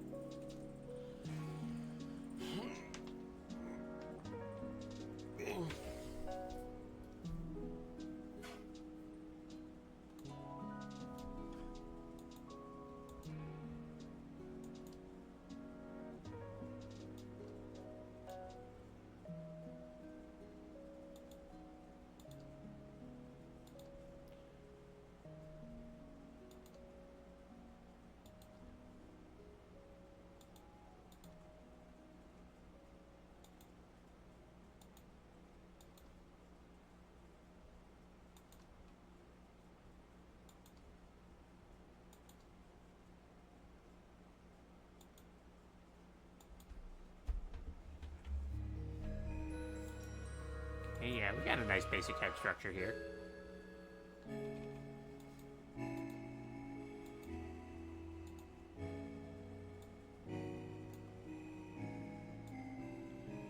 And, oh boy, we're about 4 hours into this stream, everyone. It's pretty good.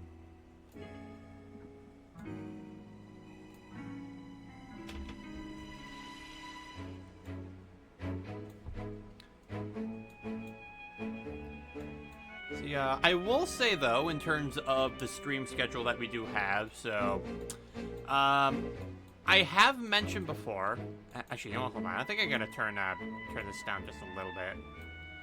Now, I do, in fact, have some vacation time happening during this month. In fact, next week, I'm actually going to be having... I'm going to be having everything except for Sunday and Thursday off from work. So that's actually going to be more time I'll be able to dedicate to those streams. So, so let's see if I can actually pull up. Because yeah, I know it might be because it's a little tiny for me to see on my side of the my side of things. Okay, so yeah, so yeah, next week, it'll be a much longer stream involving Riona's reference sheet, Iwa Kenja's, and Shadow Kamiko stuff. And yeah, like I think Thursday just being reference sheet touch-up, which, you know, I think will be fine for the shorter amount of time that I'd be able to have for that day. But yeah, but some things to also look forward to is that, yeah, tomorrow we'll be working on Amara's reference sheet.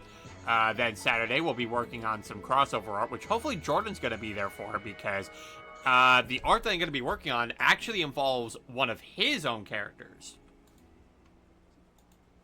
So we'll be able to talk a little bit more about, like, other side of things that, you know, he's going to end up working on eventually.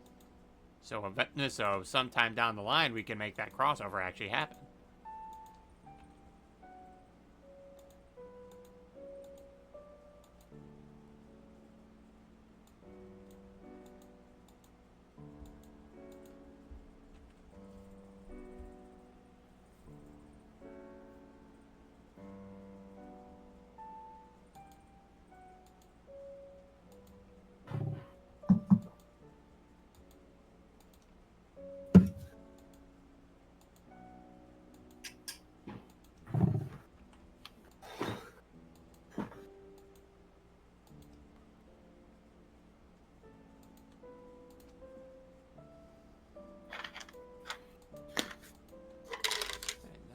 get his main body going along here.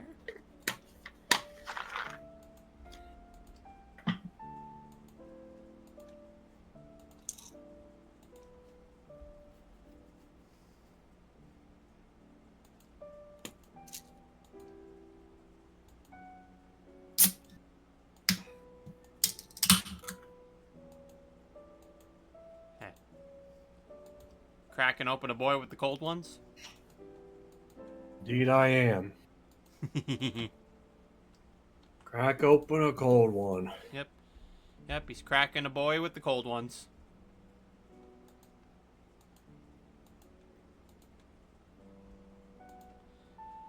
And there we go with the ad break. So, you guys enjoy yourselves with that.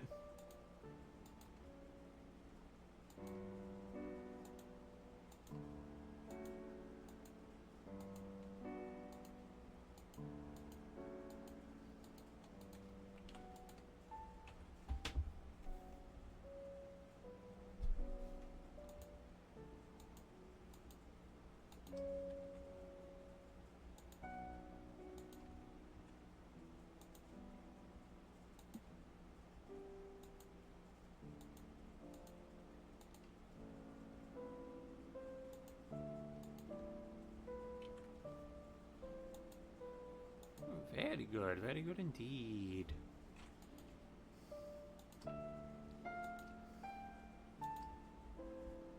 It's just how we... Oh, hold on. Did I think I double-clicked? I didn't double-click.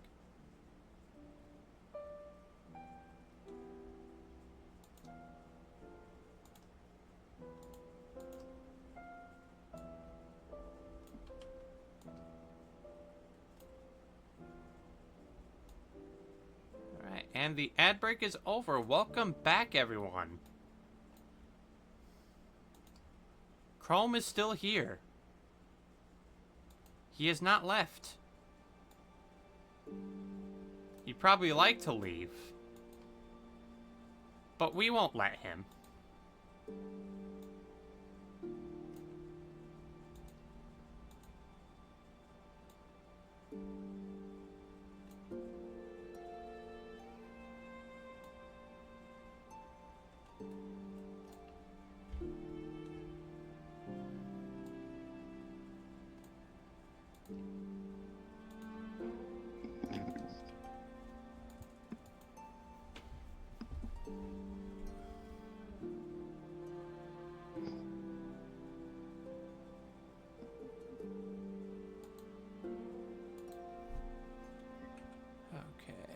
Just gonna now.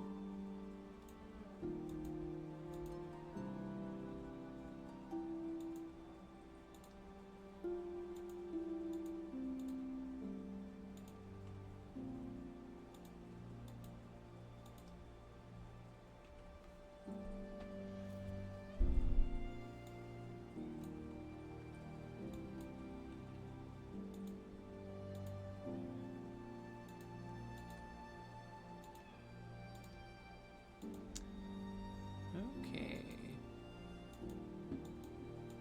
Oh, there goes one on my end.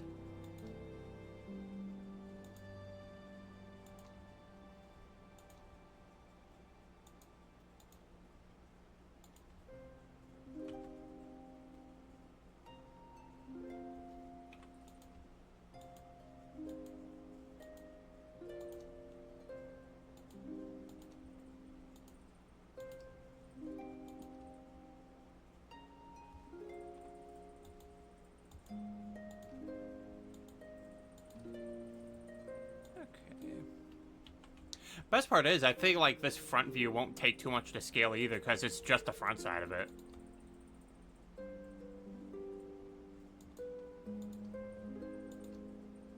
So...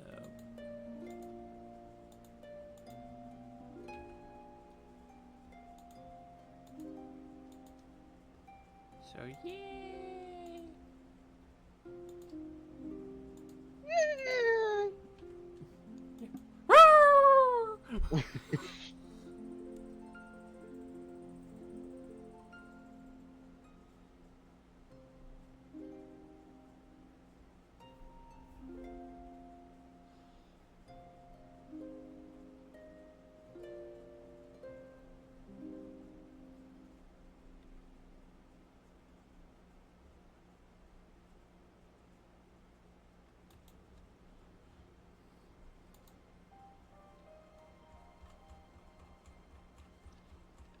just want to get rid of a couple of things on the Discord.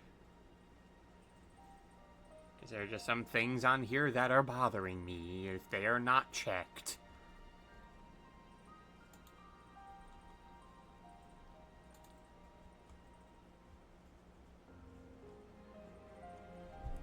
Honestly, part of me has kind of just been thinking about maybe doing a little bit of, like, Discord cleanup, just because there's just so many groups that I'm a part of, but I don't actually do anything in them.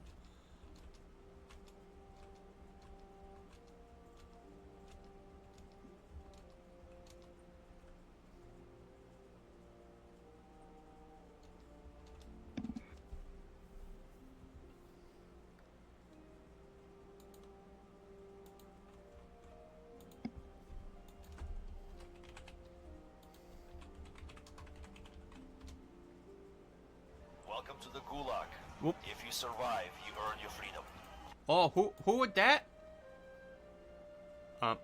Ayula1236, thank you for following. Welcome to day 4 of the lore stream. We are currently working on a character from my original manga, The Rise to Superior. We're making a reference sheet for Chrome. He is a dragon who can utilize the powers of fire and ice and has crippling depression.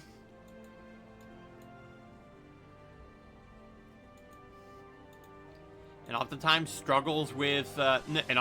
he struggles heavily with trying to find value in himself, because either he just thinks he doesn't measure up to everyone else, or just other people around him also tell him you're just not good at anything.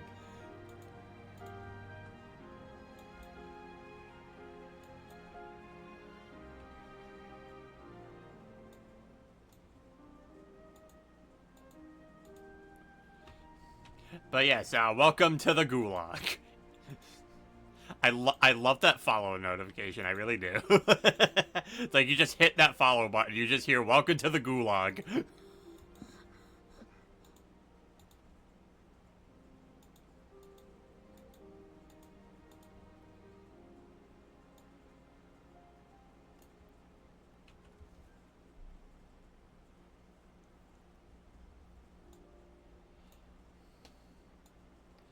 Yeah, and if you think he looks a little like Spyro, then don't worry.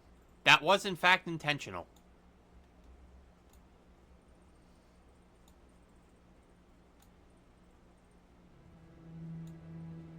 I wanted this boy to look like one of my favorite video game characters ever, because that's how I show my appreciation to him.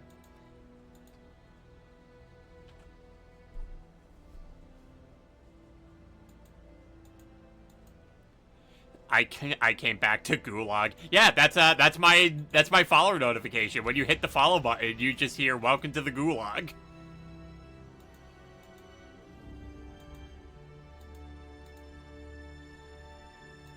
Like, if I'm trying to remember correctly, like this...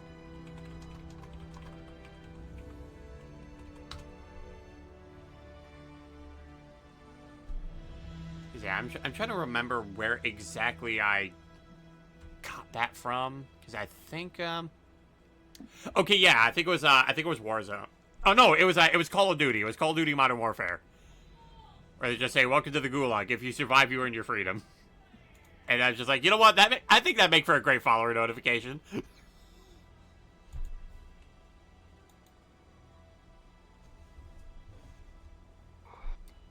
And oh boy, that's something for me to watch later. We played Mario Party 10. Oh no. Why would you do that? Sure, why would you do that to themselves? The poor party crashers. Like, aren't you toxic enough?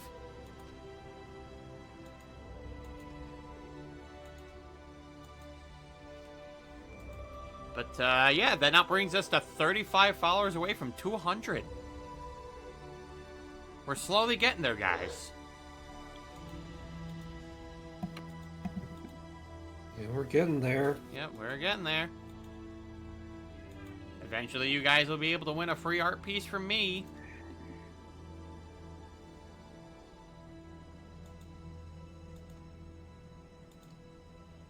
And then after that, we work on trying to get to 400.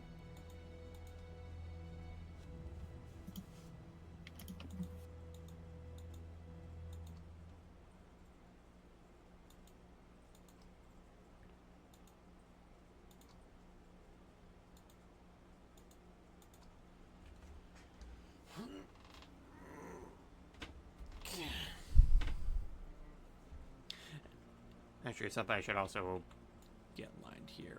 Let's actually get your nostrils looking like nostrils.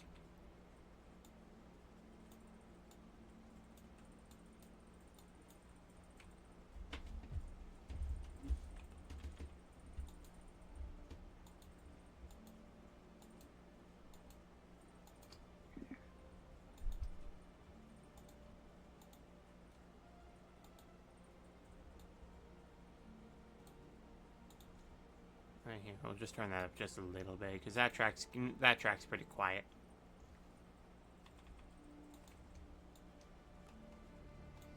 Cause yeah, trust me, guys, there is music playing. It's just yeah, this playlist that I have specifically for Chrome is very somber in order to just match the depression that is his character.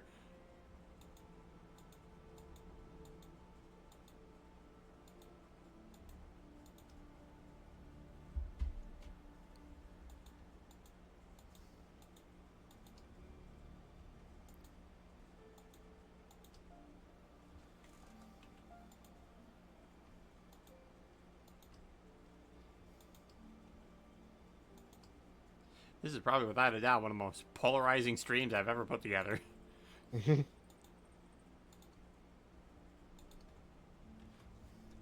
It's like, happy 4th of July, everyone. Oh boy, what are we getting? Sadness. You're being told that you're taking a dragon to therapy because he needs it. In other news, here's the media about all kinds of things that is just about the opposite of what we want for celebration hour. I'm taking a whole ass dragon to therapy? Yup. He can't even fit in my car. That's fine, he flies. Just give him directions.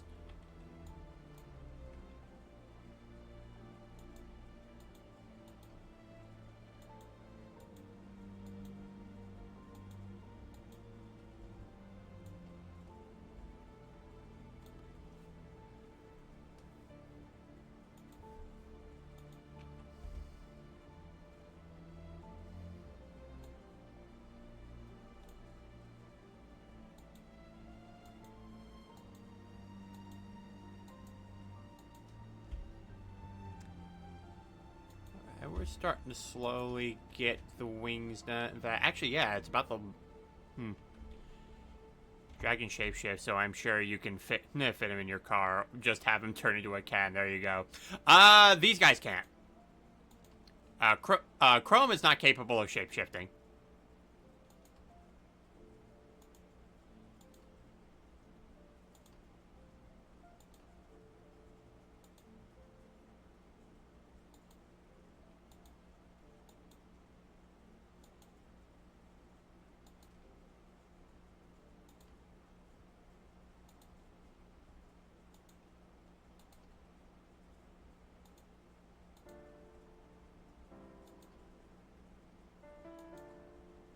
Oh, so they can't. Yeah, Chrome can't. Chrome is not capable of. I know there's been stories in some fiction where like some dragons are able to, like some dragons do have human forms. Like I know in Legend of Vox Machina that they do. But Chrome though, nope, he can't do so. In fact, shapeshifting's in the Rise to Superior is only really a thing that some demons do. Like, the dragons don't really do that.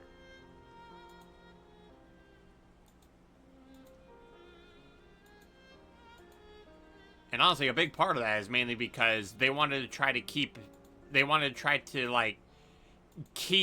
the war that they're facing away from the human populace. So the further they can stay away from them, the easier they're able to make sure that they don't get caught up in the crossfire. With the only instances of humans actually being a part of the war are the ones that willingly choose to fight by the dragon's side. But even then, they're the ones making that choice to do so.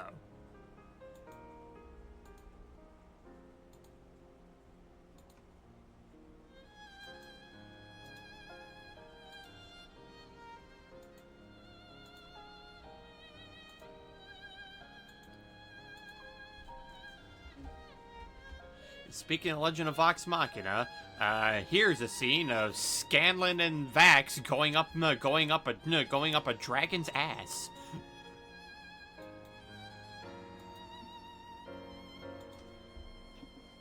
Demons normally do that to trick others into contracts, but it's interesting. Yep, they also do so in order to, like, get people to buy into temptations as well.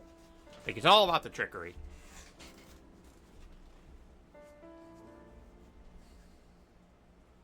It's like, did they just go up that dragon's ass? Well, of course, it's Scanlan's idea.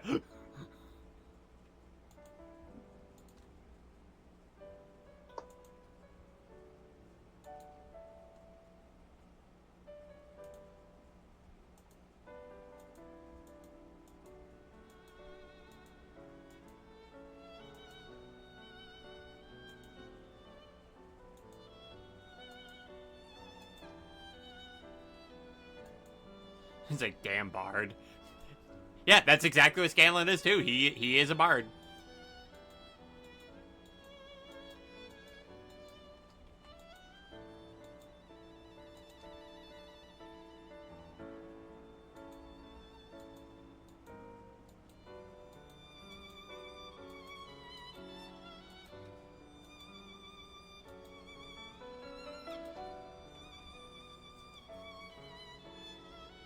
Actually, I have another way to make this easy.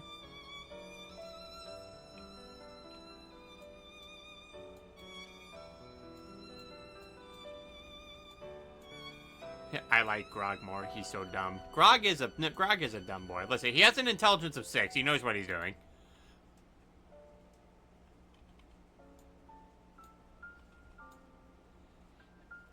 And then he puts on the belt of dwarven kind. Like, and what does the belt of dwarven kind do? He gives you a beard. He's like, oh, I got a beard. Really? That's all? I got a beard. It's like, let him have it. Yeah, he was so happy he got the beard. Yeah, it completed the look. He is now Grog of God of War Ragnarok. I was like, all that was missing was just for Grog to look at Scanlan and go, boy.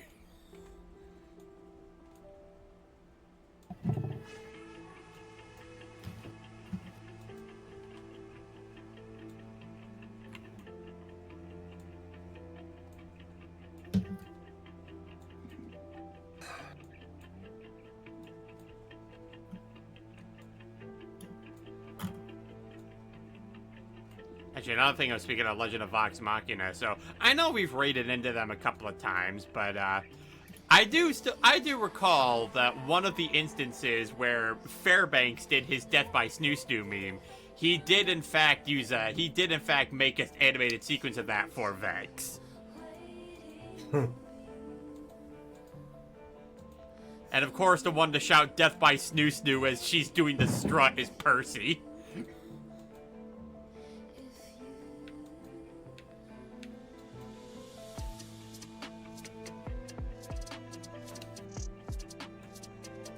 I do that boy thing to my son. I don't call him by name unless he is in trouble. Boy. Boy.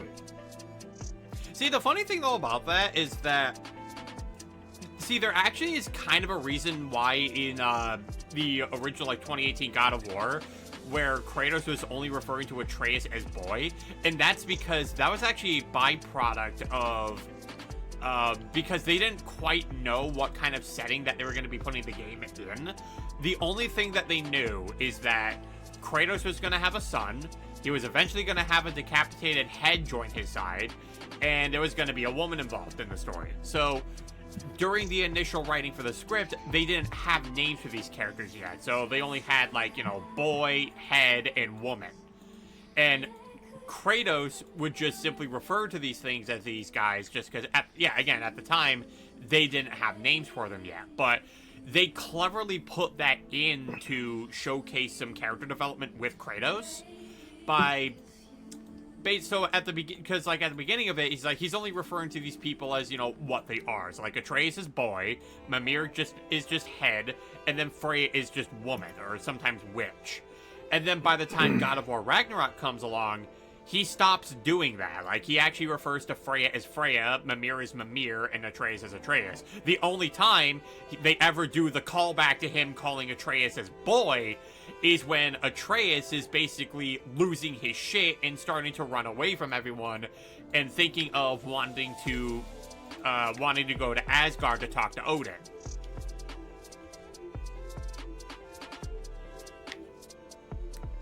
Boy, head, woman, mash them together. Ha! You get Jonah! What? Apparently if you take boy, head, and woman and you mash them together, you get you. What? Okay, then. Why? I don't know. Ask Ken.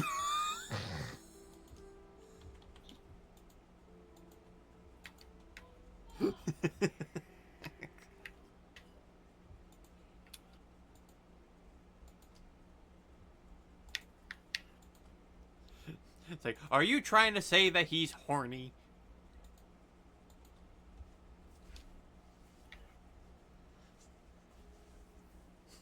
Man, look at that man keck in the chat.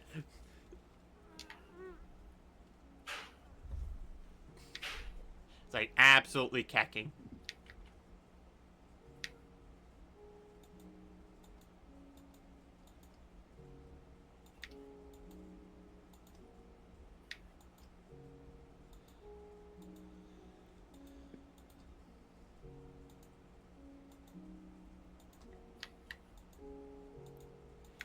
But yeah, it's like in God of War Ragnarok, they only do one callback to Kratos referring to Atreus as boy, and that's only when Atreus is in deep shit with Kratos. Jesus.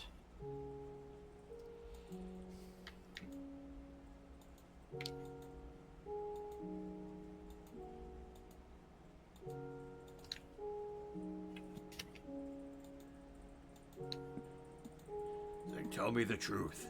It's like, tell me the truth. The truth is, you're being a complete asshole. It's like, you did not just say that to Kratos. Well, you're fucked. I mean, Atreus can get away with it. He's a son. How does your Durgan relate to the other characters?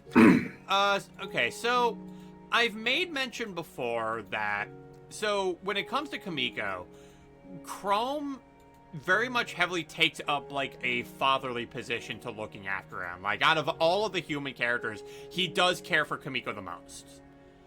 And it is something that does come from how that, he thought that the kid was dead at first, but then once actually finding out that he was alive and being able to actually take him back home, he wants to now do everything he can to make sure it's like, okay, I've already scared myself into thinking this guy was dead before. I can't let that happen. With Twilight, he is very fond of her because they do share relatively just the same kind of intellect with each other. They're both very smart. They can both be rather thought-provoking, although I'd say Chrome is definitely on the smarter end of things compared to Twilight. It's just, Twilight is actually just more so. Actually, I'd say Twilight is more so what it would be like if Chrome did have a little bit more confidence in himself, that he's not afraid to flex some of the talents that he has. So in a way, Twilight does in a way show Chrome the kind of person that he could be. So they do have an interesting dynamic with that.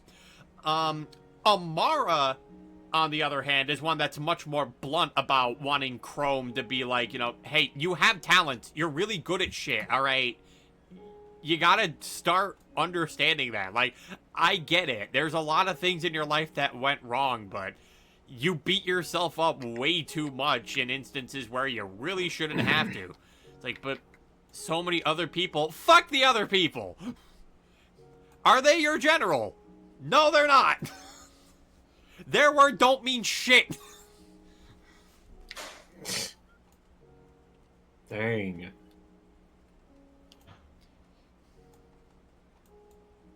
Yeah, because Amara has in fact seen firsthand like some of the great things that Chrome is able to do with just his intellect and brain power, and she wants to see him keep doing it.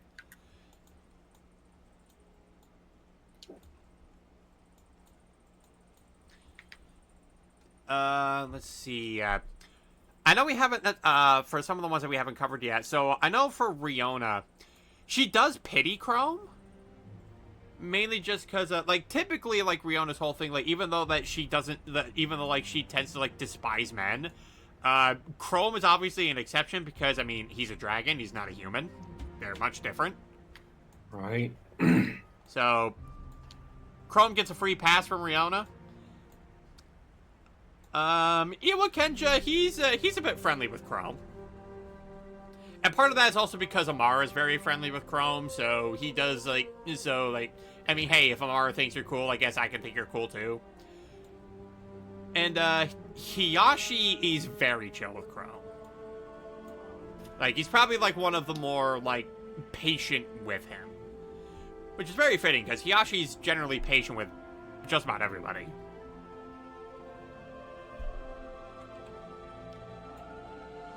Shadow Kamiko cannot stand him, though, but that's also because Shadow Kamiko's fucking racist. Guy hates humans and dragons, which would include Chrome. Granted, Shadow Kamiko does not hate Chrome nearly as much as he does Amara. That's also because Amara keeps throwing rocks at his face. In fact, we actually have an emote for that. There you go. That's Shadow Kamiko under that rock. Amara threw that at him. Get wrecked, scrub. You jerk ass. It's like, hey, listen, you decided to be a fire user going against an earth user. What did you think was going to happen? Like, I can literally put out your flames with just this giant rock.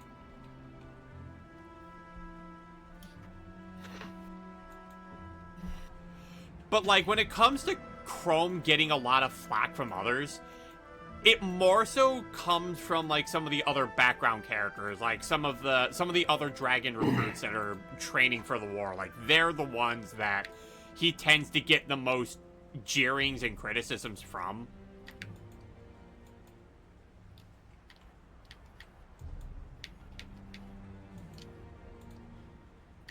Because the truth of the matter is, since there's more of them, their words end up sticking harder because, well, it's coming from more people rather than... Sure, we have the more prominent characters here, but their numbers dwindle compared to the people that are actually complimenting him. And sometimes that's just hard for him to grasp that there's just a small group of people that do support him because there's just a larger group that just keep denying him.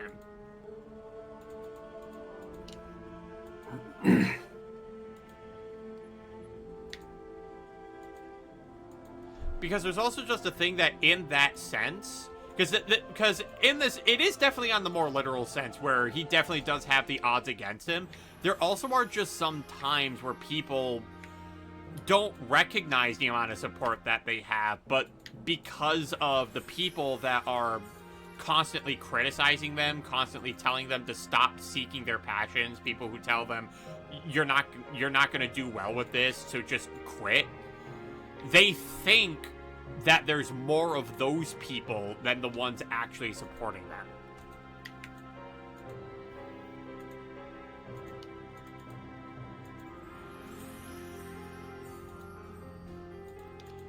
Or hell, sometimes it doesn't even matter with, sometimes it may not even matter if, you know, you have a bunch of people always telling you that you're doing good. Sometimes there's a person's opinion that you're really looking forward to hearing, and then you just never hear from them, and it does end up kind of shooting your morale a little bit. It's like, oh, I was kind of looking for this. Like, I was kind of looking forward to knowing what you thought of this, but yeah, you just never come back to me about it.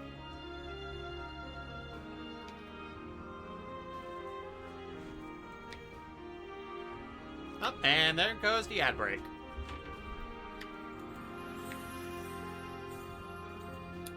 have fun with that, you guys. I'm actually gonna be able to do the flat colors for this part now. Yeah, so I have the front view, then get a back view. Get the shoulders, show off how the spine is, just to show up the spurs, and yeah, then we got facial expressions.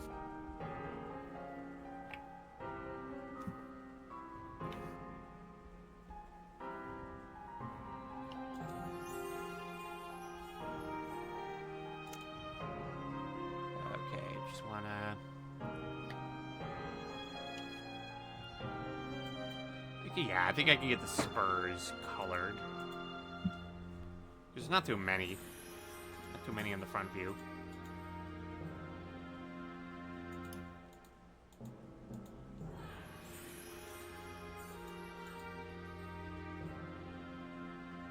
Just gonna select some of the parts that didn't get magic wanded. All right, ad break is almost over. About 10 seconds left on it, and then you guys shall have returned.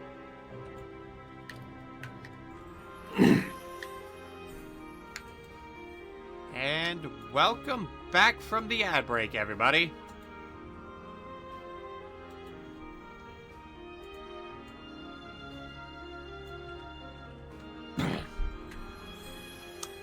Anything that didn't get selected on here? Oh, yep, there's a few that didn't.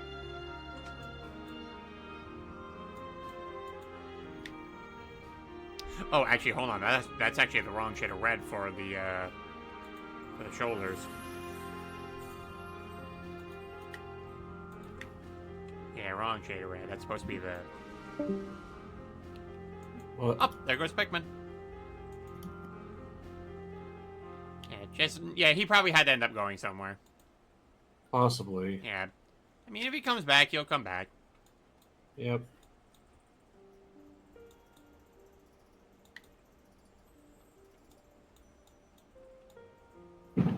Oh, that was big. Yeah, I heard that one.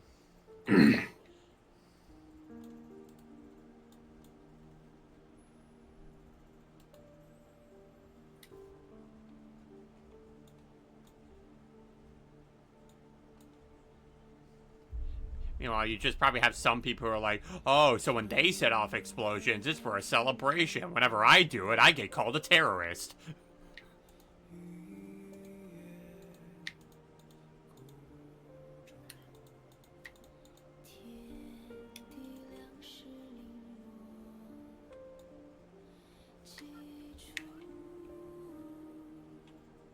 Yeah, we're actually making more progress on this than I thought that they would. I like when things work this way. Why can't it happen more often? That would be wonderful.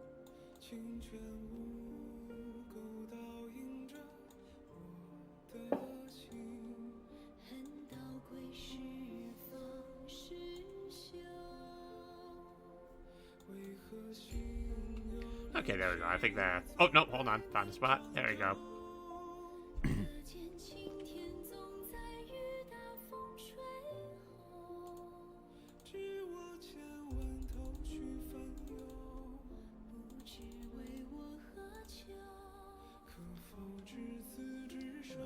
Okay, so yeah, now we get the horns, and we also got to get the underbelly.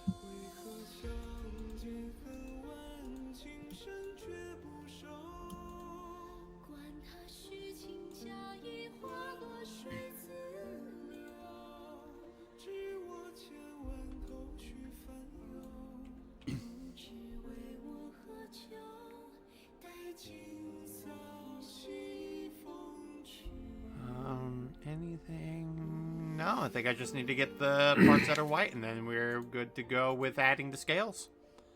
So yeah, just get the up here, get the eyes.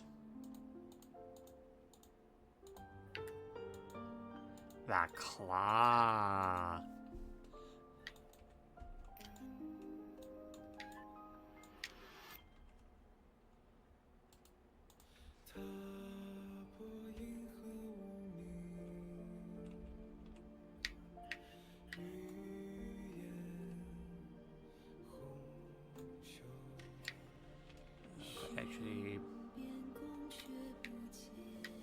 Nah, I think that's 2 rounds. More ovular. Yeah, there we go. That's good. And, just to make it easy.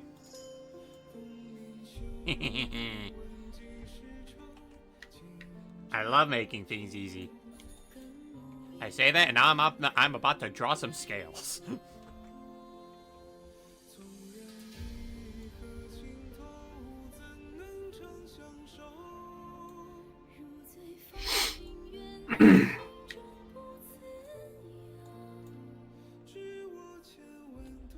Like, so Realmors, what did you do for the 4th of July? I depressed the fuck out of people.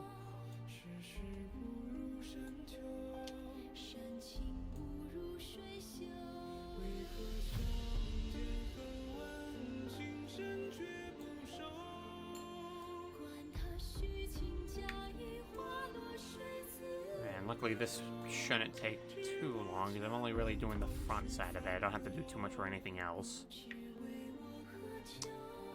That being said, though, I think I'll add, I do think I need, like, some creases around the arm.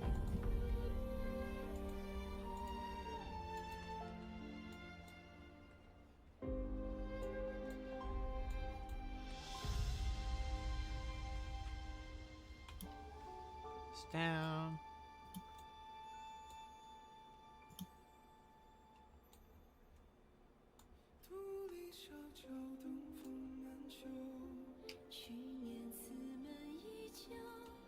And now to do this side.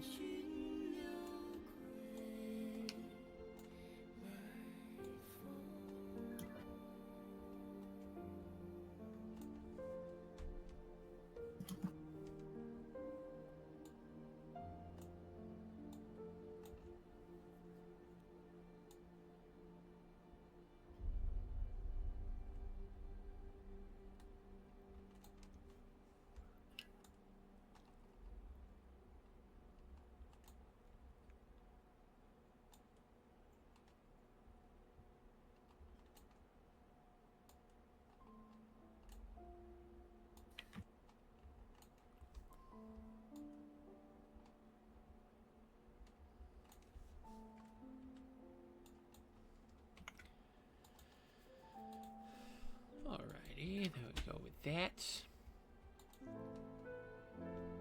Just gonna check something up in the background, just a quick little bit.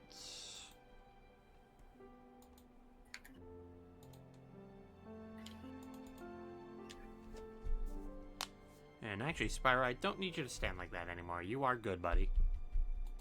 You are a good model, thank you. Your check will be in the mail.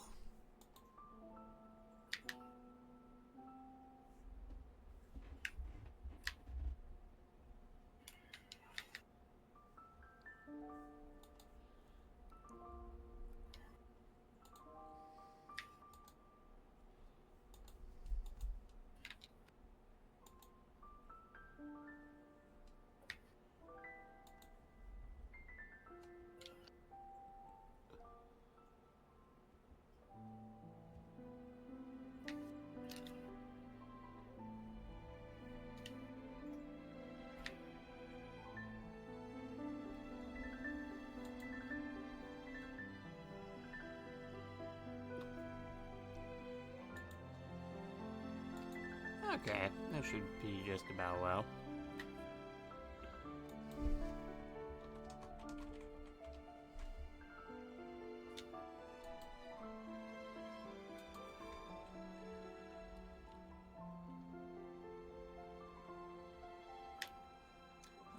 Okay, you're right. I was, it's like, where was I? Oh, right.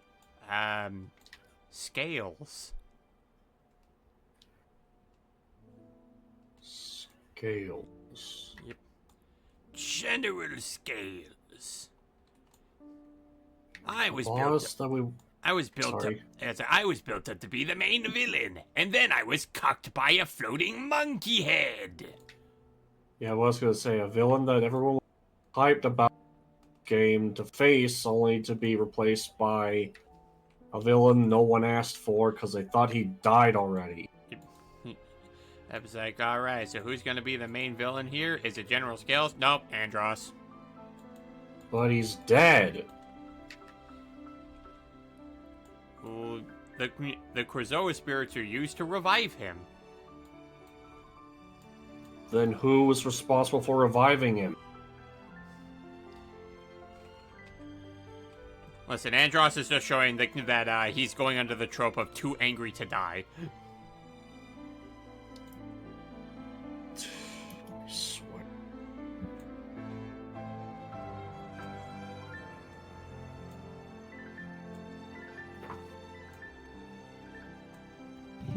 Like, I guess the way that you can maybe kind of interpret it is that it could have been, like, Andros' spirit that was, like, from beyond the grave that was trying to get these souls to come together in order to use their wills to revive himself. Because, I mean, if you're already dealing with things like spirits and ghosts, I don't think that's too much of a stretch to believe.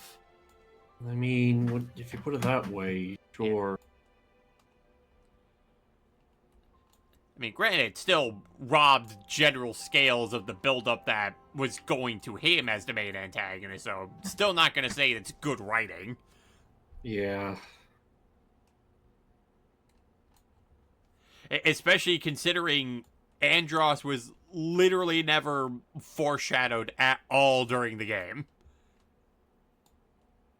Yeah. Unless Andros' inclusion in the story was supposed to be clever symbolism for how initially this was supposed to be its own IP until Miyamoto said make it a Star Fox game. And Andros is just the insert for Shigeru Miyamoto. God damn it, Sugaru. It's like, I knew it. It was actually secretly development commentary the whole time. We've cracked the code.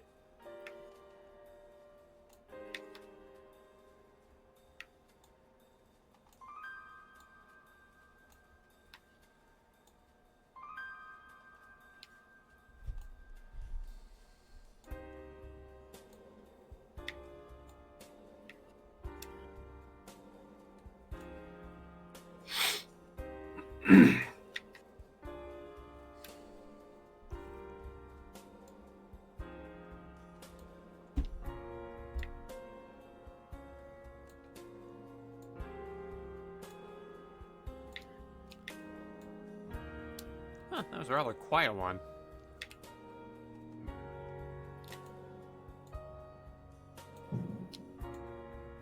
Oh, I heard that one. Yep, that definitely was something in my area. Did somebody say boom? Did somebody say bang?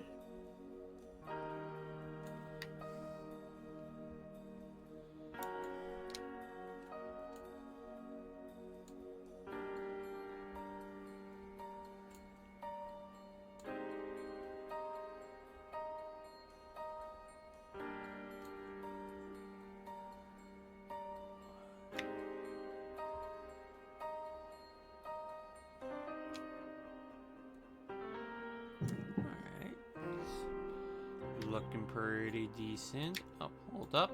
Is that a white spot? Get rid. Oh, hold on. Let's click on the layer when I click on it, please. Thank you. There you go. Got rid of that white spot.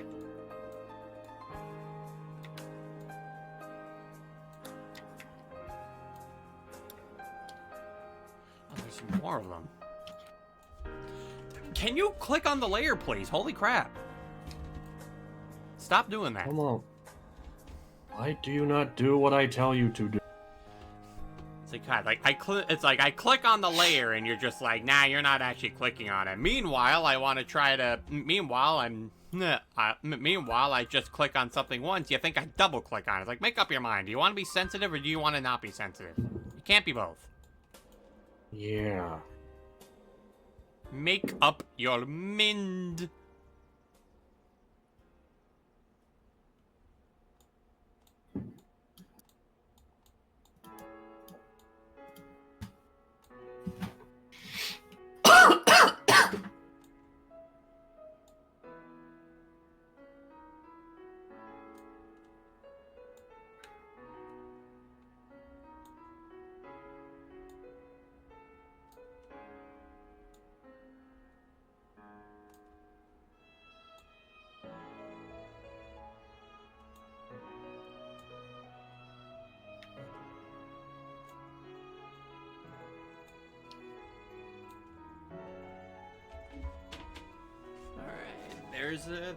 here we have ourselves a front view.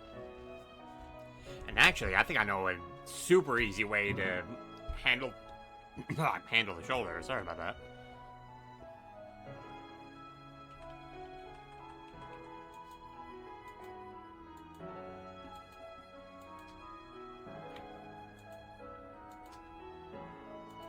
Discord notification. Who dat? Oh. Okay.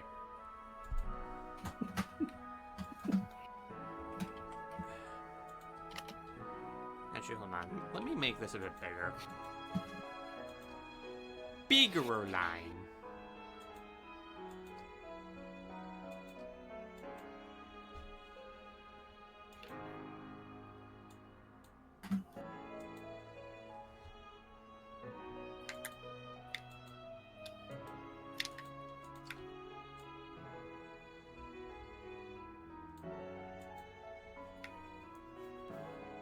Alright.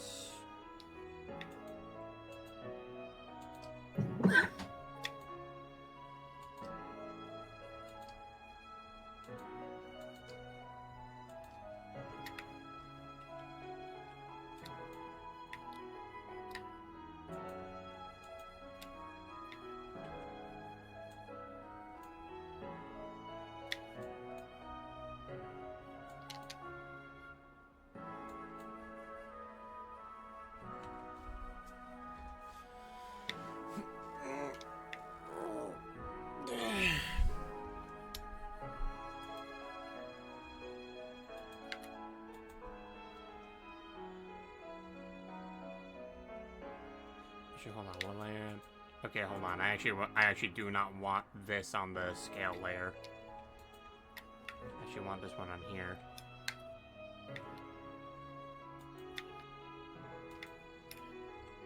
That being said, though, I do want to do this.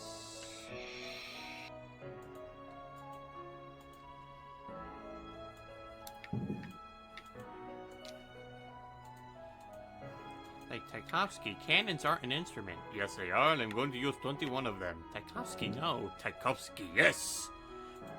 Tchaikovsky, always yes.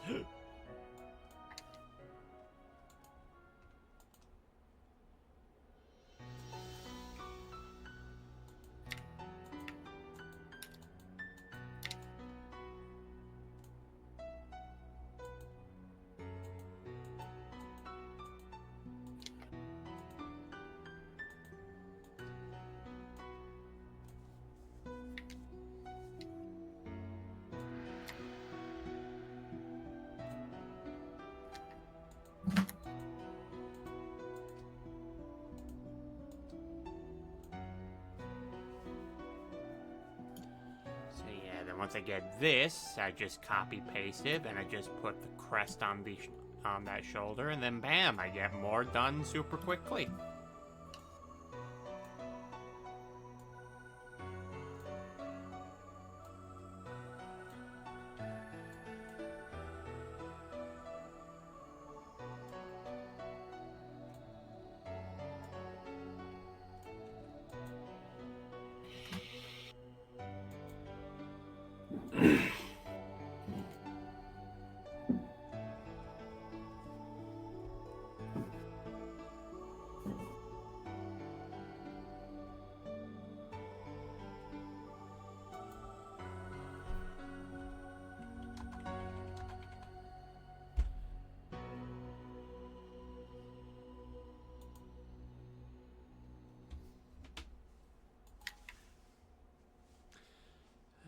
So we got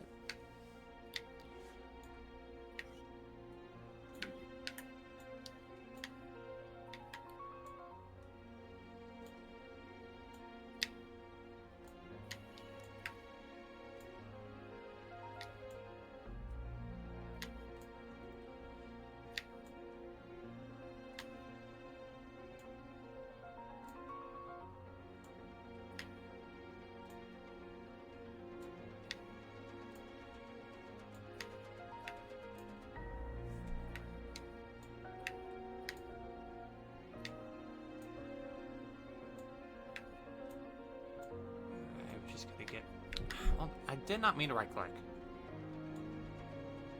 Again, mouse, do you want to be sensitive or do you want to be stubborn? Can't be both.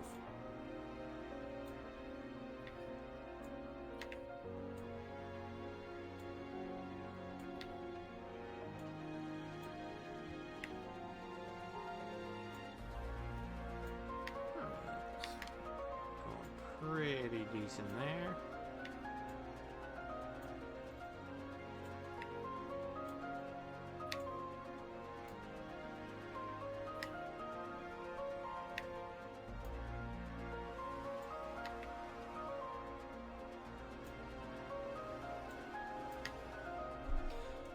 All right, so that's pretty good there. I'll just get the coloring here, get this nice and blue.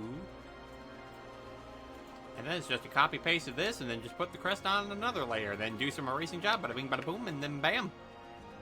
Bazinga.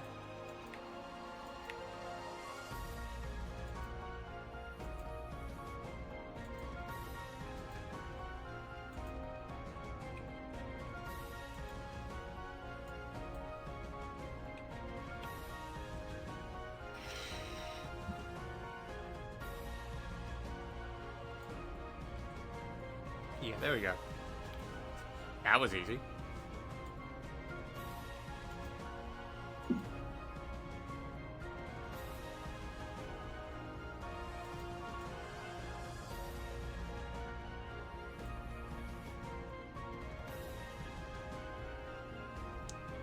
Alright, and then just for the top layer here.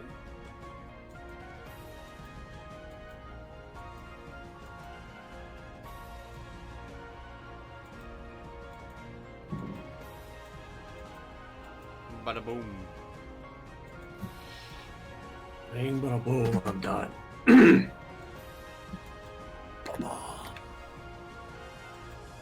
Monkey. Monkey.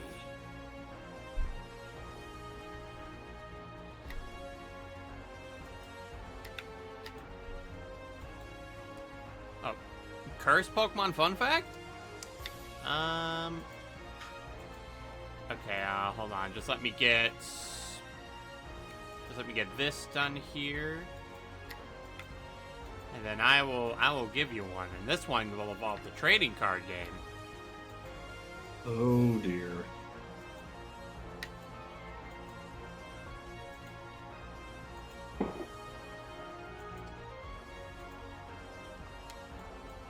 Okay, just gonna erase a couple of things here.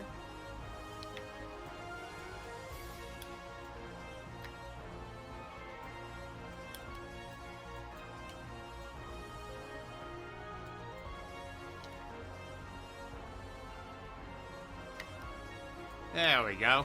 I see, very easy shoulder design to do. Okay, so for Cursed Pokemon fun fact, so I'm certain you are aware of instances where trading cards had to go through some alterations when they were being transferred across seas. I mean, we all know how Yu-Gi-Oh! Has been like, because Monster Reborn in like the actual card game actually looks much differently from how it initially looked before we ended up having to change the artwork for it.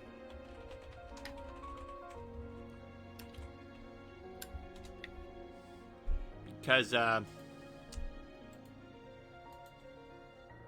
see here. So, let me just open up a new tab here just to show this off. So, yeah, like, so how this is the Monster Reborn that we actually are used to knowing. The actual artwork for Monster Reborn, on the other hand, actually looks like this. It is just straight up an Ankh. Huh. Yep, you can thank American censorship for that one. The Pokemon card game has also gone through those things, but for some of those cases, it's kind of warranted.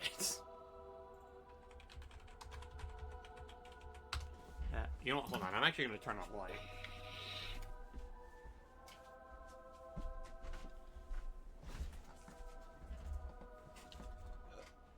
Okay, so in one of those instances, so the artwork itself wasn't altered too greatly from what it was before. Like, in general, it is still, like, kind of the same card art as before, but when you do notice a little certain something, you're like, oh, I see why they altered it. I'm just gonna give you a little bit to see what exactly the problem is with the Japanese version. Is it the eyes? Yep, it has something to do with the eyes.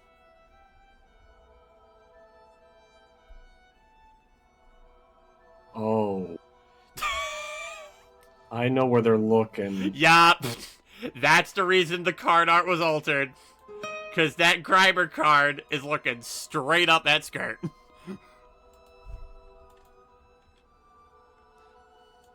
Yes, stingy pervert. It's a Grimer. It's like, yes, that was certainly grimy. But yeah, that was the original Japanese version of that card, but that got altered over here, because, man, wouldn't it be problematic if, for a children's card game, we had art depicting of a Pokemon looking up somebody's skirt? Fucking hell. They can't have that.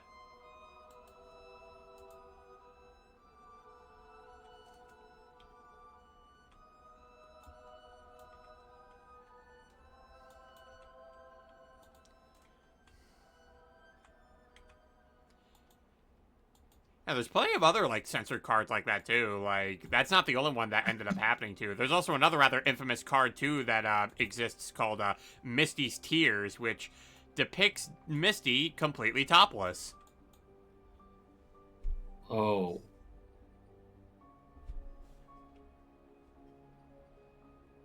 Like, there's a lot of that in Pokemon. Like, the girl in the manga who bathed with their tentacle. Jesus.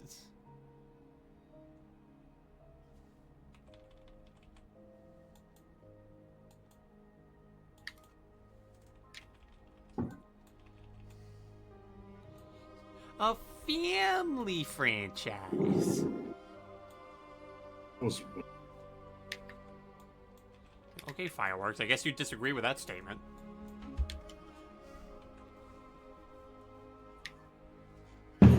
Jeez. They really disagreed with that statement. Okay, that one was really close.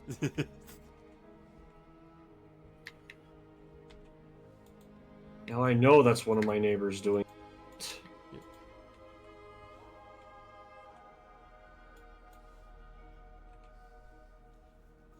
There's nothing family about the manga. If you know, you know. I do know.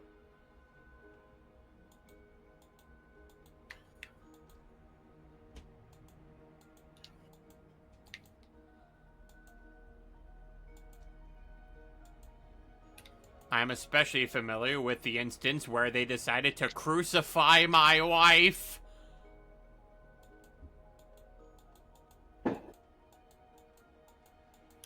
It's like, hey, you know how Pokemon Black and White went to some serious shit? Well, what if in the manga we took all the gym leaders and we fucking crucified them? Why would you do that? Because Team Plasma are fucking evil.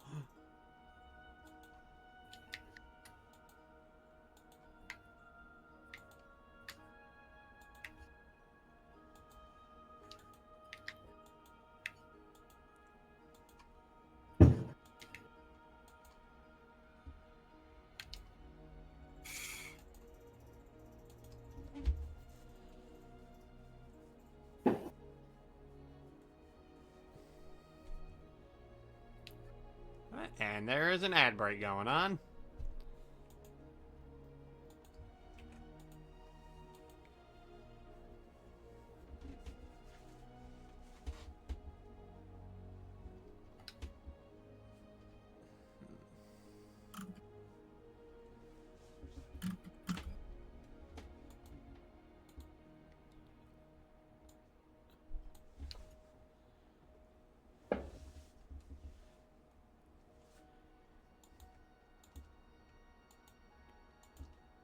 Just gonna get a little bit of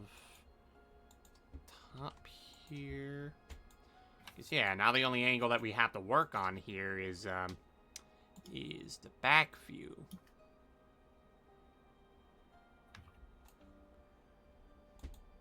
Then all the major views for this character is they end up getting done.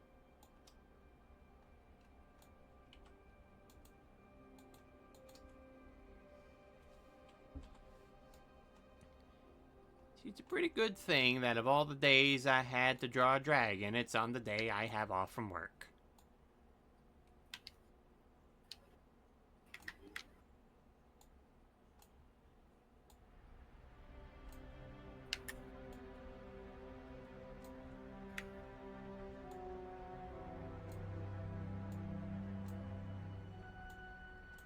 Alright, welcome back from the ad break, everybody.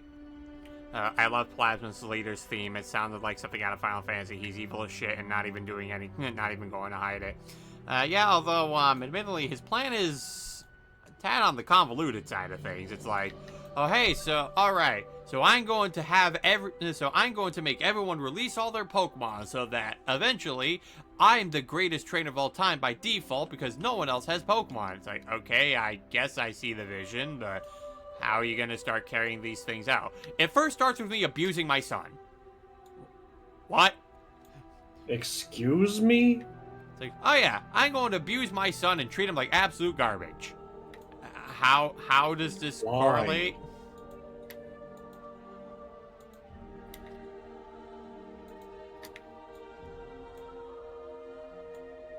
There's also just the other problem too, where it's like, hey, gets this, so, like, again, I get it.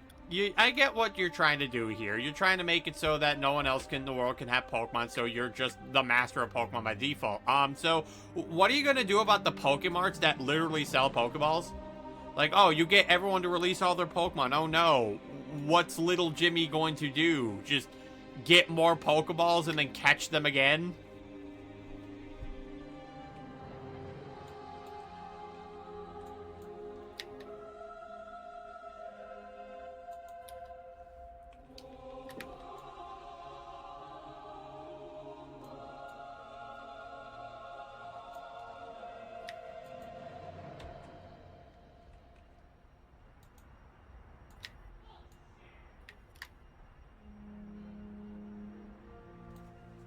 Okay, there we go.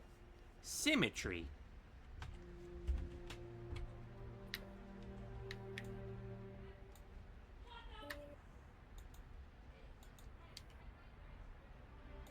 You get this is crazy. He is a crazy motherfucker. No.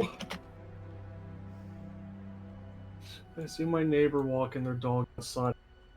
I heard that boom. The dog just stopped and away. Oh, poor baby. Dog. Actually, I'm wondering. I think the dog just dragged itself into their house. You know what? Speaking of Pokemon, you know what? I could hop into his call real quick just to get him with some really funny news and just hop right back in here. Oh, no. You know, I kind of want to do it because there's been some Pokemon Unite news that recently dropped, and I'd love to hear Crafty's reaction. Yes, Did you wash your mouth tonight? Also, hello. Hello, I am not here for long. I just came in here because I wanted to say one thing. What's that? So, we got some Unite news. Oh no! Oh, no. Oh, no. I thought I was safe. No, You're never safe. It's never good news. Crafty, it's Right July back, it's 4th. happy Did you really birthday, think you Tom. were safe? No. So, Okay. so guess who they're adding to Unite as a playable character?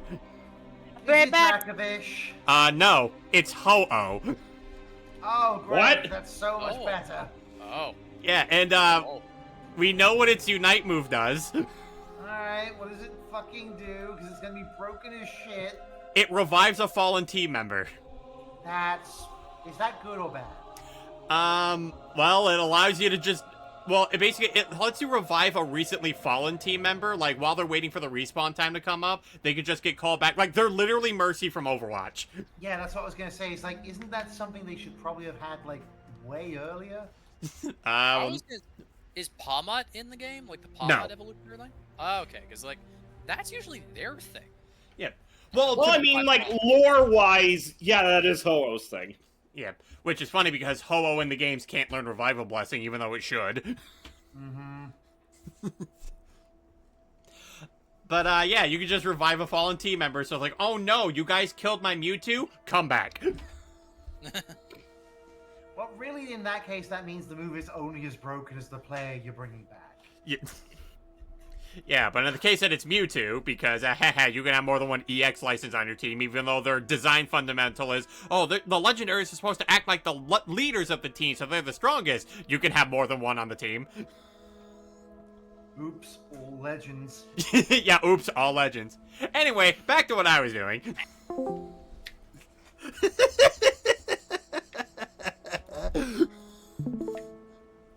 What did he say? So I told him that Ho-Oh was being added to Pokemon Unite, and then he's just like, I thought I was safe!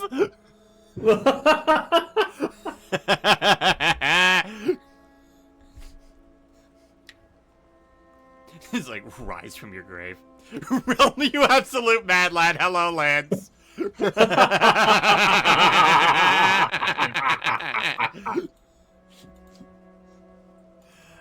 Yes, welcome to day 4 of the lore stream, Lance. It's like, I just saw that there was just enough room for me to just briefly just jump in and be like, oh wait, I could tell Crafty news about Pokemon Unite. I know he loves hearing that.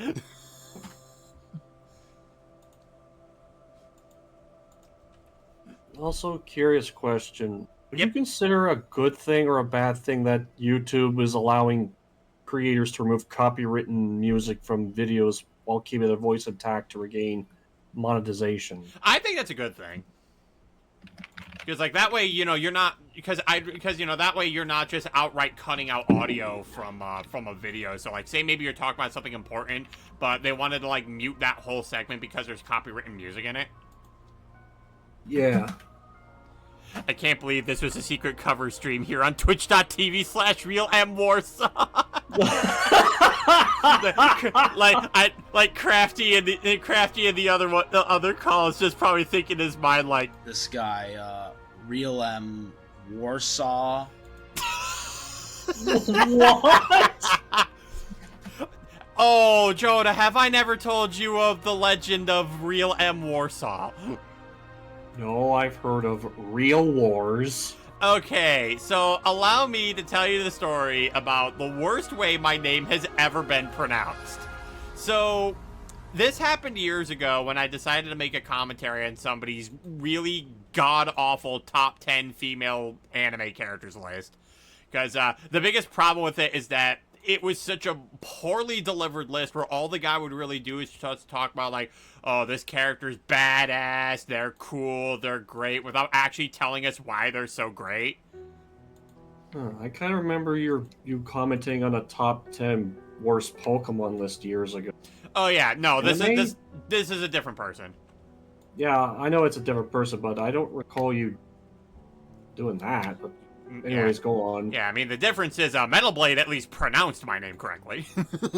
Oh yeah, because then he actually made a video He did. commentary. Yeah, he did, and then people started covering that. But to go back to the other one, so yeah, the person's name was Teen Gohan Fighter. And he really did not like people saying that his videos were bad, because the guy had an ego problem. Figure that. But he ends up getting note of my video because I link it to him saying like, hey, I decided to make a commentary on this, enjoy it. And he decided to make a response to that video, basically whining and complaining about the criticism he was receiving on it from me, because he's like, well, it's just a countdown video, why are you criticizing it? Completely missing the point that people can literally criticize anything, but that's not the juicy part of it all. The best part of it was when he was trying to address the person who made the video, that being me.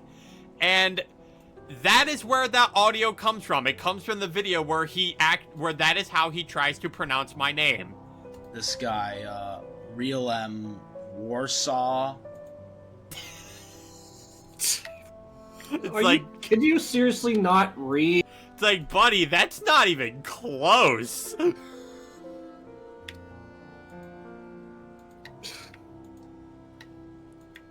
Because, like, one of the common things that he would always be criticized for is that, like, he's not able to pronounce Japanese names properly. Like, instead of, like, say, Ichigo Kurosaki, he pronounces it Ichigo Kurosaki, which is, like, wrong. Yeah, that is wrong. Wait, no, it's Kurosaki, and it's like, no, it's Kurosaki.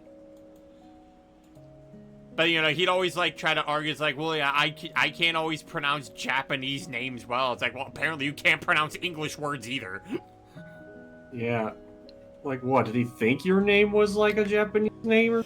No, he probably saw, like... He probably saw what was supposed to be the Roman numeral for 2 and thought, like, you were supposed to pronounce those as L's. Oh.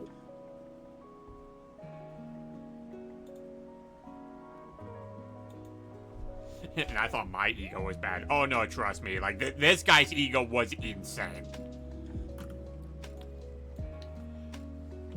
First Real Wars, and now this. Yeah. And trust me, I've actually had a number of people, like, either refer to me as, like, Real Wars or, like, Real M Wars, and just anytime it happens, like, especially, like, because me and Aether have, like, taken a note of it whenever it happens, and we're just like, we got another one, quarter in the jar. Like, is it really that hard to pronounce your name? Like, seriously. It's like, I didn't think so either, but, nah, dyslexia is quite the thing for some people.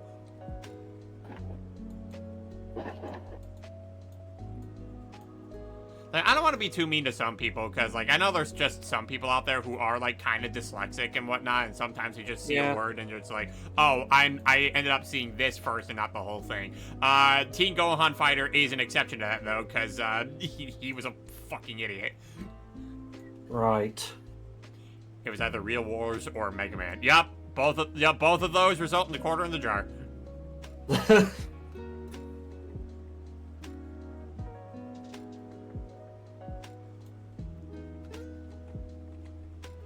But that last one is a new way to say your name I've never heard before. Yep, so someone did that, and yeah, again, they were just clowned on it. It's like, Shonen Mega Man looking head ass.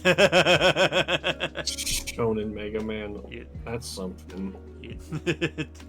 This guy, Real M Warsaw. Warsaw? Like, there is no saw in there. How do you not notice these things? Just because he was an idiot. Like, this was a guy who was just... Okay, let me just put it like this. This is a guy who constantly whined and complained about Death Battle never doing their research for fights because the guy he wanted to win would never win. And then suddenly Death Battle becomes such a credible source once they say the character that he wanted to win actually does. Seriously? Yeah, like, we're talking that level of ego. But which characters did he complain that didn't win? Oh, the most obvious one, Goku versus Superman. Oh, fucking course. Yeah. And the one that did win? The one that did win was, Toph versus Gaara. Because he's like, oh, Toph is totally gonna beat him. Then when Toph actually beat Gaara in the Death Battle, it's like, yeah, I told you so. See, they did it right this time. It's like, oh, fuck off. Fuck off. You're only saying that just because your favorite... Yeah, exactly. It's like, yeah, you're only praising them now, but like, just watch. If Gaara would have won that, wouldn't matter how well their explanation would have been. You would have still been calling bullshit on it. Because actually, there was another one where he was complaining about how it was absolute horseshit that the character lost. And that was Darth Vader versus Dr. Doom, a matchup that literally everyone else was being like, no, Dr. Doom has this because Dr. Doom is stupid broken. Right. But because the obvious outcome of Doctor Doom winning ended up happening, he's like, oh, that's bullshit. Vader should have won. And he Not ended as up strong as Doom. Yeah, and he ended up comparing it to saying, like, if Harry Potter's magic didn't work on Luke Skywalker, why does his? It's like, buddy, Doctor Doom's level of magic is far beyond Harry Potter. Yeah, I'm just gonna say, like, Doom is more stronger than the freaking Harry Potter. Yeah, like, you try going up to Voldemort and ask him how many fucking universes he's conquered.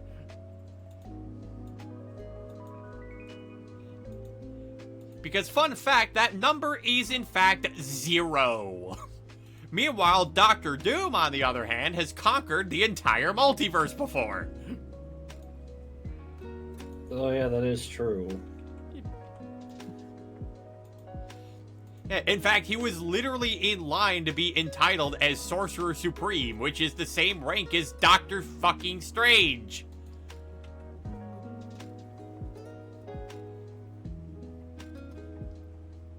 Yeah, Doom took over the world twice and gave up because he got bored. Wait, seriously?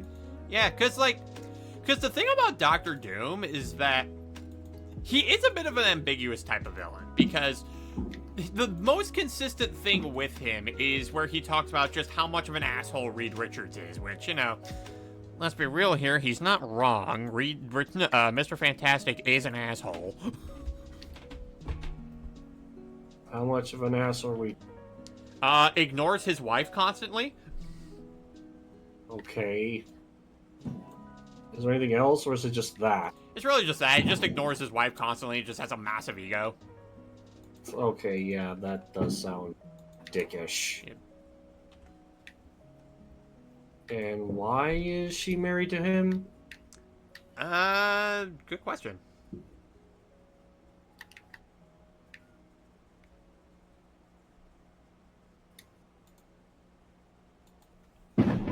Oh, God, that was big.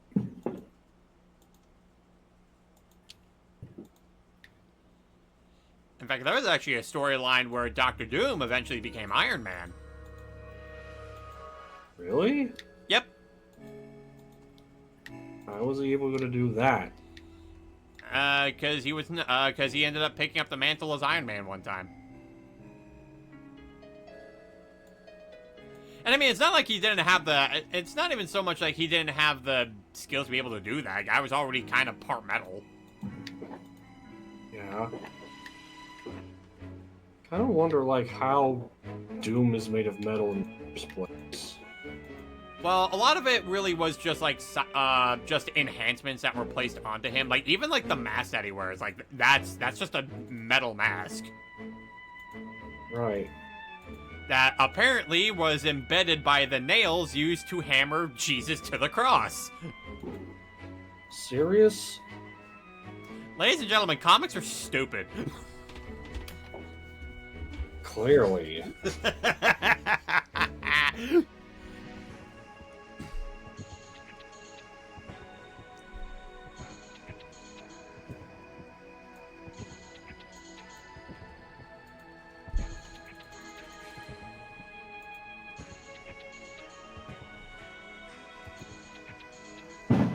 Oh. Fuck. Kaboom! It's stupid fun. It is true, Lance. They are stupid fun. I am a bomb! A bomb.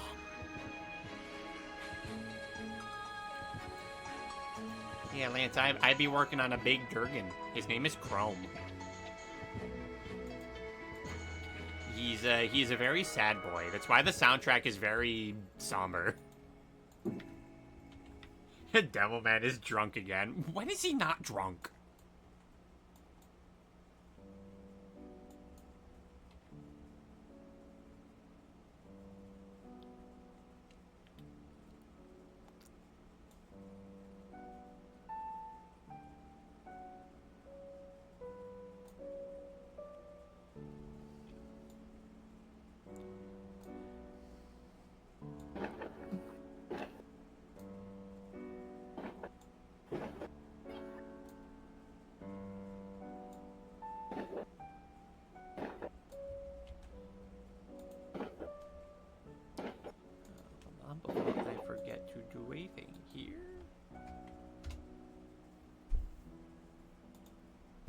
we go.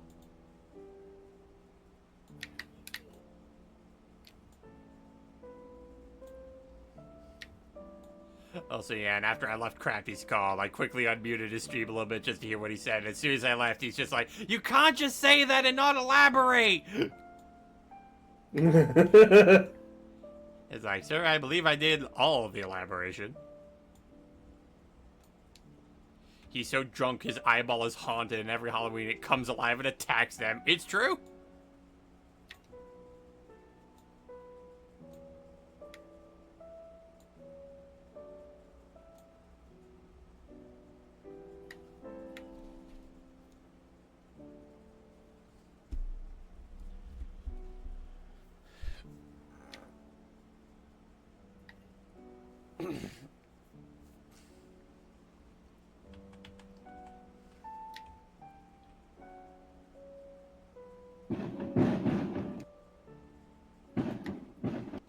Actually, I think I may need to fix the spines coming down here. Just make sure they're actually at a proper angle.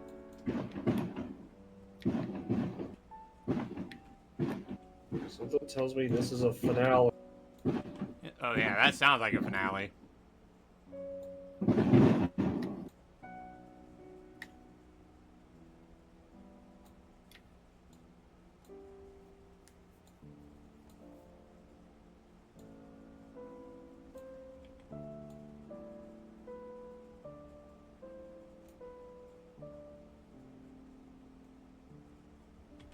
Is that fireworks or someone having a fight?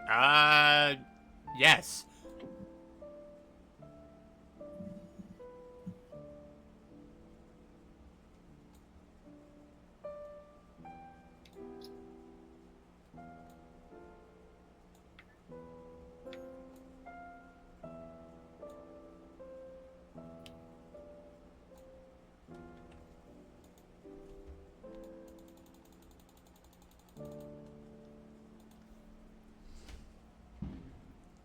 Oh, then there's one on my end.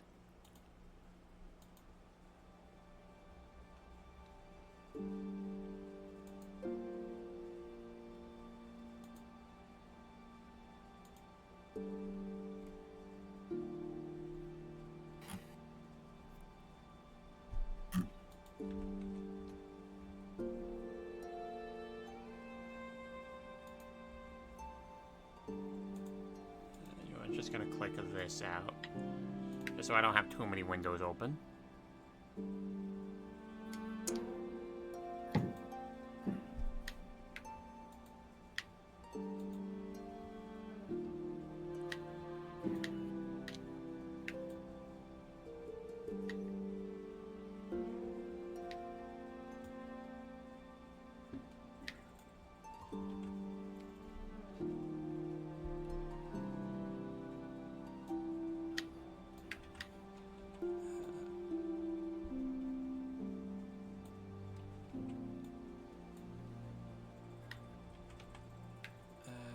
Hold on.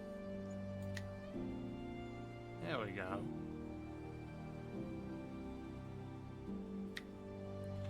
Yeah, this is probably the most awkward angle to like drawing like Chrome's spines going down him, just when you're looking at him from the back.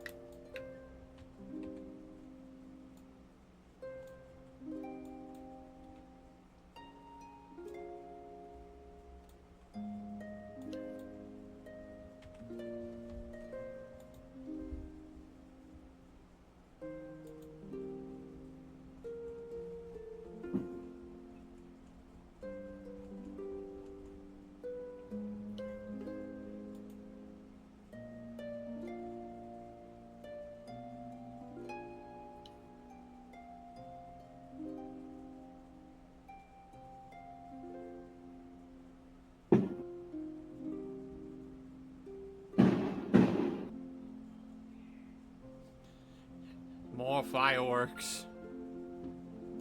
They just keep on coming. Yep, and there's some more on my end.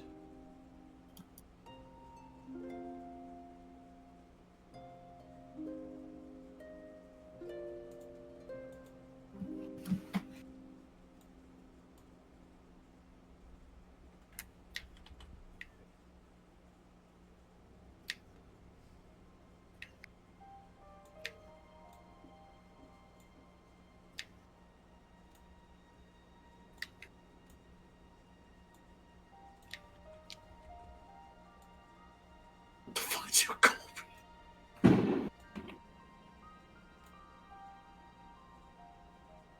Bitch. Yep. Big bitch.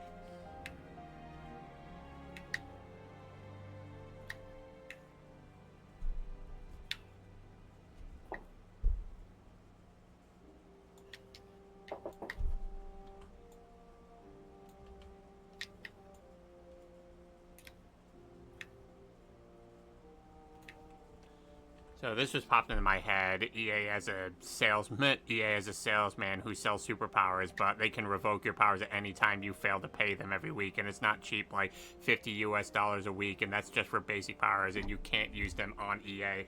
Because, you know, we needed more reasons to hate EA.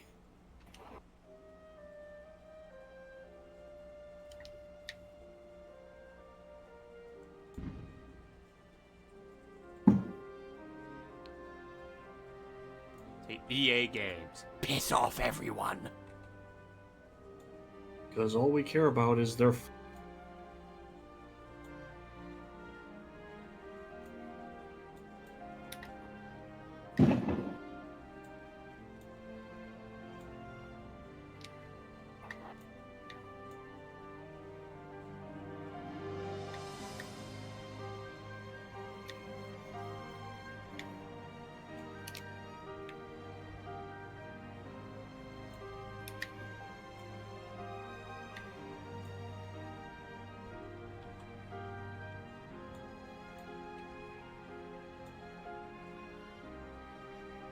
Bitch.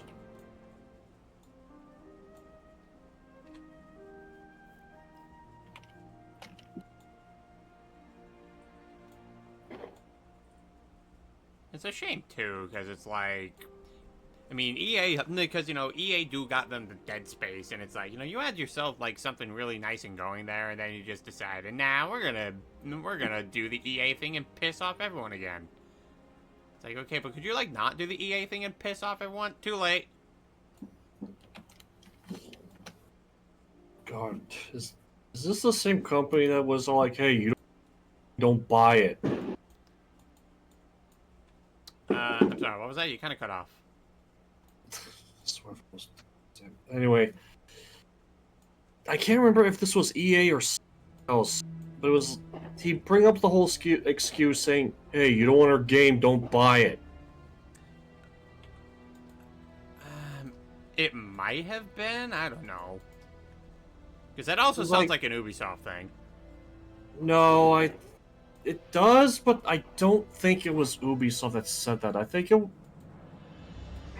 it was EA. Alright. Well, and their kryptonite is Gabe Newell.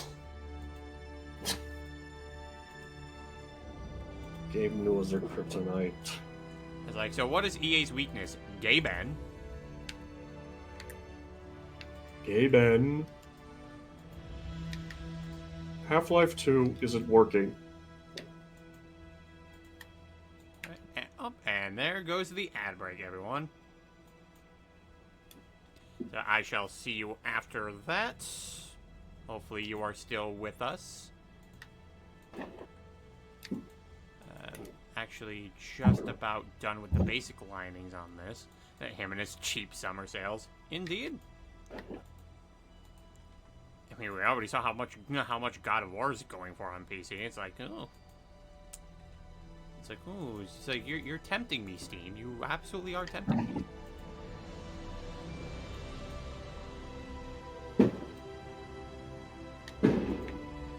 Ba-boom.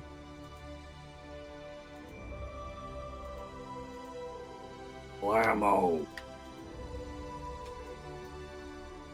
Bam!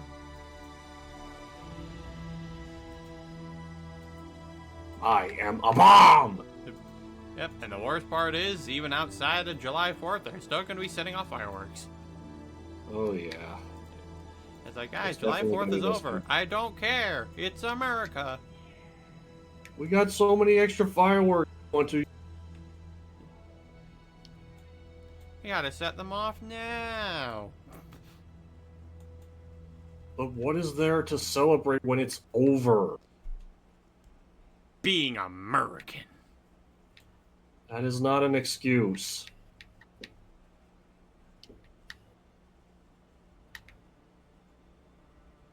Yeah, no, ads have not been annoying me all stream. Oh, really? Interesting.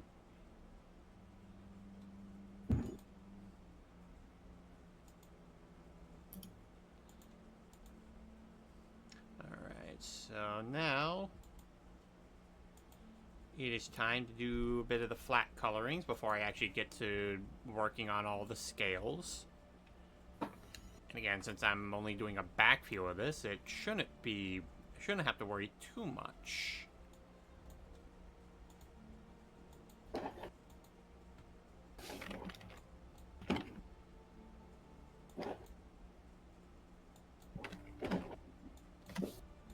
Oh, that was a boom. Booms all around. Yep. Poor Cece's probably hiding somewhere.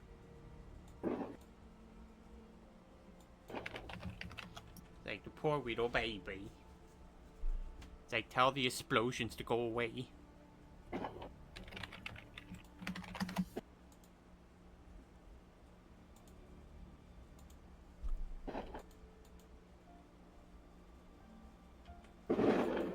His name is Chrome, but he's blue. Actually, nope, that is actually not how you spell his name. In fact, that's how you spell his name.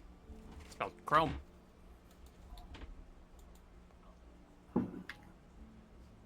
And believe me, someone already made that joke earlier in the stream. It's like, everything's Chrome in the future. Then I told them the same thing. It's like, nope, that's actually how you spell his name.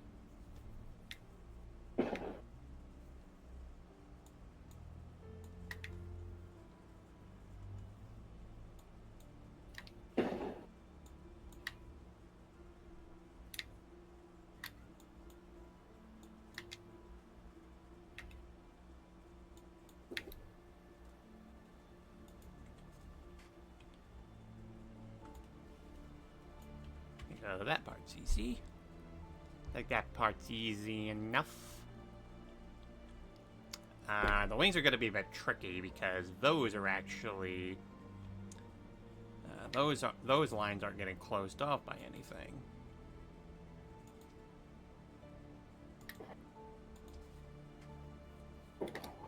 So I'm just gonna have to do this, and or actually, hold on. I might have a way to cheat anyway.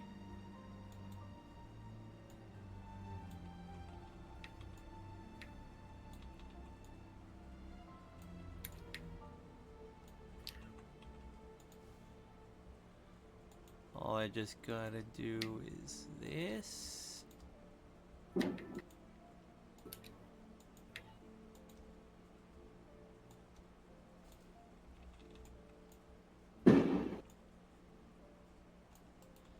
Oh, let me get that white spot there. Thought I selected that. Nope. Yeah, the magic wand tool probably didn't pick that up. But okay, so yeah, now we got that. And I'll do the same thing to this side before I do my cheat method.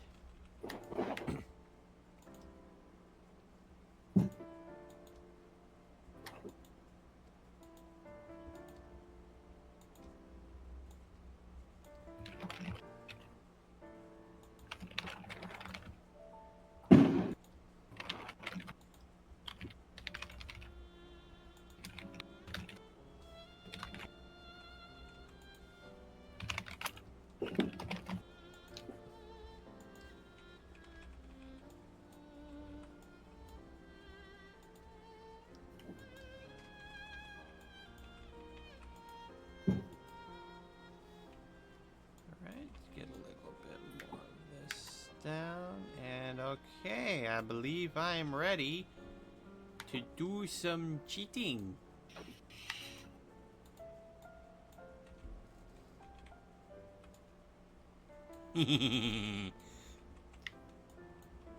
Just color underneath a color layer. Let's go. I'm so clever.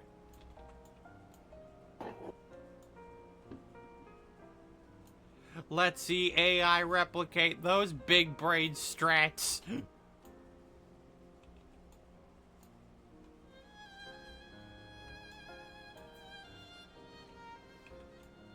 Oh wait, it can't replicate those strats because it's too busy giving people 6 fingers.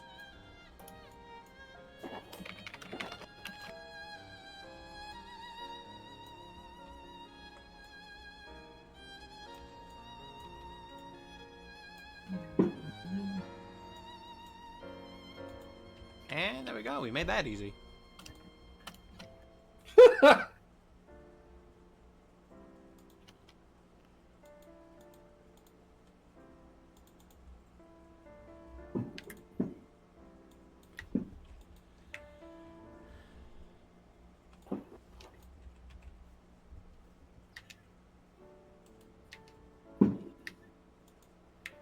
Alright, now you just get the spurs here.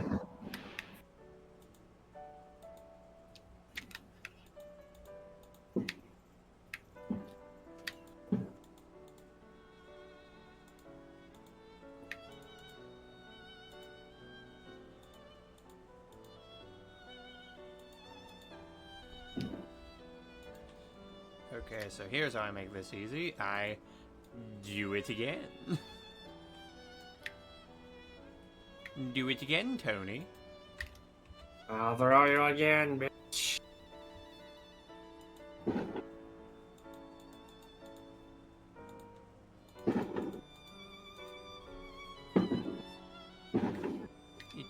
Do it again, Tony.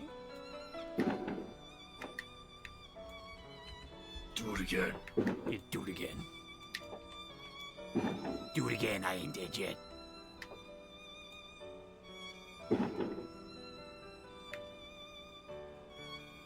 Where's that from?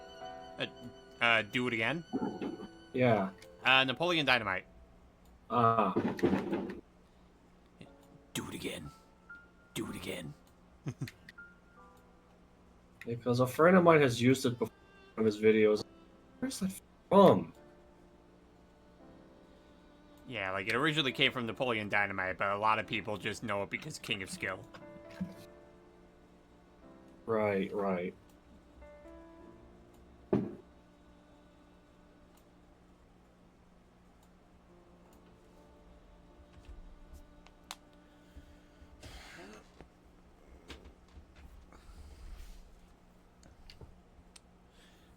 Wow, so yeah, we just got to get the back going on here, and then we got the facial expressions. We got part 1 of Chrome's reference sheet actually done. I mean, aside from just shading a couple of things, but that's about it.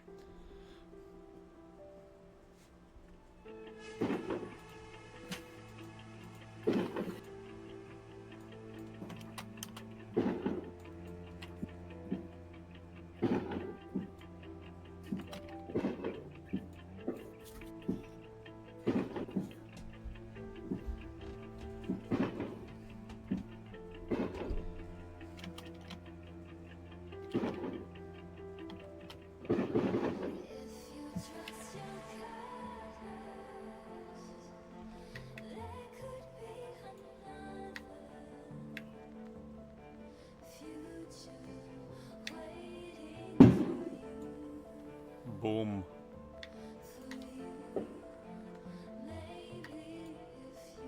Boom. Boom. Who said there'd be Latinas here?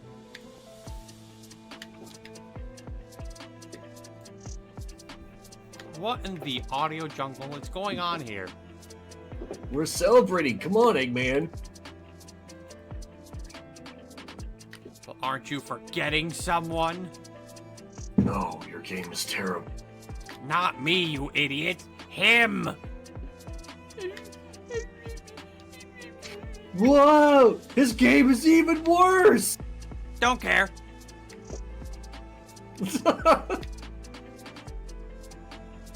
You said you were gonna finish his story. Yeah, let's just kill him. Agreed.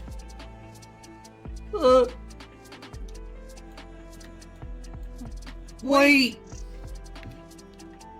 I got a sponsor. Hooray! And then they leave the prank life arrow. Play this. Yep. It's like, could you find all the hidden Gokus?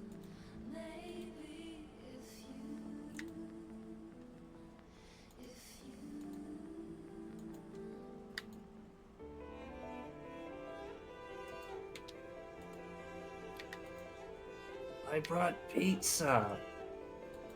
Yay! Dear God.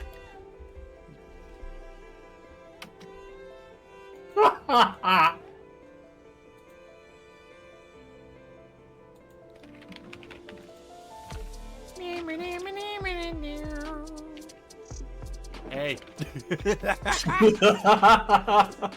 Yep, everyone just dies. Yeah, just because of that one tune he just did of the Family Guy jingle. Yep.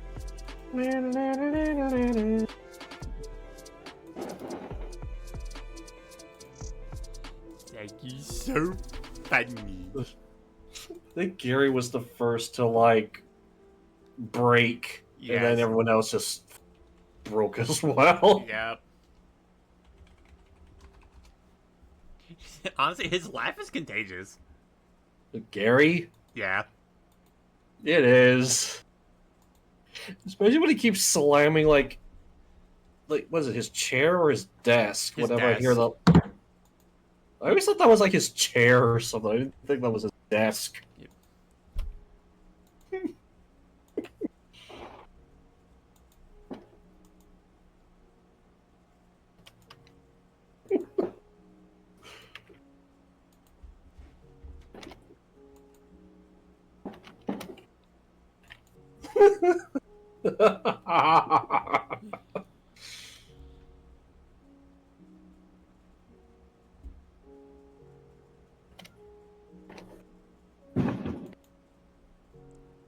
Boom.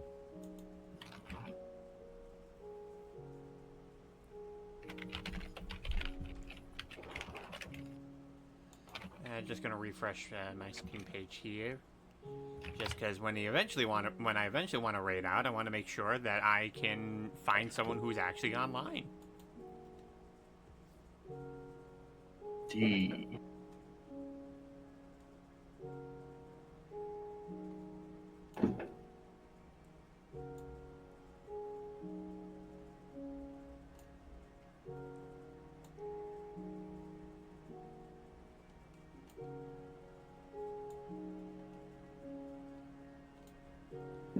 Gonna get the scales going here. We're gonna have them scale along the back.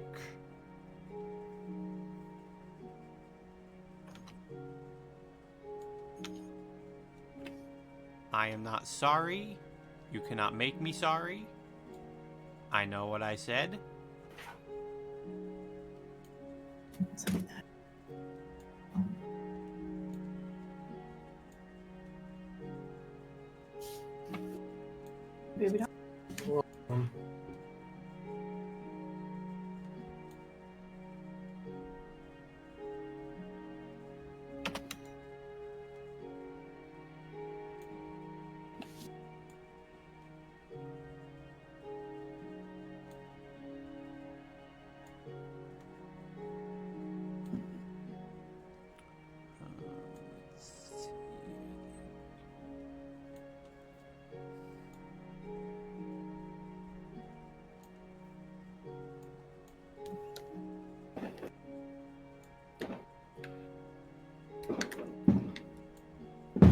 Whoa!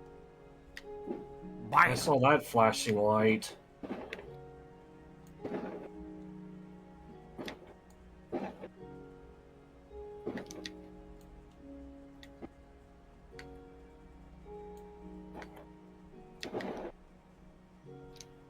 they're gay as fuck. Good for them. Yep, indeed. Here we support the gays. We also support the lesbians. Mm-hmm. And the bis. And the pans. And the What about aces. What about the polys? And the polys.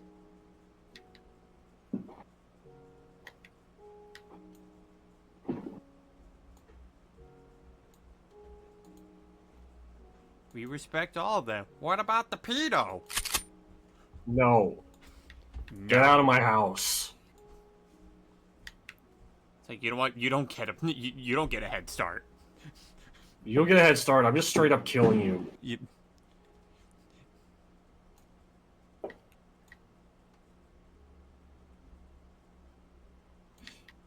What is that one tree? It's the tree of life. That's the one character's favorite thing. Turles. Turles. I love trees. He speak for the trees. Like, the part of the Lorax will not be played by Turles.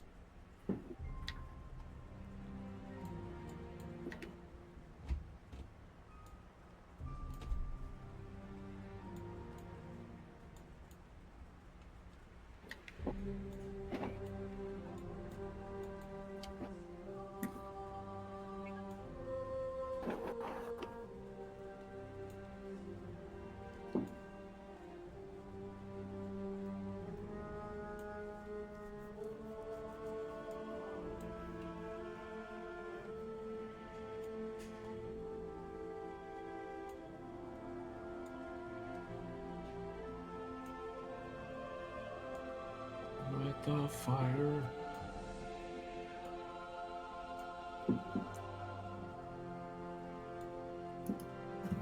These rats beat my ass.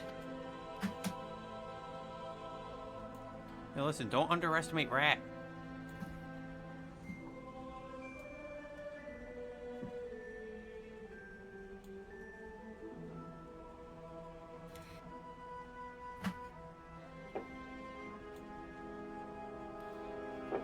Yeah, it's just like drawing these scales is probably like the most boring part. It's like, oh, there goes another lump. Oh, he's doing more lumps. Oh, is he gonna do another? Oh, look, there's another lump. It's a curve. There's more curves.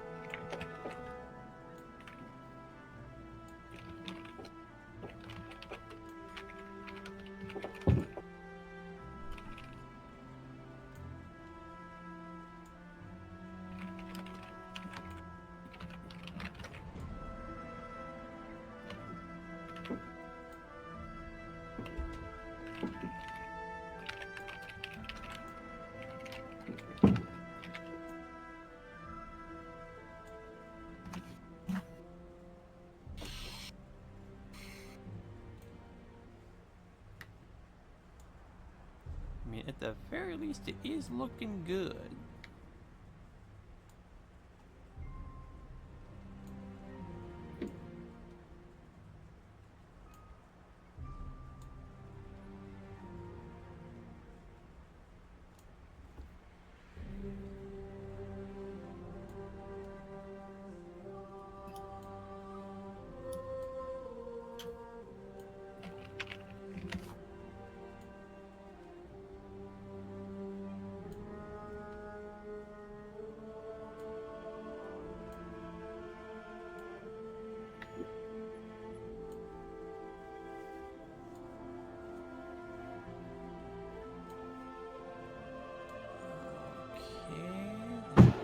Oh. We are about to approach 6 hours. Holy crap.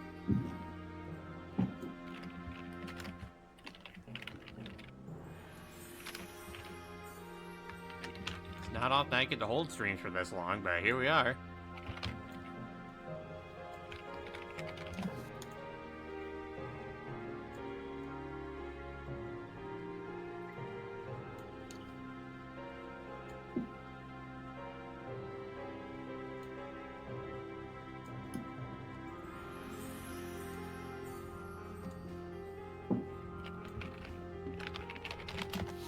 And there's another boom. Oh, I just noticed that blank spot there. Let me get that. Go. Okay, I thought it was gonna be over here too.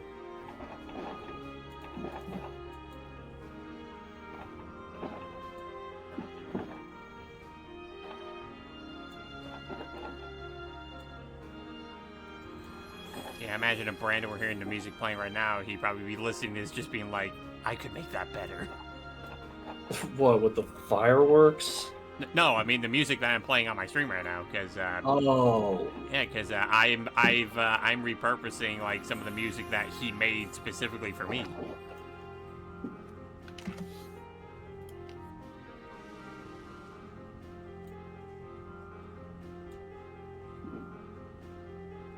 Yeah, this stuff was like years ago.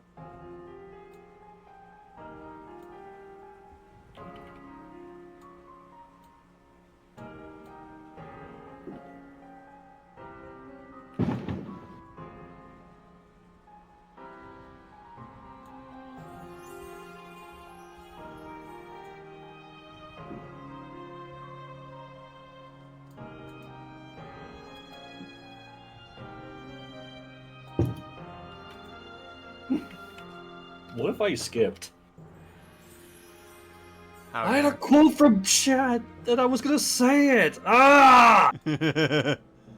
Nope. Denied. You monster!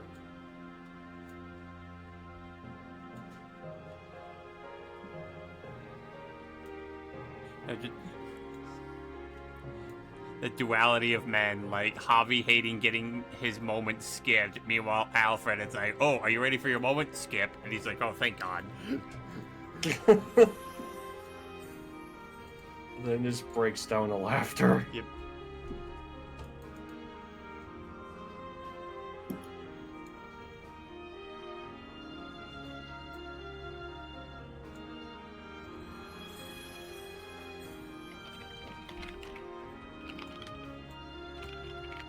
There we go. We can get rid of some of those lines that way.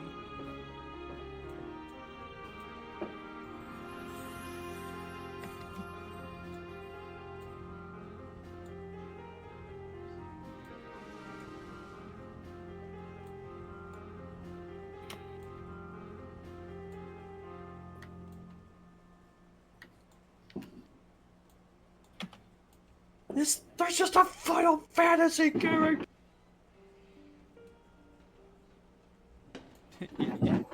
What the fuck? Yeah, what's the problem? I've always been in the game. What's wrong? I can never escape! Okay, I was able to see some out my window. It's like, there they go, the flashing lights.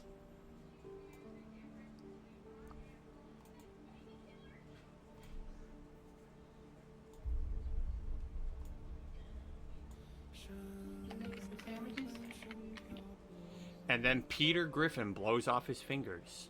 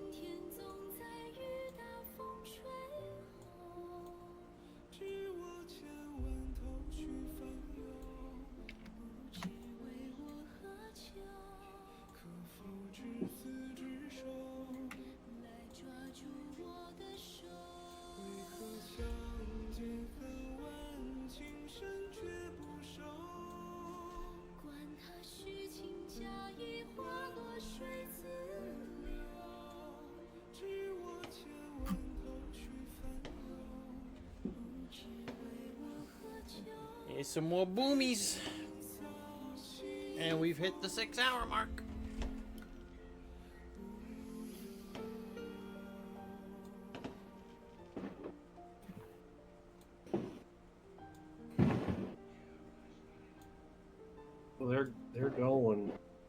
They are, in fact, going.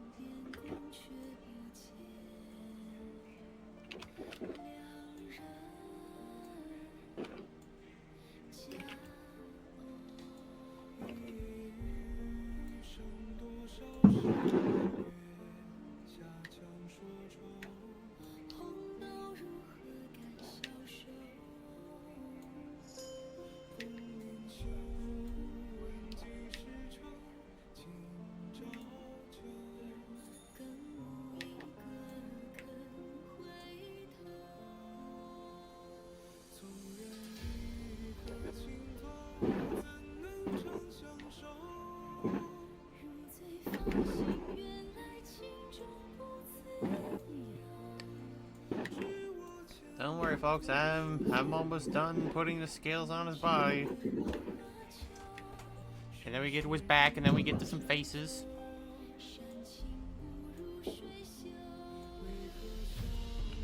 I know, this part's boring.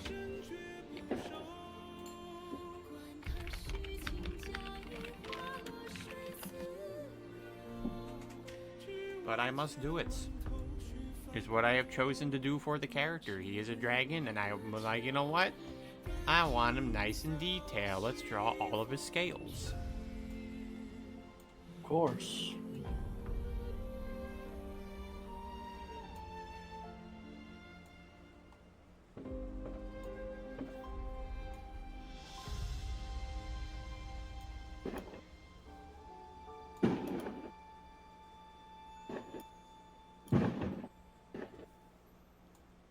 Boom.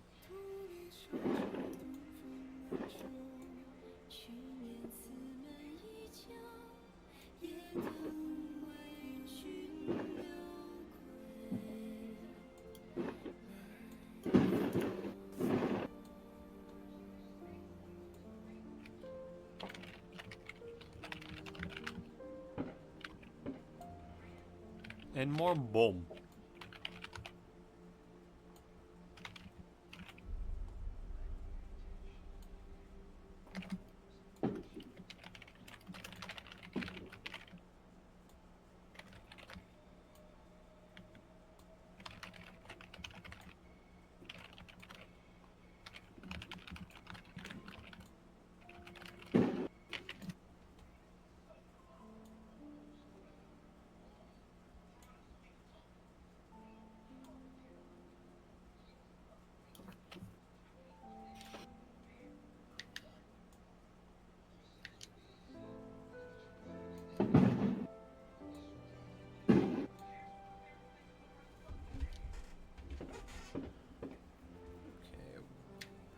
Starting to slowly get there.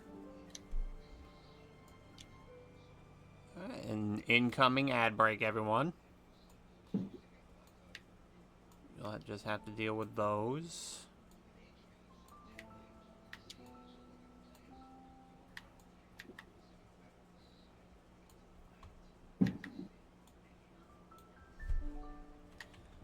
You know, I might as well save.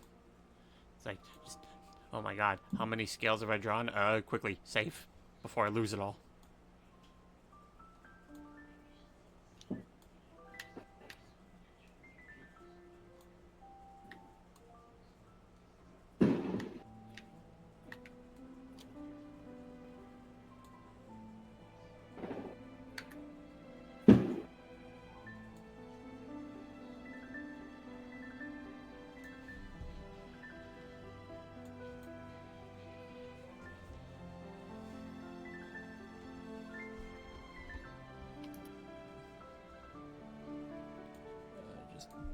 Trying to get a bit more done on here.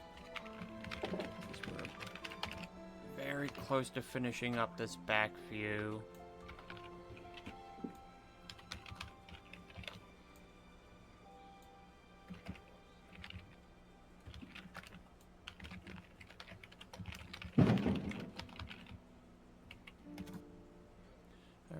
ad break is over. Welcome back, everyone.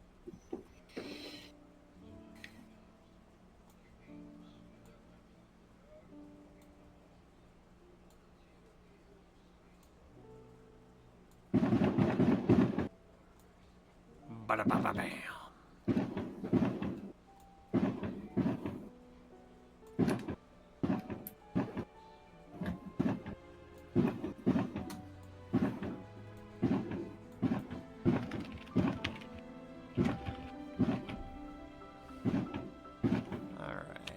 I think I'm good on that back view for now, so let's actually get to working on the spine here.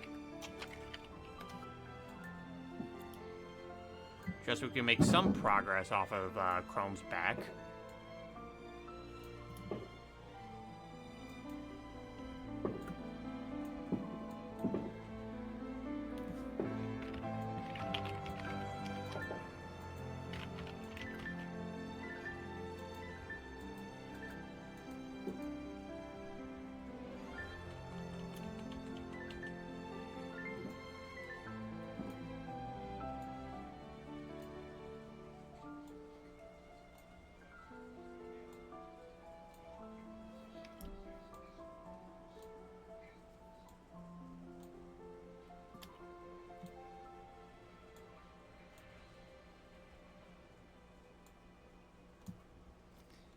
And this is just primarily to show what the spines on this back look like at a much closer view. He does have a very unique spine shape.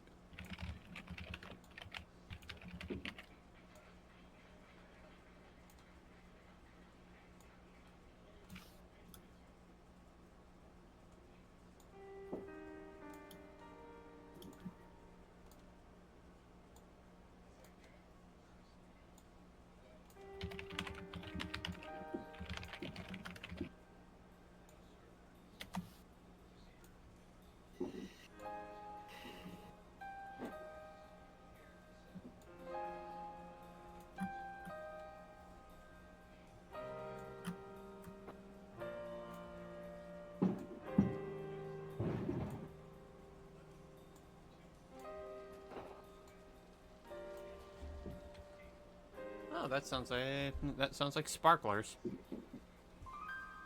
Oh yeah.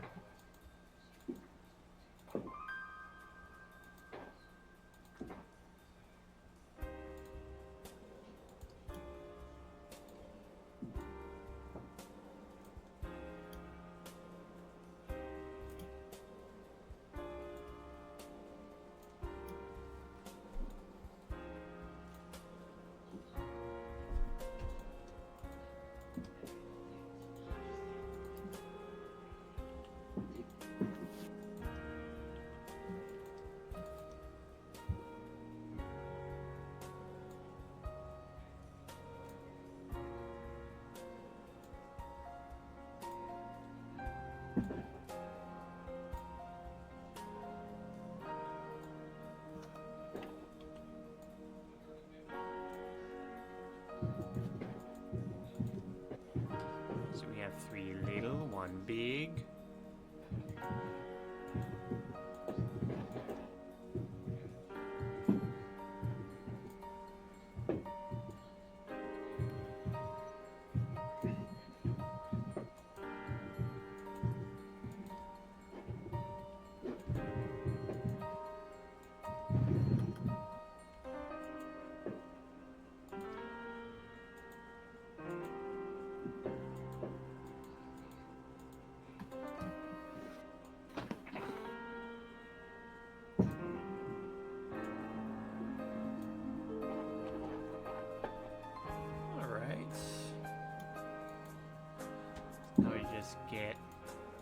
I just select these.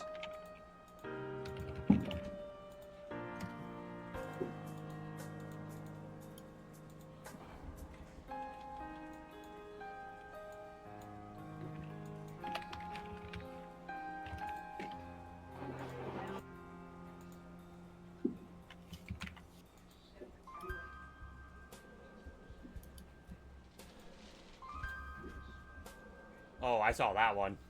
I saw that one right out my window. It's like, hello there, firework.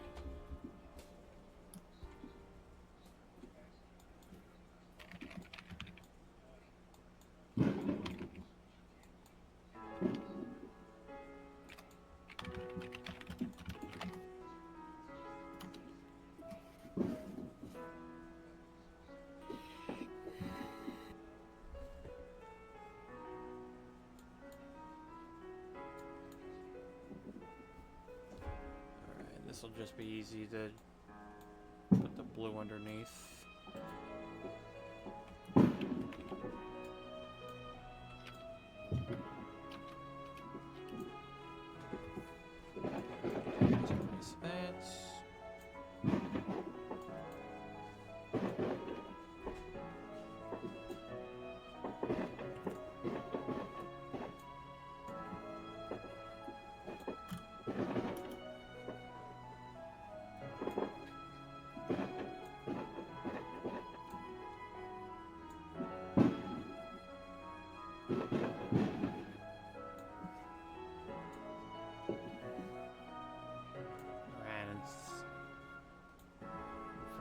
Sounds of it, I think my parents are looking to start winding down for the night, so I think this is probably where I'm going to be calling in. I know I still got these faces left to do, but we got a lot more done on this than I thought I was going to end up going to, so, you know, I still called today quite the win.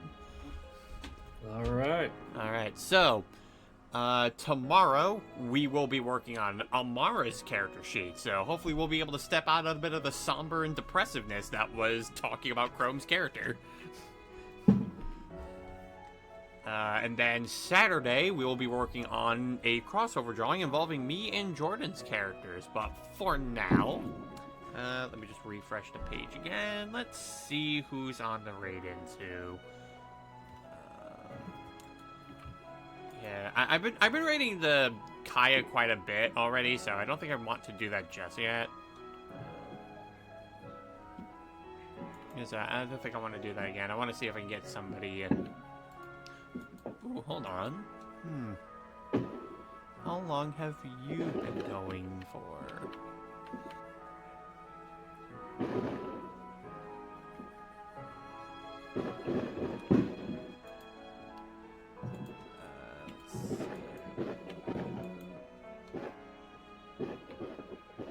Okay, you've recently just okay. You haven't been going for that long, so you know what?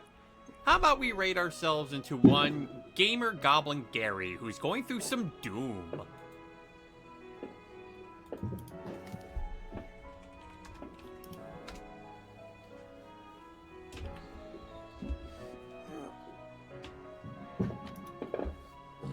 And as our usual raid message is that's been throughout this entire stream, the raid message shall be the lore. Alright, so, as our usual stream rules go when we raid into people, don't overpromote the stream, respect the streamer's rules, be sure to follow their content if you end up liking what they do, and when we raid into them, make sure you remove the referred equals raid from the URL address in order for your view to count before refreshing. So, anywho, this has been Realm Wars. We have been working on day 4 of the Lore-a-thon. We got a lot of Chrome's reference sheet done, and I shall see you guys tomorrow.